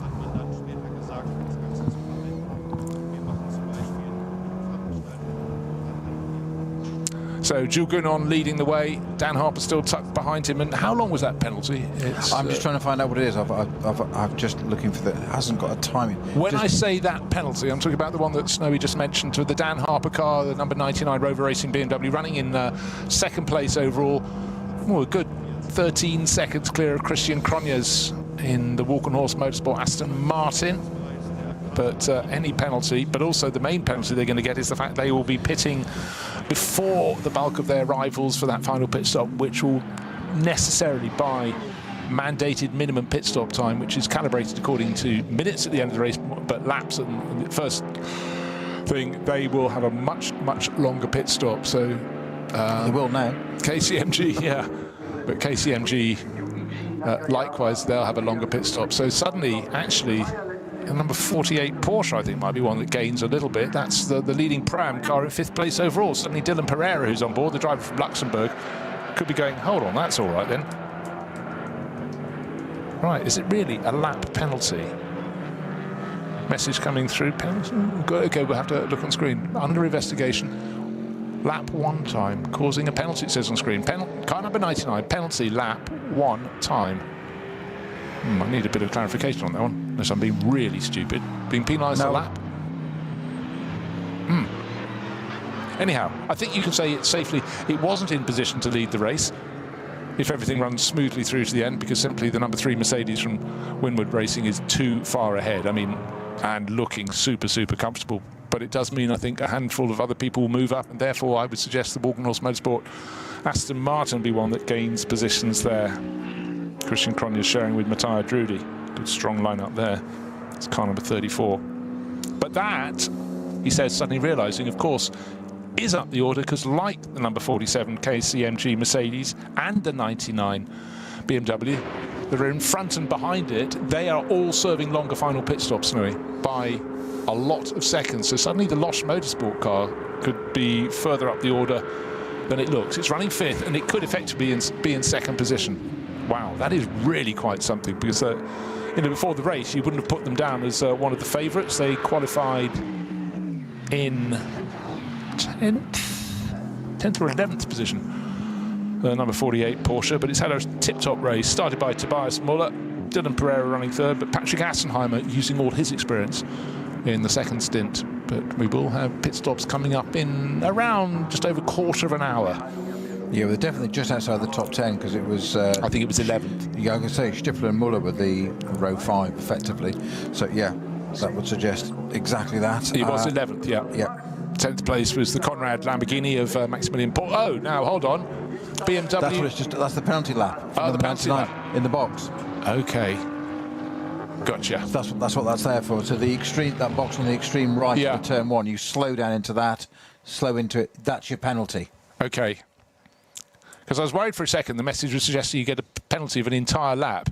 Yeah, to be fair, we've just seen the replay of it there, and I'd take it back, and sorry, Dan, you're going to shoot me for this, but the Porsche didn't move, as we thought perhaps he might have done, dodged out of the way of the leading Mercedes. He didn't. He did exactly the right thing, as per his ring permit, stayed exactly where he was, and it was Dan that went on the left-hand side and bounced off the curb and just got the car slightly out of shape and unfortunately just clipped it. So the race officials have reviewed that and seen it, and there's a perfect head-on shot. We've just been treated to the same view, and the Porsche's exactly not stationary, holding position on track. Yeah, nothing wrong. No movement side to side whatsoever. So I'm afraid that one is on Dan Harper. Yeah, but one of the things that's always quite tricky, you know, when you're commentating, of course, you're looking at the moving images. You're looking at a timing screen that's got all the positions. You've got maybe the track map. You're looking at that. You've got another screen with all the penalties coming through. And if you look up and something's happening, but you haven't seen the second or so before it, you know, you can often miss a lot of the reason why push came to shove or whatever. But anyhow, so that's out of the way. But come what may, the outcome is that the penalty was issued, the penalty's been served, and we carry on. Perfect example of Frank Stippler early in the race, wiped off the back end of the Mustang, trying to avoid somebody else by not T-boning them, so somebody else is spun in front of him, and by trying to save them and not hit them on the side of the car, he's avoided cause his own accident. Not ideal, but a lot better than T-boning the poor chap in front. Yeah, no, but also, you know, in terms of your reflex, Of course you want to avoid an accident, but sometimes, and it was on the exit of Brunchen, you know, the car's got in, having enough of a battle with physics and gravity at that point anyhow, but, you know, your reflex is to try and keep away. The KCMG Mercedes being pushed very, very hard at the moment. Dylan Pereira giving chase. Dylan driving the leading car in the SP9 ProAm class. It's Porsche from... It really is making quite a splash. The Losch Motorsport by Black Falcon crew. Patrick Assenheimer did the second stint, Tobias Muller the first, but Dylan Pereira is in the third stint, and he is all over the tail of the Japanese driver Sho Tsuboi in that number 47 KCMG car. And the good news for the 48 crew is their final pit stop should be 1, if not 2 laps later than the car it's chasing. So, you know, push as they might, they don't need to try and go past, but let's do the move anyhow. Yep, so the Porsche goes through up into 4th place overall. This is definitely looking like a car that could be in the top 3 at the end of the race. And Dylan Pereira, you know, he seemed to get in the car in the Porsche Super Cup and either come 1st, 2nd or 3rd in every championship he did for years. And it's good to see him stretching his legs at this point. Nice, clean, tidy manoeuvre. Didn't have to wait for the long run towards the finish. And picked his way past Sho Tsuboi. Neat and tidy. The show was the Super G. He's got quite a career, Sho Tsuboi. He's 30-year-old Japanese driver. He won the Japanese F3 Championship long ago, 2018. Super GT Championship, hyper competitive, bonkers cars over in Japan, 2021. Got that title for Toms. You tend to win with Toms. Yeah. 2 years later, he's only done it again. Following year, I'll win the Super Formula Championship in Japan. That's the single-seater, super fast cars. And the Super GT Championship. That was 24, 25, another Super GT. You know, so you're dealing with the creme de la creme. But Dylan Pereira's just got onto his tail, more at tune with this circuit, and just powered his way past. So, you know, that is quite a scalp. But again, the Japanese absolutely love everything to do with the Nordschleife. And that's great to have the KCMG crew down for the whole season, not just, you know, the ones up ahead of the Nürburgring 24 hours. But yeah, Sho Tsuboi, I was just going through his record the other day and thought, yeah, that's pretty impressive. Very impressive. It is, actually. Actually, I've spotted he won another title, but that was before that, Japanese Formula 4, which is not such a well-supported championship. But anyone who wins in Super Formula or Super GT, they've got more than a little about them.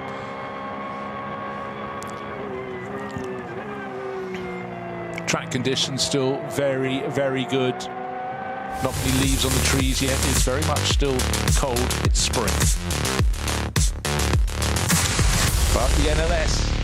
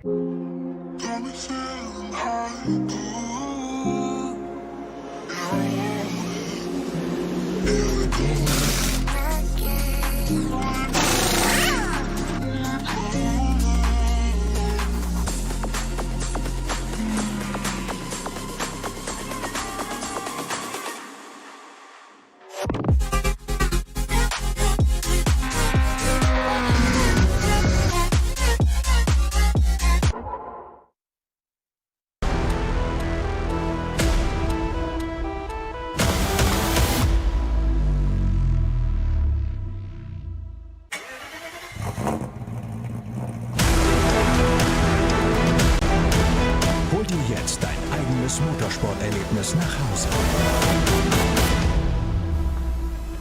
Dein Online-Shop für Simracing-Hardware und Zubehör. www.simraceshop.de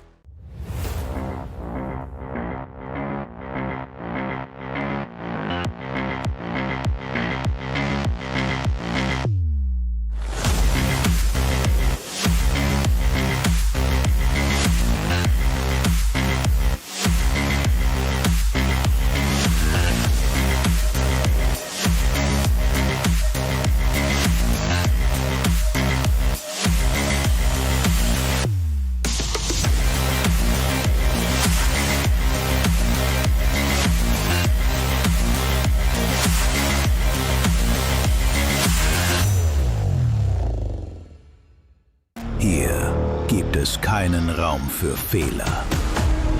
Kein Entkommen. Nur Asphalt, Adrenalin und die Legende. Die grüne Hölle vergisst nicht. Sie verzeiht nicht. Jede Kurve ein Kampf, kein Platz für Schwäche. Die Nordschleife ist kein Ort für leere Versprechen. Sie ist der Ort, an dem sie gehalten werden. Engineered for the Green Hell. Offizieller Partner der NLS. Liebe Fans, Lovely fans. besucht uns auf unseren Social Media Kanälen, Follow us. Auf Facebook, Instagram. YouTube und TikTok. Willkommen bei der NLS.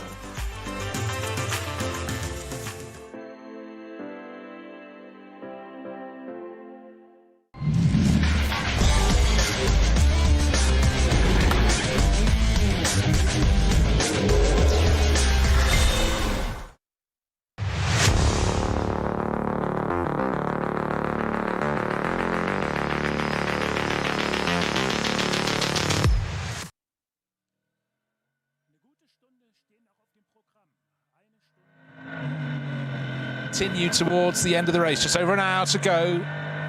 Started on pole position, the number 3 Mercedes from Winward Racing with Verstappen Racing, and it hasn't led the whole way. The opening stint, it was passed by Christopher Haase, the number 16 Audi from Shira Sport PHX. He's back on board that car, but it's down in 5th place overall, but may actually go back up into 2nd. Nico Hanke has done his stint in the car, so it lost a bit of ground as he was gaining experience, but it does look all set for this record if it goes on, and Max Verstappen does go on with Danny Juncadella, and Jules Gounon is driving that Mercedes at the moment to win this event, and you have to say the cards are in their hand at the moment. That would be 3 performances here for Max Verstappen. The first one was in a junior class car, so he could get his ring permit, but then he absolutely had a storming race last September to win in a Ferrari. Now he's back for a 2nd time in the top class and in the Mercedes, and if he goes and wins this as well, that's a massive marker. But just remember, this is something he's doing for fun in his weekends off. This isn't his season, but he absolutely seems to lap it up and enjoy everything that this throws at him. But the variety element you get from racing around here in any class, it's just astonishing, isn't it? So much to do, so many things to go right, and unfortunately sometimes wrong. So what's been the strategy of the Winward Racing Mercedes to start with? How many laps has it done? 7 and 7? It did, yes, it came in after 7. No, it did 7, then 8. Okay, so it's potential. I think if it was 3 lots of 7, it should be on this lap. 20 laps done, should be on 21. It might well come in at the end of this lap. Yeah, it doesn't need to. Just remember, every extra lap it can do, it will gain time. So I think it could actually come in at the end of, well, if it so chooses, and they've got the fuel economy, it could come in after 22. It could come in after 23 if he wants to do another 8-lap stint. That's a risk. That's a risk. It's not worth taking. Come in after 22. Yeah, it's just not worth taking. No. They've got a sizable lead, but obviously if they could gain an extra lap and do another 8-lap stint, they would gain 11 seconds in their pit stop. Their pit stop would be allowed to be 11 seconds shorter, but is it worth the risk when they're sitting on a nice lead? What I'd always love to know is just how much telemetry the teams have in the pit garages to absolutely everything they need. But obviously fuel consumption, they should have got that one worked out. Now conditions haven't changed and so on and so forth, but how bold could a team strategist be, and what would they say by way of apology if they got it wrong? Not enough juice. Just remember, I just want to reiterate, the lap is over 25 kilometres. So if you think we should be able to squeak another lap, the consequences of it running out of fuel as it comes along the Dossinger Her, the long return straight. Yeah, if you were that person, I think you might just pack your briefcase quite quickly and scurry to the garage exit. Yes, now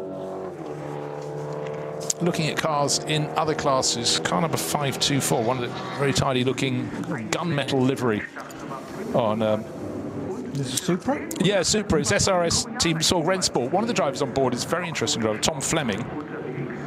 race GT3 McLaren last year in GT World Challenge, but he was second in the European Ferrari Championship. But he's here to gain what? Experience and also a ring permit. So many people come, and that's why you have to look down an entry list. And teams like Team Sorg Rennsport, you know, they are super strong. Traditionally running BMWs, but it's a very good home because you come to them because they've got all the data, all the experience around here, and that's what you want. You don't want to put a wheel wrong when you're out competing to get your ring permit. In that very moment, with an SB9 class, Porsche coming through.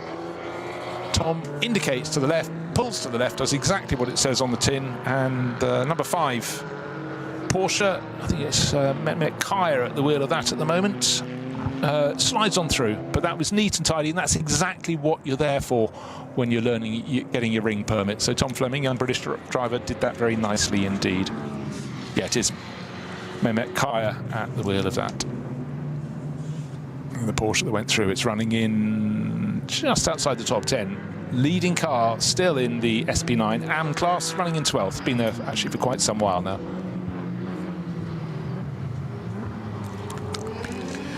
Well, I mentioned a little bit earlier about the GPS Auga app, which is absolutely brilliant. And I've just had a little glitch at the moment where we have currently the number 108 Asbest Racing BMW 325i from that BMW 325i class. Currently about a kilometre off the track at Wipperman, according to the GPS, which is, I don't think it's there at all. I'm sure that is an absolute glitch. So our current standings, our race leader is the number 3 Jules Gounon, pedalled Winwood Racing AMG GT3 at the moment. Just behind that, I say just behind it, 5.5 seconds at the moment, having served its penalty in that bay at the beginning of the track there. Dan Harper in the Rover Racing M4. Christian Krohns in the Valkenhorst Motorsport Aston Martin Vantage is in 3rd place. 4th is Christa Hassett in the Shearer Sport Audi. So Mercedes, BMW, Aston, Audi, Porsche, Mercedes all and Porsches there, all in the top 10. We've just been debating on how many laps each driver is going to do in this leading cars. Gounon, we've done 7 laps is optimal normal. We can do 8. We're on the leading Merc has completed 20 laps now. It's coming on to, it's on the Dottinghoe now, is it not? Indeed, yes, under the bridge.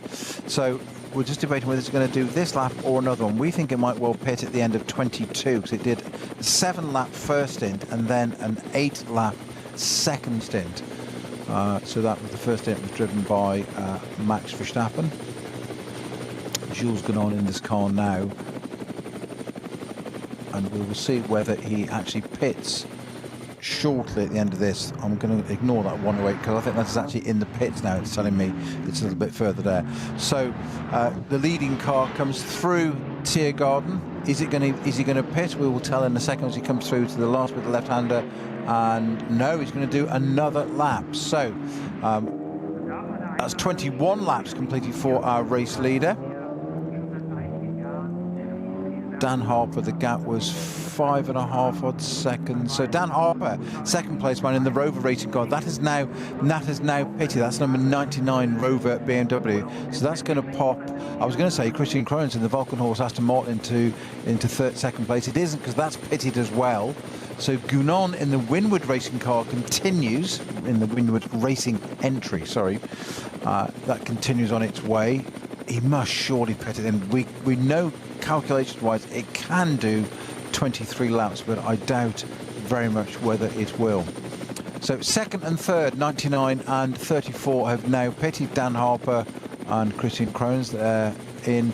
So Haas it is that's in 4th place now in the Shearer Sport Audi. 21 laps on the board for all 3 of these, but Gounon continuing. We thought he might go to the end of this for 22. Yeah, well, they had all the right elements on board by having that long first pit stop, the regular first pit stop after 7 laps, but it was the point they stretched to an 8-lap stint for their second stint that really put them in this position of they've got control in terms of pace, but also control in the way they've run their race tactics. It's wise. And it's certainly looking to pay dividends right now. It is for the moment. So I'll be intrigued to see whether they do run that extra lap. I think, like you, 23s, it's possible, but why would you do it? Why risk it? So you just don't want it running out of fuel on vapors, do you? No, sort of embarrassment can come in many forms.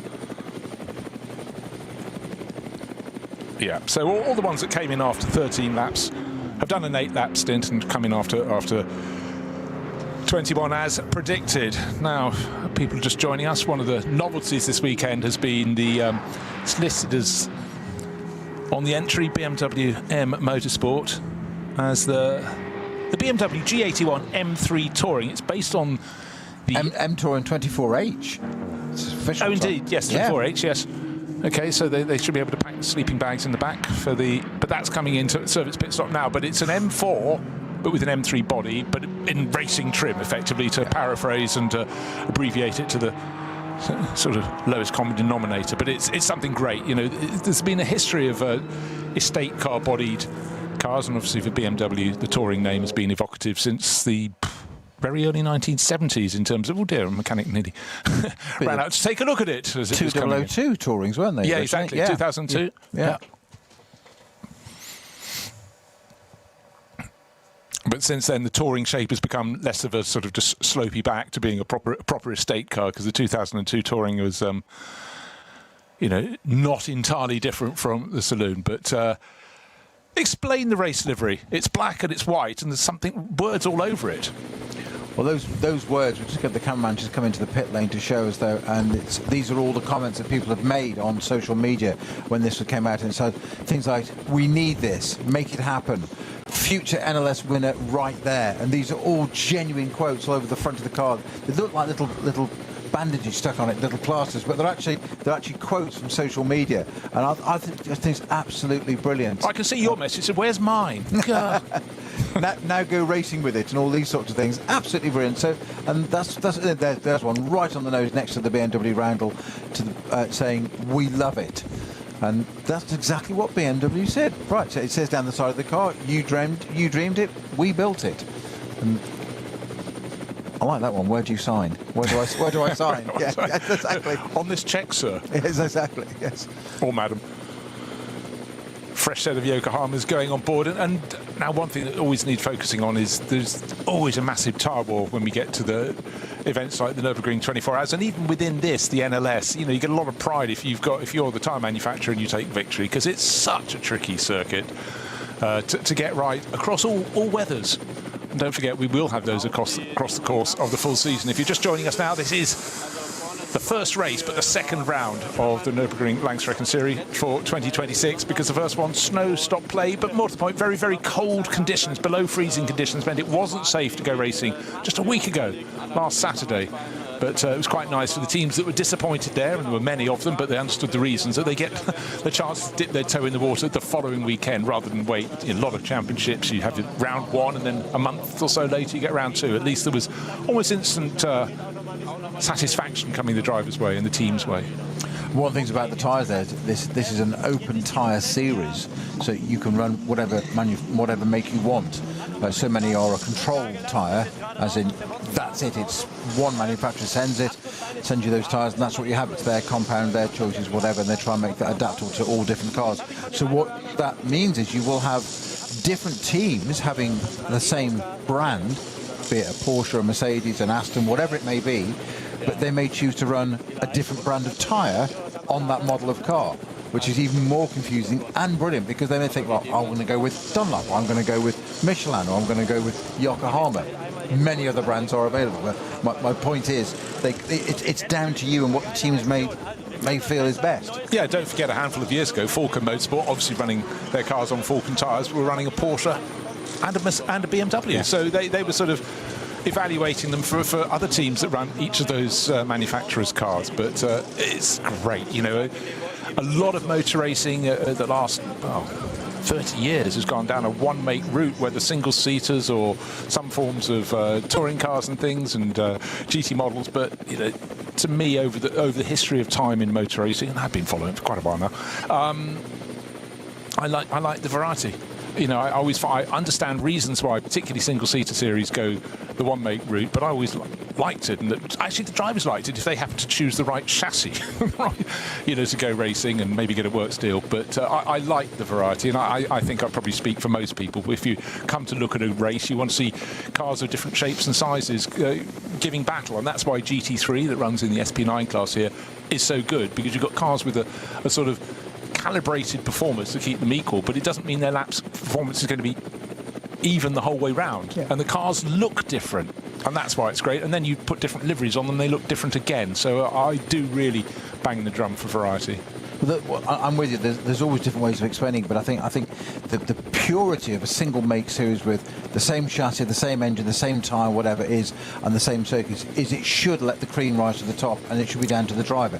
That's the principle, but it doesn't always work. The flip side of it is somewhere like here, where you have such an extraordinary theatre of a circuit anyway, that you may have a team running a brand of car manufacturer, another team running exactly the same car, customer car, with a different tyre on it. You will then immediately thinking, well, what are they doing better? Is it the tyre? Is it us? Is it strategy? And as you say, it's so many variables, and I think that is one of the things that appeals.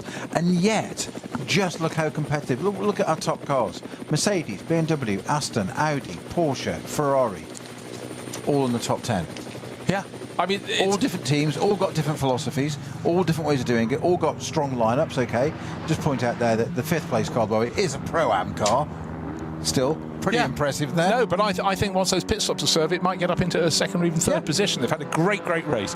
But I just want to point, though, the other end of the equation, you can have one-make categories. We've got several within here, and one of them is the Cup 3 class, which is for Porsche 718 Caymans. We've got a fantastic battle for the lead of that class. 959 leading the way at the moment. That's Heiko Eichenberg for SRS Team Sorg Rennsport. You've heard that name before.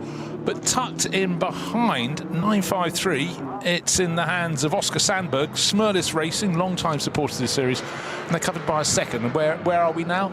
We are past the 3-hour mark in this race, 7.5 minutes ago. 52 minutes remain in this race, and they are now, as they go through the infield sector, nose to tail. However, nose to tail is not what Jules Gounon is experiencing, because here he is going around lap number 23. He last pitted on lap 15, so he better come in this time around. So they have gone the whole hog.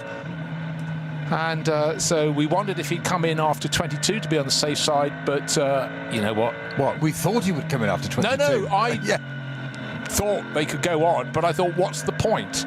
But unless they obviously think they've got more than enough fuel to go around. They've already done 1 8-lap stint, so it's not like they're experimenting. And if they put the same amount of fuel in, then it should go on. You've got to get those calculations right. Oh, ye of little faith, etc., etc. Yeah, but they're racers, and the tacticians can be racers as well. The strategists, they'll try and push. But at the moment, it's been such an exemplary performance. This is one of the things with this sort of racing, multi-driver lineup. If you've got one that's really well balanced, well, Max Verstappen, full well, Danny Juncadella and Jules Gounon, they've been racing Mercedes AMGs for years now. They are the gold standard. You put in Max Verstappen, who's here to weave his own magic. There's not a chink in that armour. They are all super fast, super strong, super consistent, and it's mighty. But you will have other crews, and this is where it's so difficult for a Pro-Am crew to be placed at the front end of the field. That's why it's so impressive. The number 48 Porsche from Losch Motorsport with Black Falcon is up in 3rd place overall. But it must be said, though, it's a very strong driver. I mean, Tobias Muller, I reckon, put on his best race performance I've seen him have. He did the first stint, but then to Patrick Assenheimer, who is a Nürburgring absolute specialist for the last decade or so, and Dylan Pereira, a super fast Porsche driver. That's why they are. But normally with the Pro-Am crew, you'd expect your AM driver to be quite a lot slower, or a degree slower. And that's why, against full pro lineups, they shouldn't be able to feature up there. But clearly, Tobias Muller has done just a fantastic job, because he hasn't shed too much time. And it'd be massive accolade. And I'm sure if they do manage to finish in the top 3 to win Pro-Am, he'll be some money from ear to ear. You know, it's been a really strong drive from Tobias. You expect the other two to deliver, and they're duly doing so. I did place the argument the other day that there's for the 24-hour race in May, that in this lineup, which is joined by an hour as well, isn't it? The Lucas Hour, my apologies. Lucas Hour, yeah. That in that lineup, Verstappen is arguably the weaker link because he hasn't had 24-hour experience, whereas the others have, and they just know all that inside. So it'd be interesting to see how much he does at night. I bet he will, because he'll want to. He's not going to reject a challenge, is he? But I'm not saying he's going to be slow or anything. I'm just saying, but that is the credit to the strength of the other teammates in that field, that he's arguably perhaps the weakest link at night in that car.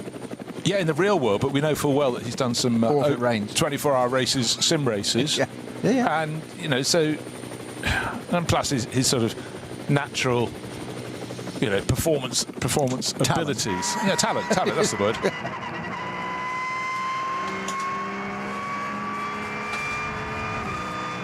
But you've not done it till you've done it, I guess it's a simple thing, but...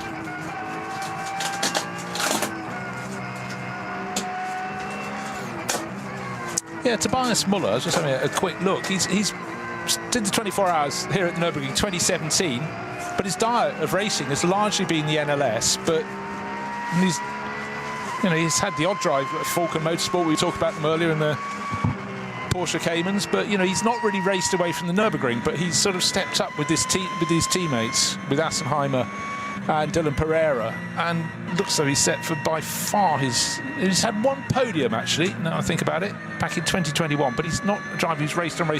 But anyhow, did a little bit with Rutronic last year in the top class, but today I'd say, in terms of where I'm trying to go, is in terms of Pro-Am lineups, they're very, very strong in the Am department, because when you've got Dylan Pereira and Patrick Assenheimer, you're going to be doing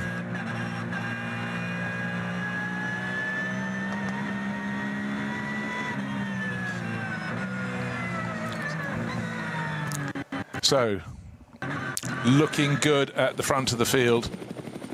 That's Jules Gounon. Lapping consistently just over 8 minutes. That's where you need to be. The Shearer Sport car with Christopher Haase, who led the first stint of the race, is now up into second place, but that's 8 minutes flat. So, things are fair, but the clock is counting down those final pit stops. Still to be made by any car that's important. Yes, the race leading car, and that will be coming in very soon indeed. The blue and red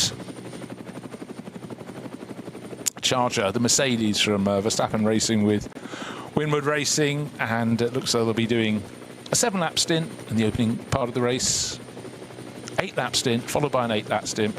They'll come in, and then by dint of the fact their final pit stop will be closer to the end of the 4 hours, all will be fine. They'll have a much, much shorter pit stop than their rivals who are behind them anyhow. So they've got it all covered.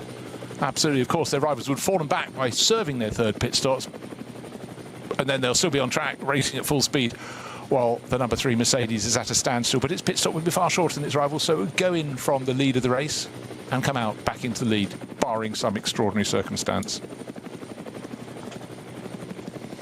And I do think we talk about liveries on different, how different liveries suit different cars on this series, and I've got to say this Red Bull livery on the Mercedes really does suit it. I think it looks stunning from every angle, especially we're just being treated by our helicam shot now, looking down above it. It's absolutely superb, just a great shot. And then we get the one from the Tiergarten, looking back down the Dottinger Her with that massive mouth and grille of the AMG GT3 as it comes through the curve up to the last little bit onto the pit straight. So he must be coming in for this lap. This is Jules Gounon's last lap, surely. He's done 22 laps already. This is his 23rd. He must be pitting it and handing over, I'd have thought, to Max Verstappen. Indeed he does. Dives into the pits. Our race leader, number 3, the Winward Racing Jules Gounon-driven Mercedes, and I suspect it will be Max Verstappen going back into it for the final. I think it's stint then. Stint. Verstappen stint. Yes, I know what I meant. I think we'll call it. I went all Dutch there, didn't I? Yes. I do apologise. No offence intended or meant, I promise. So the big question is who's going to be hopping on board? Maybe Max will, or maybe Max is headed off to the airport to go off. No, he's there. There he is in the background. Hi guys, how's it going? Yeah, very, very well, thank you. So Jules will be getting out. It's always interesting to see, what a driver says when they get out, how they communicate. But at the moment, Jules steps out of the way, throws his seat, put his seat insert on the roof. Max pops his insert in, and then is just popping himself into the seat, and then Jules will help with the belts and eventually put the safety net across. But for Max, this is still sort of he's competed here twice before, but his experience of sharing cars with others, of course, is relatively thin on the ground. And but I'm sure these drivers, knowing he's in with two ultra pros who know Mercedes AMG inside out. Don't forget last year when Max raced here in the top class, he did one performance in the junior class cars and he stepped up to race a Ferrari. This is an entirely different beast, but again, it's in the GT3 format that races an SP9. So learning as he goes, but he'll have done sim mileage before. You can be absolutely sure of that, for fun and for knowledge, of course. And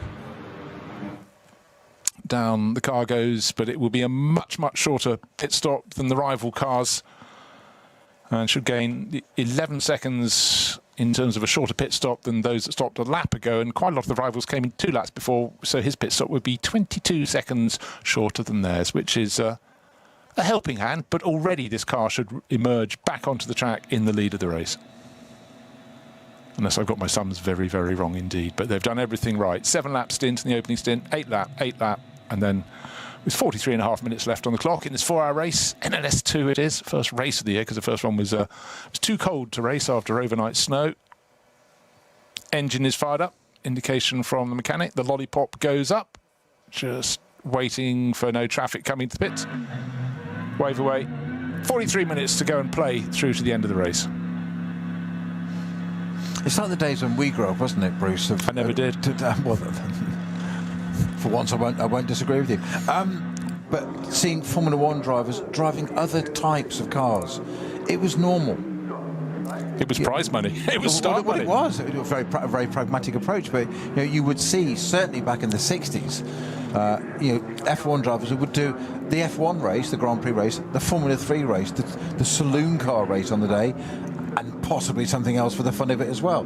But they did. They plied their trade and helped everybody, and it stopped. It wasn't allowed, and everybody got paid too much. Therefore, contracts said and sponsors said, no, we can't have our precious commodity potentially injured or at risk or whatever, and can't fly on planes together, all that kind of stuff. And that's one of the things I do like about this guy's attitude, is that he wants to go racing because he wants to go racing. Yeah, and I think it's great. And I always loved it back in period when the drivers were taking part in multiple races across the meeting, because it gave a yardstick against, for the regulars or irregulars in those series, and it gave, of course, the aim was prize money. Upset. Exactly, but also they did it because they enjoyed it. But in this case, Max is doing it because it's something different, but it's also on a circuit that he really craves, somewhere that provides an ultimate challenge. I defy anybody to come and look at the Nürburgring Nordschleife and not think it's a challenge. And Max, his expertise he's shown in Formula One across the years. From that moment, he just had that extraordinary debut for Red Bull Racing, having moved up from Scuderia Toro Rosso. First performance, Spanish Grand Prix. Oh, that'll be victory, thank you very much. But it hasn't always had the best car, but he's coming here because he wants to do the sort of tracks that are different, that are classic. To a lesser extent, another driver from Formula One who always expressed a desire, didn't always get around to doing it, was Jacques Villeneuve. He wanted to go the harder the circuit, the better. And I think a lot of others would follow, but Max can negotiate his own position. So I think he's probably not going to have anyone standing in his way saying no, is he? A lot of other drivers, they might say, I'll do it later in my career, and some are talking about, Sebastian Vettel's talking about wanting to go and do Le Mans 24 hours, maybe with Max and others. A classics car? Well, wouldn't that be great? I think Verstappen's of the character that if you want him to do something, tell him not to. I think that's the psyche. Yeah. Yeah, but I think, you know, he's so versed in racing, you know, follows on from Father Jos. And he sees these races and thinks, you know, if you said to him, have a Grand Prix here, I'm sure he'd absolutely agree, though I can't imagine the World Championship would quite fancy putting their cars to play on a circuit like this that is very different to the sort of modern racing circuits. But he's not the sort of driver who will ever say, I'm not up for that challenge, is he? So he embraced it. But, and a lot to be owed to his mother as well, who's yes, who's an extraordinary karter, a very top-level, world-class karter. Yeah, two racing families melded together, that's for sure.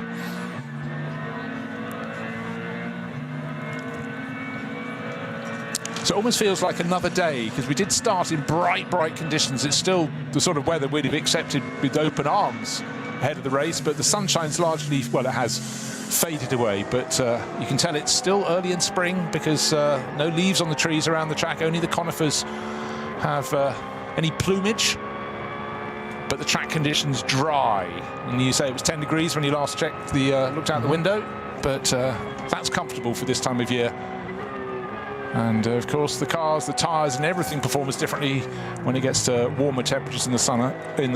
But right here and now, all looking very good indeed. Can I just point out that, as ever with your predictions, they're usually spot on because you have done this a bit before.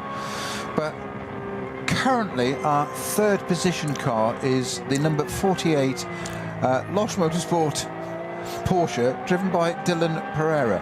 That's a Pro-Am car. Yep. I'm just going to emphasise that. I know we've said it, but I'm just going to emphasise that for everybody listening, watching, looking, whatever. That's a Pro-Am car currently sitting in line for a podium with 20 minutes to go. Yeah. 40 minutes to go, my apologies. You know, something in terms of Pro-Am element, I mean, the Am element was a very strong Am in the form of Tobias Muller. As I said, since 2017, he's been competing in the Nürburgring 24 hours and stuff, so he has track experience. However, he stepped up. He's had a few performances in the Pro class before, but he's listed as an Am, and he's doing just an exceptionally good job. Yeah.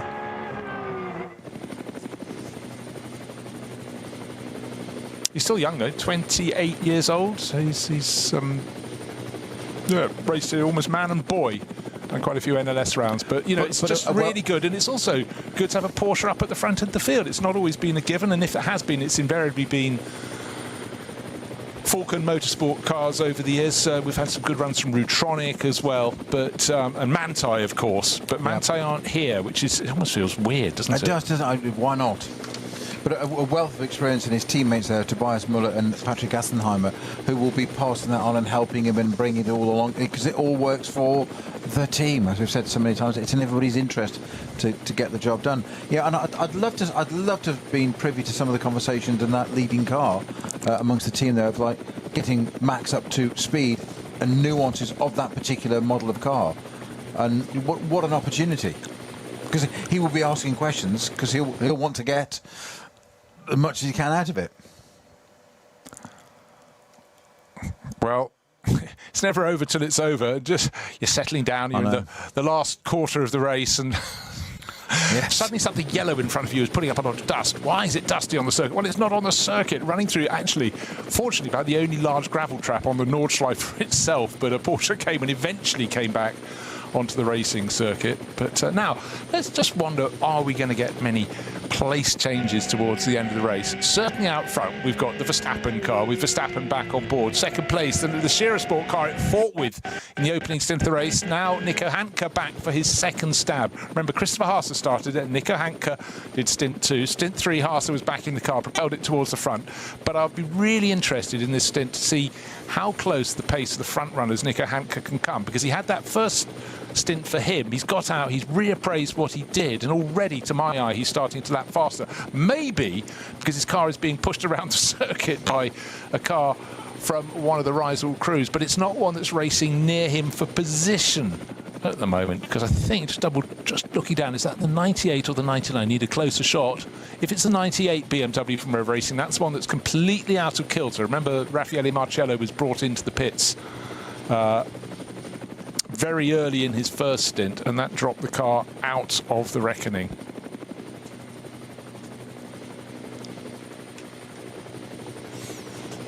But Hanke pulling away from him at the moment there. Yeah, the 98 car's further around on the track. That's over at Ex-Müller. Okay, so that should be Jordan Pepper then, who's giving chase, which means Nico Hanke will have been falling back towards him. Just looking at their pace last time around. 8:07 for Hanke. Oh, 7:58 by Jordan Pepper. Pepper was very quick in that early stages of the race, so expect that Rover BMW to go past the two shades of blue Shearer Sport PHX Audi, and not quite close enough to get a tow. Getting closer now, but it will possibly be a move he gets to make down into the first corner of the lap. I'm not a slave to social media, but when we're You are. No, I'm not. when we're doing some of these events, so when we're doing these events, some people's comments are really just brilliant. And a message is sent to me by Ian McCarthy. He's good. Exactly. Who's just picked up on your comment of Mantyre running a double entry at Sebring this weekend. Not the worst excuse. That's true. It's spot on, Ian. Yeah, always good to have your opinions and value. We'll give them a buy, shall we? Yeah, exactly. You know what I like is when everything tightens up at the end of the race. All the stagger is unwinding, as we say in athletics terms, but suddenly we've got 4 GT3 cars covered by about a second and a half coming over the start-finish line. We've got the Falcon Motorsport Porsche. That's Tim Heinemann.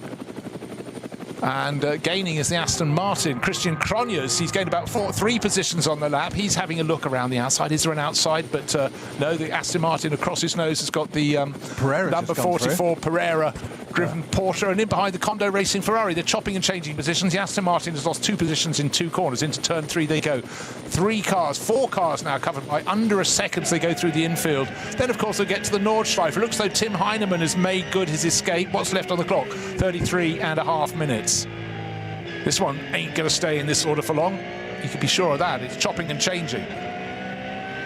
And that from the Aston there, the Valkenhorst Aston just barely hesitated on the pit straight there. But okay, as you said at the very beginning, Bruce, it's a fast, wide straight that suddenly narrows very, very quickly and tightly. So he just stayed slightly right, and no, we're going on the outside of you then. Job done. Yeah, and you think you're doing the right thing by being careful, and you've lost a place. Yeah. 2 corners later, you've lost momentum and a second place. Suddenly the lap pace is really improving. All the top 10 last time, their fastest lap in the race is under 8 minutes. 7 minutes 57, seems to be 53 for the race leading Mercedes. 7:52 for the Audi in second place. That's his fastest lap. Oh, sorry, yes, that was 7:52.7. Yeah, 70. Yeah, quite right. Yeah. Okay, but things are certainly tightening up to the end of the race. But track position is now everything. The pit stops are out of the way. So if you're in front, you got there on merit. You've got there the way the team has worked things out. So, starting this lap, we had Max Verstappen. Remember him? 45 seconds clear. Nico Hanke in the Audi, number 16, Shearer Sport PHX. Then Jordan Pepper, we saw him all over the tail of that. At the end of this lap, we will have a place change, and I would suggest that Jordan Pepper will be up into second place for Rover BMW. Will we have a Pro-Am car finishing in the top 3? Suddenly, it doesn't look likely anymore. It's in that battle, but that battle with the 4 cars I was talking about, they're fighting over 4th, 5th and 6th positions. And 7th, because it's Thierry Vermeulen back of that pack in the Ferrari. But it's been shuffled, and in fact, the car that's dropped back a position is Christian Cronjes. I mentioned he started the lap 2 positions higher than he is now, but still the cars for 4th place. Tim Heinemann, the Falcon Motorsport Porsche is 4th. 5th place is Dylan Pereira. The Falcon car gets obstructed, has to come off the power a little bit. This is a chance for the Pro-Am car to get closer and closer. There's about 2, 3, 4 car lengths between them. There we are. That little bit of loss of momentum, and the car they passed almost dropped. Well, it did slightly drive off the track to avoid them. But what it has done is close that quartet, fighting over that 4th place up all over again. But every time it clears, that Falcon Motorsport car in 4th is looking rather tidy indeed. Tim Heinemann managed to get away, but I thought that would be that little change of momentum that could have had place-changing consequences, but it didn't. And it can change that easily, can't it, in the blink of an eye. So we've got the Porsche being chased down now to BMW keeping out of the way too. And the Aston, Christian Cronjes again, getting a little bit back in touch, but he's a little bit too far off that Ferrari at the moment, isn't it? The battle really there is for the middle two of these four, really. That's where the battle is at the moment. Still, Nico Hanke hangs on to second place, but I'm sure that's a matter of time before the Rover racing car, Jordan Pepper, goes on through. And in fact, if Hanke's pace falls away, then it could well be that this group from fourth place down get onto his tail and start to make his life difficult. But just remember, some of the crews, of course, racing with 3 driver lineups, some with 4 and some with 2. And certainly Hanke and Christopher Haas are doing things the hard way. But actually, we've talked about this a lot over the years, that sometimes it's maybe better to have just 2 cars, 2 drivers in a 4-hour race, because they're conversant with the conditions when they go out to do their second stint. In fact, a high-up shot is showing that Nico Hanke is not that far ahead of Tim Heinemann. Tim Heinemann can see the 2 shades of blue on the Audi up ahead of him. It's about 2 seconds clear of him, 3 seconds perhaps, just not quite in the same shot as we look down from the helicopter. Brilliant shots over this fantastic circuit. But Tim Heinemann's got his tail up and Nico Hanke is hanging on. Under half an hour to go now. We've crossed 3.5 hours of this 4-hour race, but I think we can safely say plenty of racing still to come. I can't believe that we've got within a half an hour of the end of the race already. Oh, a little message on the timing screen. Car 8 has caused a collision, 35-second penalty. That's the Juta Racing Audi, isn't it? It is. That's shared by Alexei Veremenko and driver who races as Selv. Again, going into the world of pseudonyms or abbreviations quite often, actually. Nom de plumes. Yes, nom de course. Selv is actually Vasily Silvanov, but he races as Selv. It uses less ink. So, yeah, the Audi is going not backwards, it's going forward still, but it's unfortunately not going forwards quite at the pace of the chasing pack. So hanging on in third place is the Shearer Sport PHX Audi. But the cavalry is approaching and approaching fast. And last time around, just comparing their lap pace, it was definitely advantage the chasers. And Hanke, he's going to be caught before the end of the lap, I would think. This is going to make a great tow and drag race down the Dottinger Hoe, isn't it? Negotiating a back marker, they're getting closer towards where they need to line things up to get onto that long straight when they exit Galgenkopf. They're going to keep it neat enough and tidy enough.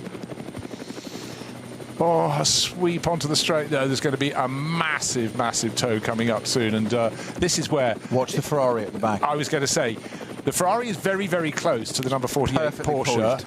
And if that 48 Porsche can get closer to the car in front, there's going to be a huge tow advantage. And when you've got a multiple tow, it's absolutely extraordinary the advantage you can gain. But it has a knock-on effect as well, obviously not just 1 and 2, but 3 and 4. You can suddenly get a hold, and actually you can almost get an overspeed and catch you out as the driver, because you're thinking you're chasing the car in front, but you're not realising you're getting the gain from the other 2, and all of a sudden go, whoa. It's running down a hill too fast, isn't it?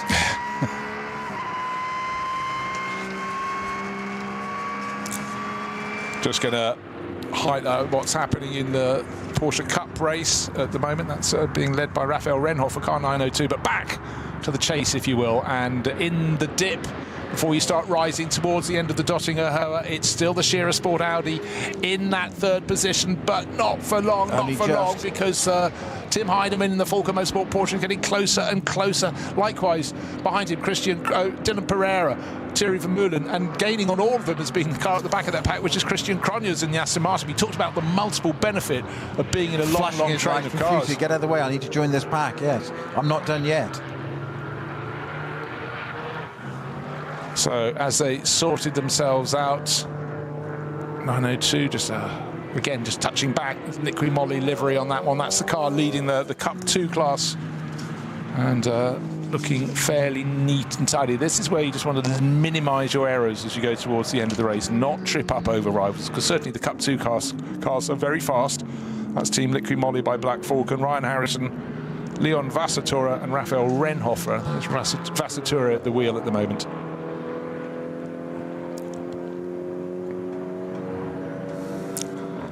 Right, 25 laps on the board, margin between first and second. Now 53 seconds, and it's Jordan Pepper, as I said. He moved up into that second place ahead of Nico Hanke on that lap. Hanke has now been passed. They get to the cut through on the Grand Prix loop. The Tim Heinemann has gone through into third place overall. The Falcon Motorsport Porsche. Next car in line is the 48 Losch Motorsport car, Dylan Pereira. And in behind him, he's got the Ferrari still tucked in behind Thierry Vermeulen for Kondo Racing. And behind him, it's Christian Cronjes. Then there's a gap of 50 seconds back to Dorian Boccolacci, who's Dunlop liveried Schnabel Engineering Porsche. Started down in, I think it was 24th position. Yeah, it was. I noted that down before the start of the race, but that's worked its way ever further forwards. But starting that far down, you need things to really, really fall your way.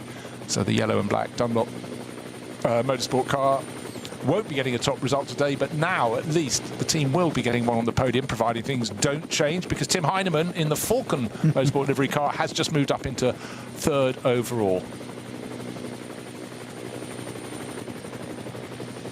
Now, can Nico Hanke hang on to the end of the race in fourth? I would suggest the cards are maybe stacked against him a little bit. Drivers with more experience in the top class, but queuing up behind him. And the place change came not before the end of the lap. It was just the start of the following one. The number 44 Falcon Motorsport Porsche sitting under the rear wing, or actually a car length and a bit back behind the Audi. The Audi taking a very central line into turn one.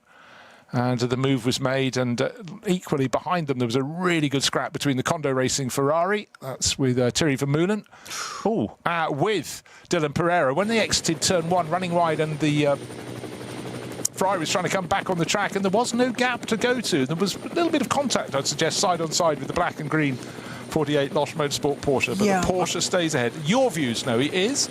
I think Dylan Pereira did the right thing there. There wasn't a gap, and the Ferrari was trying to make one that didn't exist. And it was like, well, there isn't any more road, mate. So tough. You're going to run out of road, and that's exactly what he did. Well, thank goodness those cars didn't clash earlier in the race. Oh no, they did. Hold on. Exactly. About 50 metres further around the corner. Different drivers on board at the time, but hey ho. They're drawn to each other like magnets. That's the issue. So the battle continues. A lot of this is now down to traffic, experience, keeping a cool head, and not making any mistakes. No, exactly so. But I tell you what, I think we just had Dylan Pereira. No, we're riding with him now. Sorry, there must be a Porsche Cup class car that's suddenly obstructing Tim Heinemann's Falcon Motorsport SB9 class car. Yeah, it's blue and white.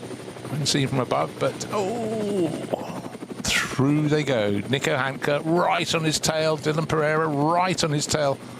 Thierry Vermeulen, and the Aston Martin just doesn't seem to have quite the pace. Christian Cronjes is next in line, a little bit further back, but they're all negotiating that Cup 2 Porsche. But Tim Heinemann's made the move. He's got about a second and a half advantage over the rest. Nico Hanke still hanging on to what is now fifth position, but he's going to have to be on his tiptoes for the remainder of the race. 22 minutes remain. 4 hours was the race duration at the start, and hopefully that will be what it is at the end. Yeah, Aston, you say quite right, it just doesn't seem to have the straight line pace. No, it's been worked beautifully in traffic, but gains in traffic, sometimes you can lose in traffic, but even when it had the benefit of that sort of 4-car tow, that brought it closer. You get to the twisty part of the circuit all over again, and he just doesn't seem to... Yeah, but it brought it closer, didn't put it in contention. No. And it should have done. Exactly. But you may well get traffic that obstructs those ahead and allows them to get close enough onto their tail to benefit from the tow, but with every lap it's looking rather less likely. And with every lap, our race leader, the number 3 Mercedes, Verstappen Racing, entered by Winward Racing, is pulling ever further clear. At this rate, that car shared with Danny Juncadella and Jules Gounon may get a full minute advantage over the rivals, which would be astonishing in any round of this championship. But the ones in the early part of the season where they're chock full of pro lineups is really quite an extraordinary margin. I think it's sometimes easy to be a little bit blasé, but the way that Max Verstappen has just bedded down with Jules Gounon and Danny Juncadella, who are superstars in all things Mercedes, you know, that he has joined in and he's absolutely nailed it. He's a class act, isn't he? and we've seen that both on and off the track now, but to adapt to something so different on such a different circuit. I know we talk about simulators and stuff now, but I think there's an awful lot of sim racing, as we well know, but it's all well and good doing that. It is a simulation. Putting it into practice and repeatedly. You said he did those 2 lower class races. He had to get his ring permit, and he wasn't exactly shabby in those. Hops into a Ferrari and wins it with Chris Pullum, and jumps into a Mercedes and is currently, with 20 minutes to go, you say nearly a minute ahead. Meanwhile, I think the guy that's probably impressing me even more at the moment is Dylan Pereira. In this ProAm entry, which is currently in 5th position in 48 Losh Motorsport car. He's like a little terrier. He just will not give up. Give him a biscuit, Liza. Yeah, well, it's great, and we talked earlier about how actually you want to scrap. You want someone to race against. So a lot of the drivers here have not just had someone to race against; they've had 2, 3, even 4 car battles. And that's always an interesting game of chess. And we've talked about the benefit of being the last car in a multiple tow. They get to experience that. The order gets shuffled. What I am seeing right now is Nico Hanke's doing a good job of holding on in 4th place. He's lost 3rd place to Tim Heinemann, but he's got really tip-top drivers in behind, and they're not managing to get past, but maybe he'll get it right going through Algenkopf. Maybe he won't, and that will give them the chance, and they go into the dotting her to use his tail, and 1, 2 could come past. But right now he's keeping a very central line on the track and doing a tidy job. Very much so. 53 seconds is the gap from our Winward Racing leading Mercedes to the Rover BMW, Verstappen and Pepper. Well, it's going to be more than that, because we have to wait about 50 seconds until the next one comes through, but I can only presume, as the others have been slightly slower through the course of the race, that we're edging closer to a minute. We've got time for, what have we got left? 18 minutes. We've got time for this lap, the next lap, and 1 further lap. So I was building to it being 53 seconds on the end of the last lap to see what it is now, but it is only 3.7 seconds on the last lap to the 3rd place car of Shearer Sport.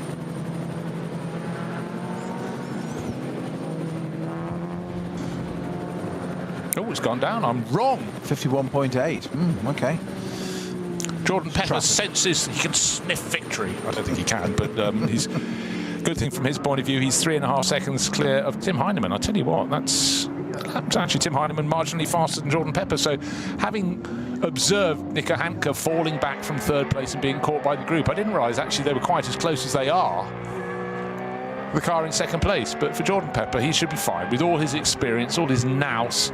Should be safe for Rover Racing in the BMW.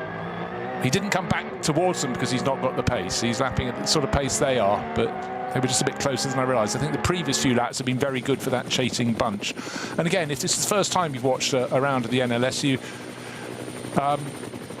might go, it's really interesting with these different length pit stops, or they're confusing. Yes, they are a little bit confusing, but you get used to them in the end, and it does knit things in a different way. And as I say, the Kondo Racing Ferrari has finally managed to get its way past that Thierry Vermeulen, going past Nico Hanke's Shearer Sport car. So the Shearer Sport Audi has shown great pace. It led the first stint of the race, ran 2nd for a long time, but with all the best will in the world, Nico Hanke is still learning about these top-class cars, and he's found those with more experience just that little bit quicker. But you can be sure he'll go back, he'll watch this race on replay and observe and learn. That's what it's all about. You step up, the cars feel different, they behave differently, but also the way you have to race them is different too. And so he's been a little bit generous to some of the other drivers, but he's been clean and tidy, and he will learn a huge amount. But a podium not coming their way today, because what was 2nd became 3rd, and now is down several more positions into 6th overall for the Shearer Sport PHX Audi. So the clock continues to count down. Tim Heinemann continues to race on.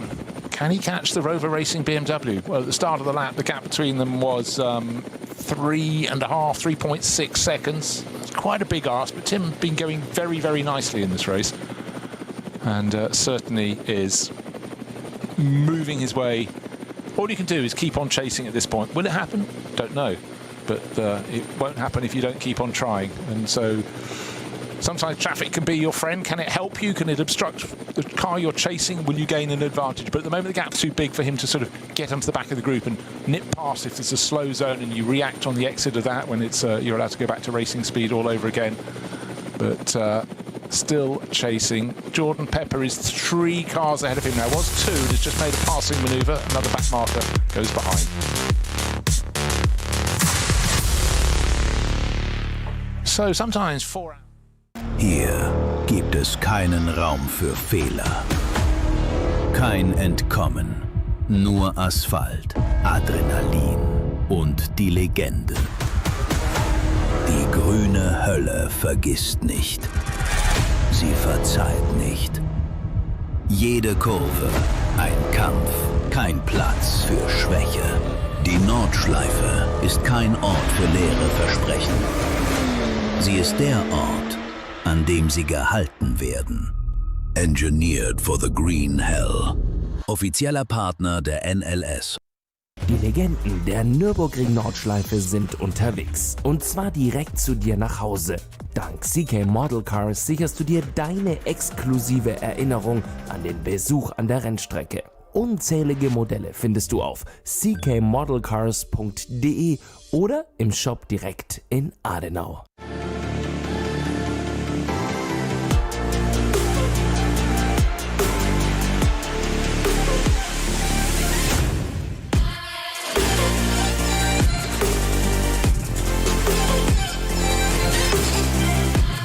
Reifen.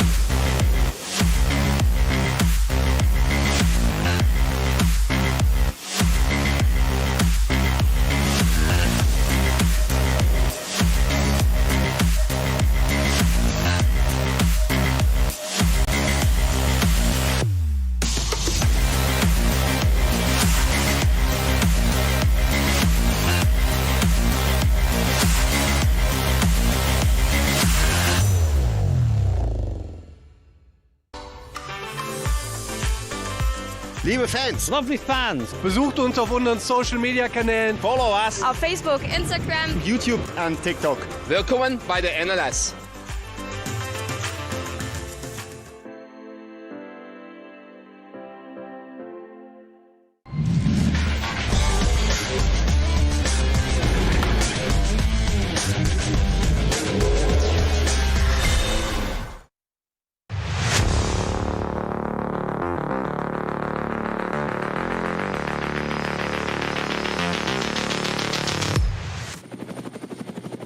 Weather has been most welcome here on the Nürburgring Nordschleife. It's never over till it's over, but you have to say, even if you're a betting person, you can be fairly sure that Winward Racing number 3 Mercedes are going to go through to take victory in this race. However, second place, which I didn't think was going to be disputed, is still in the balance because it's still the Rover Racing BMW leading the way as it nearly clips the tail of a Porsche Cayman in front of it, and that was a little bit of hesitation. Do you think there was contact? There was definitely contact. Okay, contact there.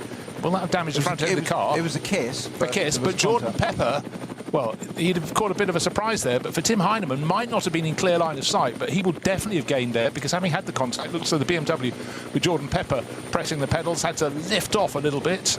Can't see any damage on the front end of the car, but we're looking from a long way above. But the gap between them, the start of the lap was 3.5 seconds, 3.6 seconds. It's definitely down below that.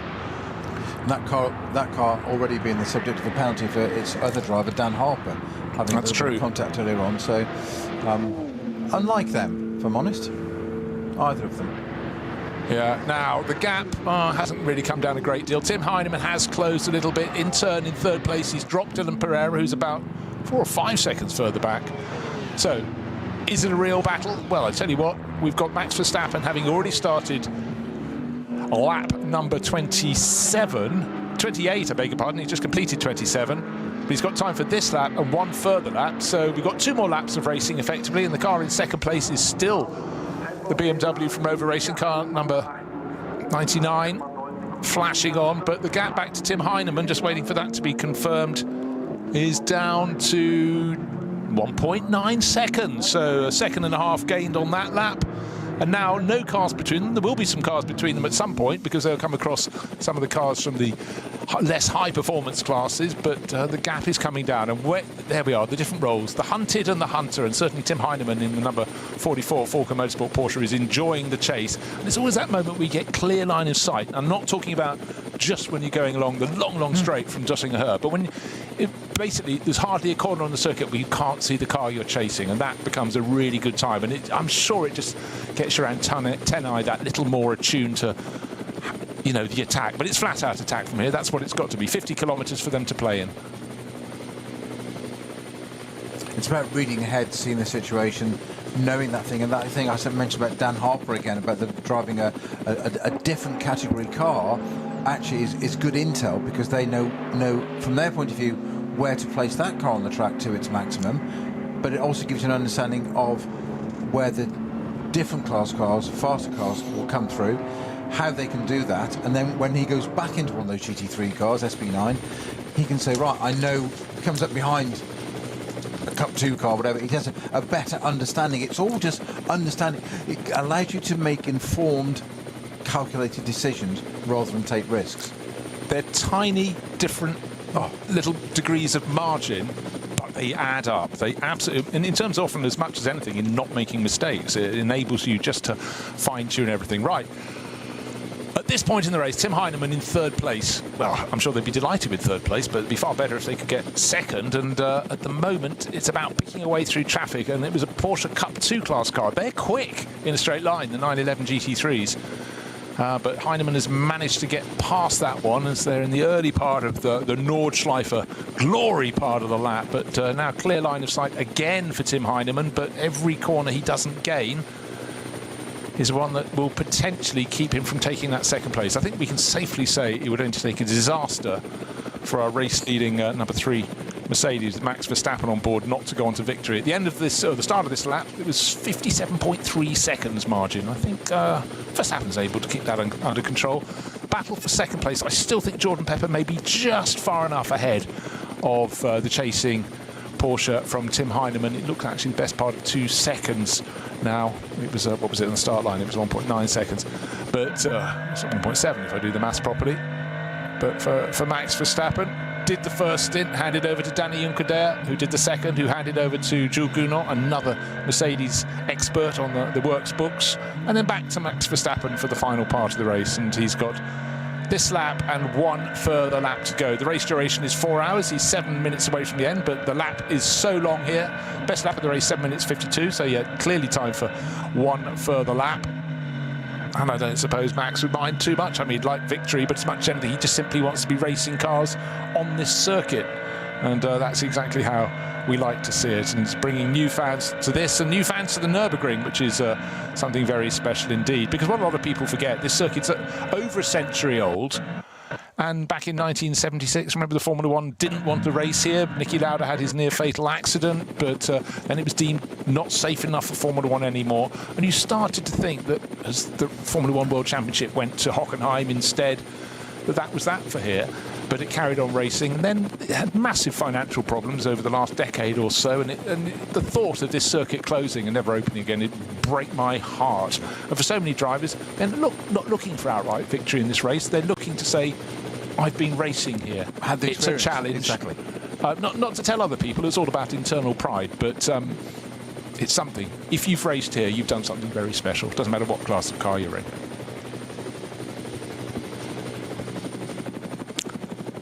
Jordan Pepper, the Rover Racing BMW, hanging on to that second place. I think he should be safe. Maybe traffic can fall the wrong way in front of him, but certainly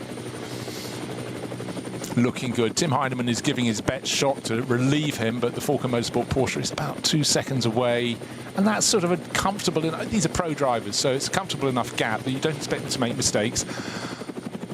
And when I'm sort of looking for a caveat, it's about how they handle the back markers who are going as hard as they can, but in cars that aren't as quick. And it's about when you get compromised, slightly compromised there for Jordan Pepper, had to take a slightly wider line on one corner. Oh, now, this is what you don't want. You don't want cars of other multiple classes overtaking each other in front of you, one faster than the other, but suddenly the width of the track, which is already narrow as the drivers approach the carousel, right, you've got to bottle it up. And that was a chance for Tim Heinemann to gain. But, of course, he got blocked as well. So it's the eternal piece of elastic, isn't it? In two corners, it changes. No, entirely so. And it must be so frustrating. You're looking at the cars coming up in front of you, thinking, OK, I might be able to gain an advantage here. And just as it looked as though Jordan Pepper in second place was a little bit obstructed, all was OK. He's not hanging back, Jordan. He knows that Heinemann is very close. He's having to really, has that driver in front seen me? I'm going to go.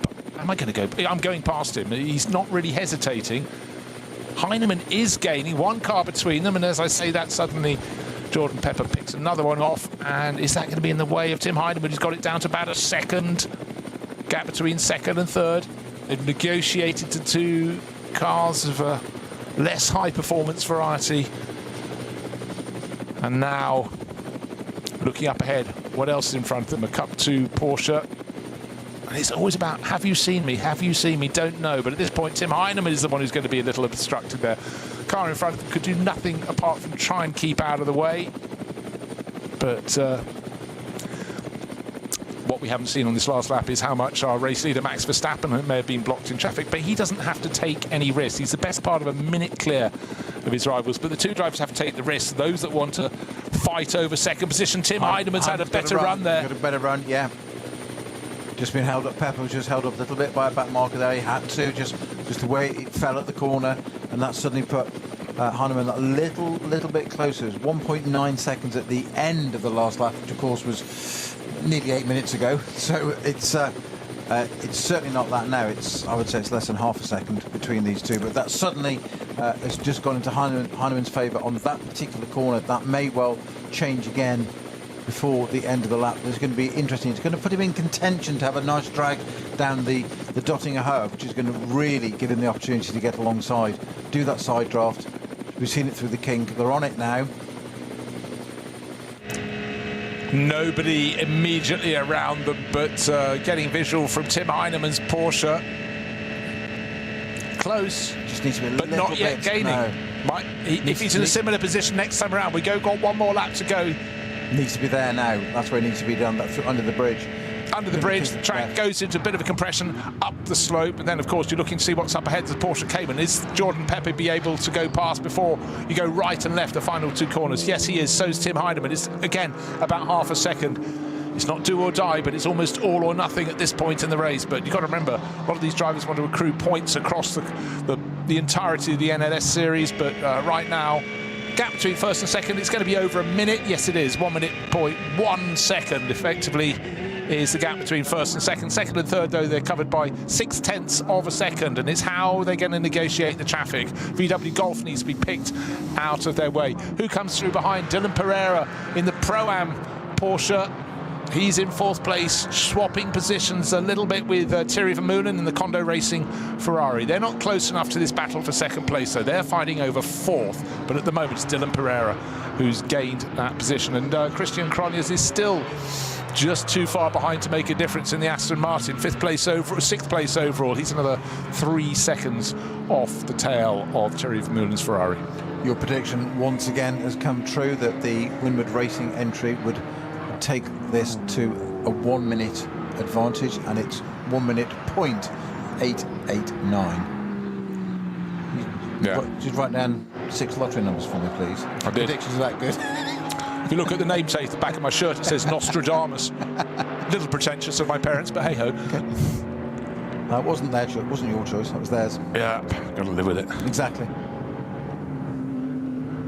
Lights are flashing from Tim Heinemann. He knows with every corner negotiated, that's one chance that gets taken away from him. He needs every option and doesn't want somebody who's just trying to finish in the... we remember, of course, we talked about spring sunshine early on, but the light's already starting to fail because, of course, it's afternoon. Oh, there's an opportunity through Hatson back. Not a one. It's a double block there for Jordan Pepper. The cars are now half a car length between them. Just as though you thought Jordan Pepper going to the last lap. It's still going to be difficult. And in behind, you've got a two-car train. And again, it's still Dylan Pereira, 4th place, just holding off the Ferrari of Thierry Vermeulen. Oh, dearie me. Not just bonnet bent, bonnet lifting up, but luckily entering the pit lane. Car number 514, BMW. From the Lees, and it's never easy entering this pit lane anyhow, but trying to get into the pit lane when your bonnet is... the SRS Team Rengsport entry. Yeah, a couple of Korean drivers on board. I don't know if it's Jungwoo or Chang, but anyhow, thank goodness they got it back. But we've seen cars going in there before, and you know that's always a danger with front-end contact, hitting somebody that the bonnet release may be damaged. And the thought of driving the Nürburgring in a lot of things is quite scary, but the thought of driving it if you've got competence is not scary. But I mean, without visibility, you talked about you can never learn this track. Learn how to turn into the pit, sir. That's something you can do by memory. Oh dear, and I've got a car going very slowly in front of Max Verstappen. But this is the final lap of the first race. This is round 2. Round 1 was snowed and cold temperatured off last weekend. I've just invented a new verb. But Max Verstappen sharing with Danny Juncadella and Jules Gounod, doing stints 1 and 4 of the 4 stint races. Max Verstappen, the 4-time world champion, looking comfortable as he ever has. But this time, he's heading for victory in a Mercedes. Last year, he took victory in a Ferrari. This is his weekend off. This is what he does for fun, away from his serious job, as he calls it, in the World Championship in Formula 1. And I'm sure racing drivers are about winning when you're performing at the top end of the sport, and he's doing precisely that. And victory by a minute, but I just want to wind it back to the start of the race. I was talking about the quality of the teams and drivers at the front end of the grid, and just looking down that grid, I'll just refresh your memory, Mr. Snowden. Max Verstappen, starting from pole position. Christopher Haase, Audi expert, starting second. Raffaele Marciello, formerly a star in a Mercedes, now with BMW the last 2 years, third on the grid. Matthias Drudi, Aston Martin superstar. Maxime Martin didn't start the sister car to this race-leading Mercedes. That had to start from the pits. Then David Pittard, an expert normally in an Aston Martin, now in a Mercedes. Then Dan Harper, BMW superstar. Thierry Vermeulen, great in a Ferrari. Frank Stippler, almost the ultimate Nürburgring driver. The quality is immense, but the fact they've pulled clear in this number 3 Mercedes with the Red Bull sponsorship to win potentially, but certainly to be running around the final lap a minute clear. This is a monstrous win. This is extraordinary. Because so many times I've mentioned here before that the outcome of the race win isn't known until the final couple of corners after the cars have dragged each other down and along the straight from Dottingerhöhe up towards Hohenrhein and then up to Tiergarten. But this has been in every stint super, super impressive. Do not forget, though, that Christopher Haase in the Scherer Sport PHX Audi kept it honest, in fact, took the lead at the end of the opening lap, was passed at the end of the lap they came into the pits in the final sequence of corners. He can, because that means that car's got the performance, but no disrespect, but his teammate Nico Hanke, young in experience, stepping up to the GT3 class, is learning as he goes. And unfortunately for him, he's now fallen back to 7th position. But across the board, across the 4 hours, as we go around the final lap, the Verstappen Racing with Winward Racing Mercedes prepared at Alten Dietz in Germany. They have not put a wheel wrong. It's been super, super impressive. I go back to my earlier quotes about I'm still sure that Verstappen in that Haase battle was sitting there going like, this kid's good. This is proper racing. This is what I wanted. I wanted a chance. I can't find a way. the kid is good. And yes, he did get by on that last bit, not taking anything away from Verstappen. That was a bit of traffic just at the right part, and it just gave him that opportunity to nip by. And they're all coming into the pits anyway. So yes, he did swap back at the end of that little stint, but I still think that was an absolute masterclass and stint of the race from Christopher Haase at the beginning. Yeah, it was. And, Christopher, is giving away a few years, isn't he? So, but it's also the fact that Verstappen wasn't prepared to go. We're both coming in, we're coming to the pits now. I will still fight for position, even though it's 3 corners to go. When he got through, got his car in front, but then remember the Shearer Sport car handed over to Nico Hanke actually was ahead when they left the pits. Remember there was the chase down the pit lane, looked so the Verstappen car would pull out ahead with Danny Juncadella on board, but just as he was getting towards pit exit, boom, the little two shades of blue Audi jinked across in front and just got onto track position, but then Nico Hanke could do nothing about the super experienced Spaniard, Danny Juncadella, and that was the last time the Mercedes was effectively in second place. But even at its late stage in the race, course vehicles moving slowly around the final few corners, doesn't obstruct Verstappen though. He sweeps to the right, to the left, plants the throttle again, down the start-finish straight he goes. The margin surely would be over a minute. Lights are flashing, so he's had fun, weaving from side to side. There is the checkered flag. And that's what drivers can do on their weekend off, and he's absolutely done that to perfection. So end order. Eventually you get 29 laps on the board and a tidy victory for his teammates Danny Juncadella and Jules Gounon. Yeah, well, they'll take that very much. They had a big role to play in there, but Max Verstappen did half the race, did the first and the fourth stints, and he's got it sorted. What is going to happen in the battle for second place, though? It looks though the BMW, as it flat out down the long run towards the end of the lap, has got enough of a margin. Under the bridge they go. Yes, he has, because the Falken Motorsport Porsche, Tim Heinemann, is giving his all. Oh, there's a chance. There are 2 cars side by side up in front of them. They jink to the left, to the right, and slightly left again through Tiergarten. They go. There's a BMW in the way, but the BMW that's important is the one that made the move. Tim Heinemann had to suck it up, but there, Jordan Pepper did just enough to take that second place. Good run for Rover Racing with their BMW. Great to see Falken Motorsport in third place as well. So we have Mercedes from BMW from Porsche. That's how we like it too. And the Pro-Am class winners, 4th overall, didn't get the podium, but Dylan Pereira was only another 3 and a bit seconds down in 4th place after his very good battle with the Ferrari of Thierry Vermeulen. Good start to the season. I think a lot of drivers would have thoroughly enjoyed that. Margin of victory at the end, 1 minute and 6 seconds, so it went out on the final lap, but you can see that battle for second place was intense, and eventually at the end it was half a second between them, so that's very respectable indeed. Tim Heinemann, another lap, who knows? Well, he might have run out of fuel, but if he had infinite fuel in his tank, he might have been able to make a passing manoeuvre, but he really closed in. But Jordan Pepper, wise bird, kept that 3rd place. And again, just reiterating, 4th place overall, the Pro-Am class winner. Dylan Pereira sharing car number 48, the Losch Motorsport Porsche, with Patrick Assenheimer and Tobias Muller, who set the ball rolling in the opening stint of the race. So for Verstappen, it'll be the short run back to the pitch. You don't go around the full Nordschleife, you just go and where the track turns left to go on the Nordschleife, you go to the right, and we'll come in. Marshals on the track, waving yellow flags, and course cars positioning around. A little bit of confusion there now. Max has been shown other cars can report into the paddock, but those who go to the podium take the rear entrance to the pits, the one that you'd use in if you're just using the Grand Prix circuit, going around a group of stacked tyres, and tidy job, I think one can safely say. And just completing as Max Verstappen enters the pit lane after Christian Cronjes in 6th place overall in the Aston Martin. Nico Hanke sharing with Christopher Haase. The car did lead the race early on. Car 16, the Audi, ended 7th. 8th place goes to car number 7, which is the best of the Lamborghinis. But Max Verstappen to a standstill. And his teammates with the beard about to proffer him a cap.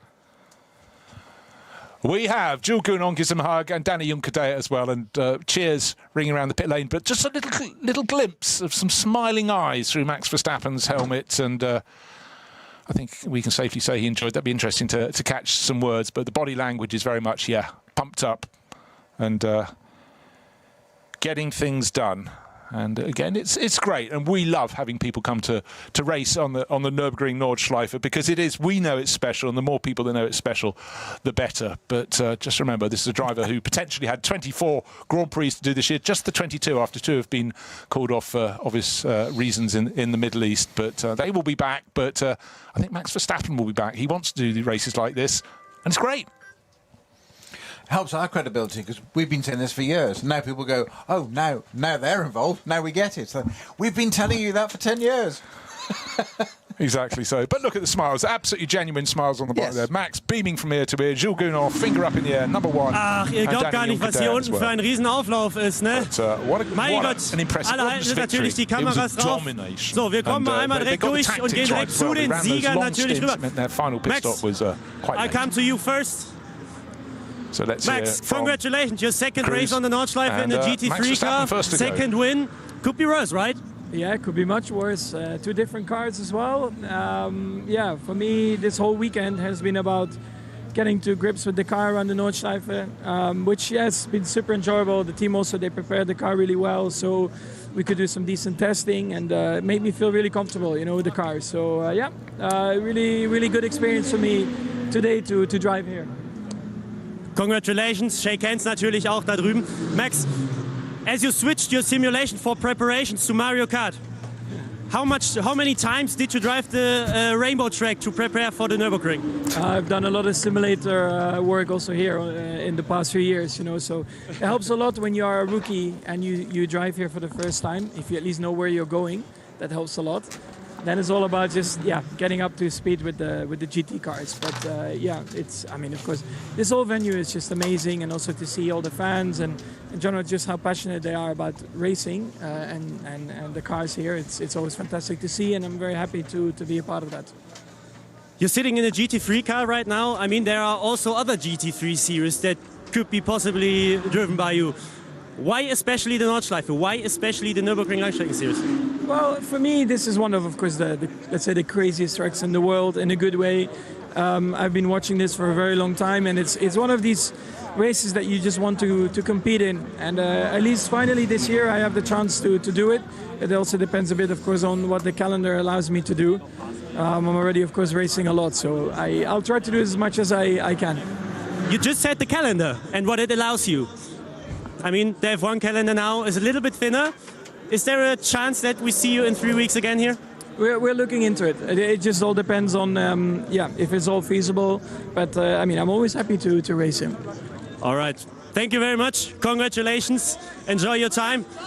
Come. Jules Gounod, you're the next one.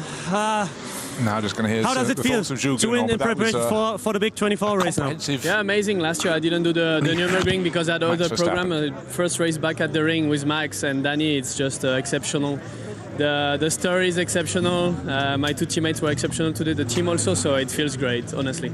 Is it somehow another kind of pressure right now, sitting on one car, sharing the car with a 4-time world champion in F1? To be honest, no, because Max is just so amazing, so humble. I just feel I have a top teammate next to me, and that's the thing, He's just... It's Max. I think there is no relative for him, and together with Danny and him, we have a really good relationship. Lucky will join us for the rest, and we are the 4 of us, really close, and can't wait to start it, honestly. All right. You're also here again for NLS3? I don't think so. I think I have a clash somewhere, so the next race for me will be the 24 hours. All right. Then congratulations as well for your win. Thank you. So, wir schauen mal einfach, würde ich jetzt sagen, dass wir uns jetzt hier durchswitchen vielleicht. Danny Rucker, sorry, I nearly forgot. What are your feelings about this win? Yeah, it's great to win again. Last couple of years have not been that lucky in the Nordschleife to get a win, and even if it's an NLS race, it's everything counts towards our big goal in the 24 hours. And great start for Max also in this project, and for me as well to be back with AMG in a very competitive car. It's great. You're a professional race driver. Yeah, in GT3 in a real race car, but also in the simulator. You're a development driver for an F1 team and all this stuff. How much can you prepare actually for a real, race on the Nordschleife? I think a lot. Nowadays you have a couple of softwares that are very very competitive and very similar to the real thing. I think iRacing mostly is what I like to compete in.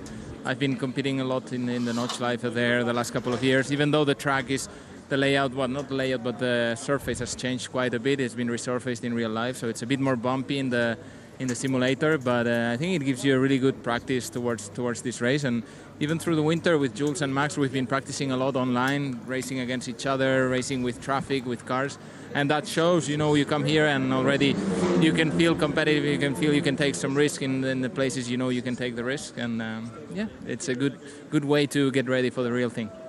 All right, congratulations for yourself as well, and thank you for that.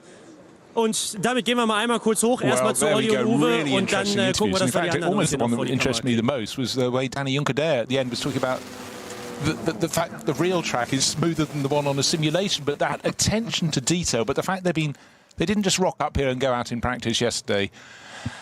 They've been sharing that knowledge clearly for weeks, if not months in advance, playing against each other, and as he said, just getting used to the traffic, and there's so many elements. But you think, hold on, you are tip-top drivers. Do you need all that practice? Yes, you do. That's what keeps you ahead.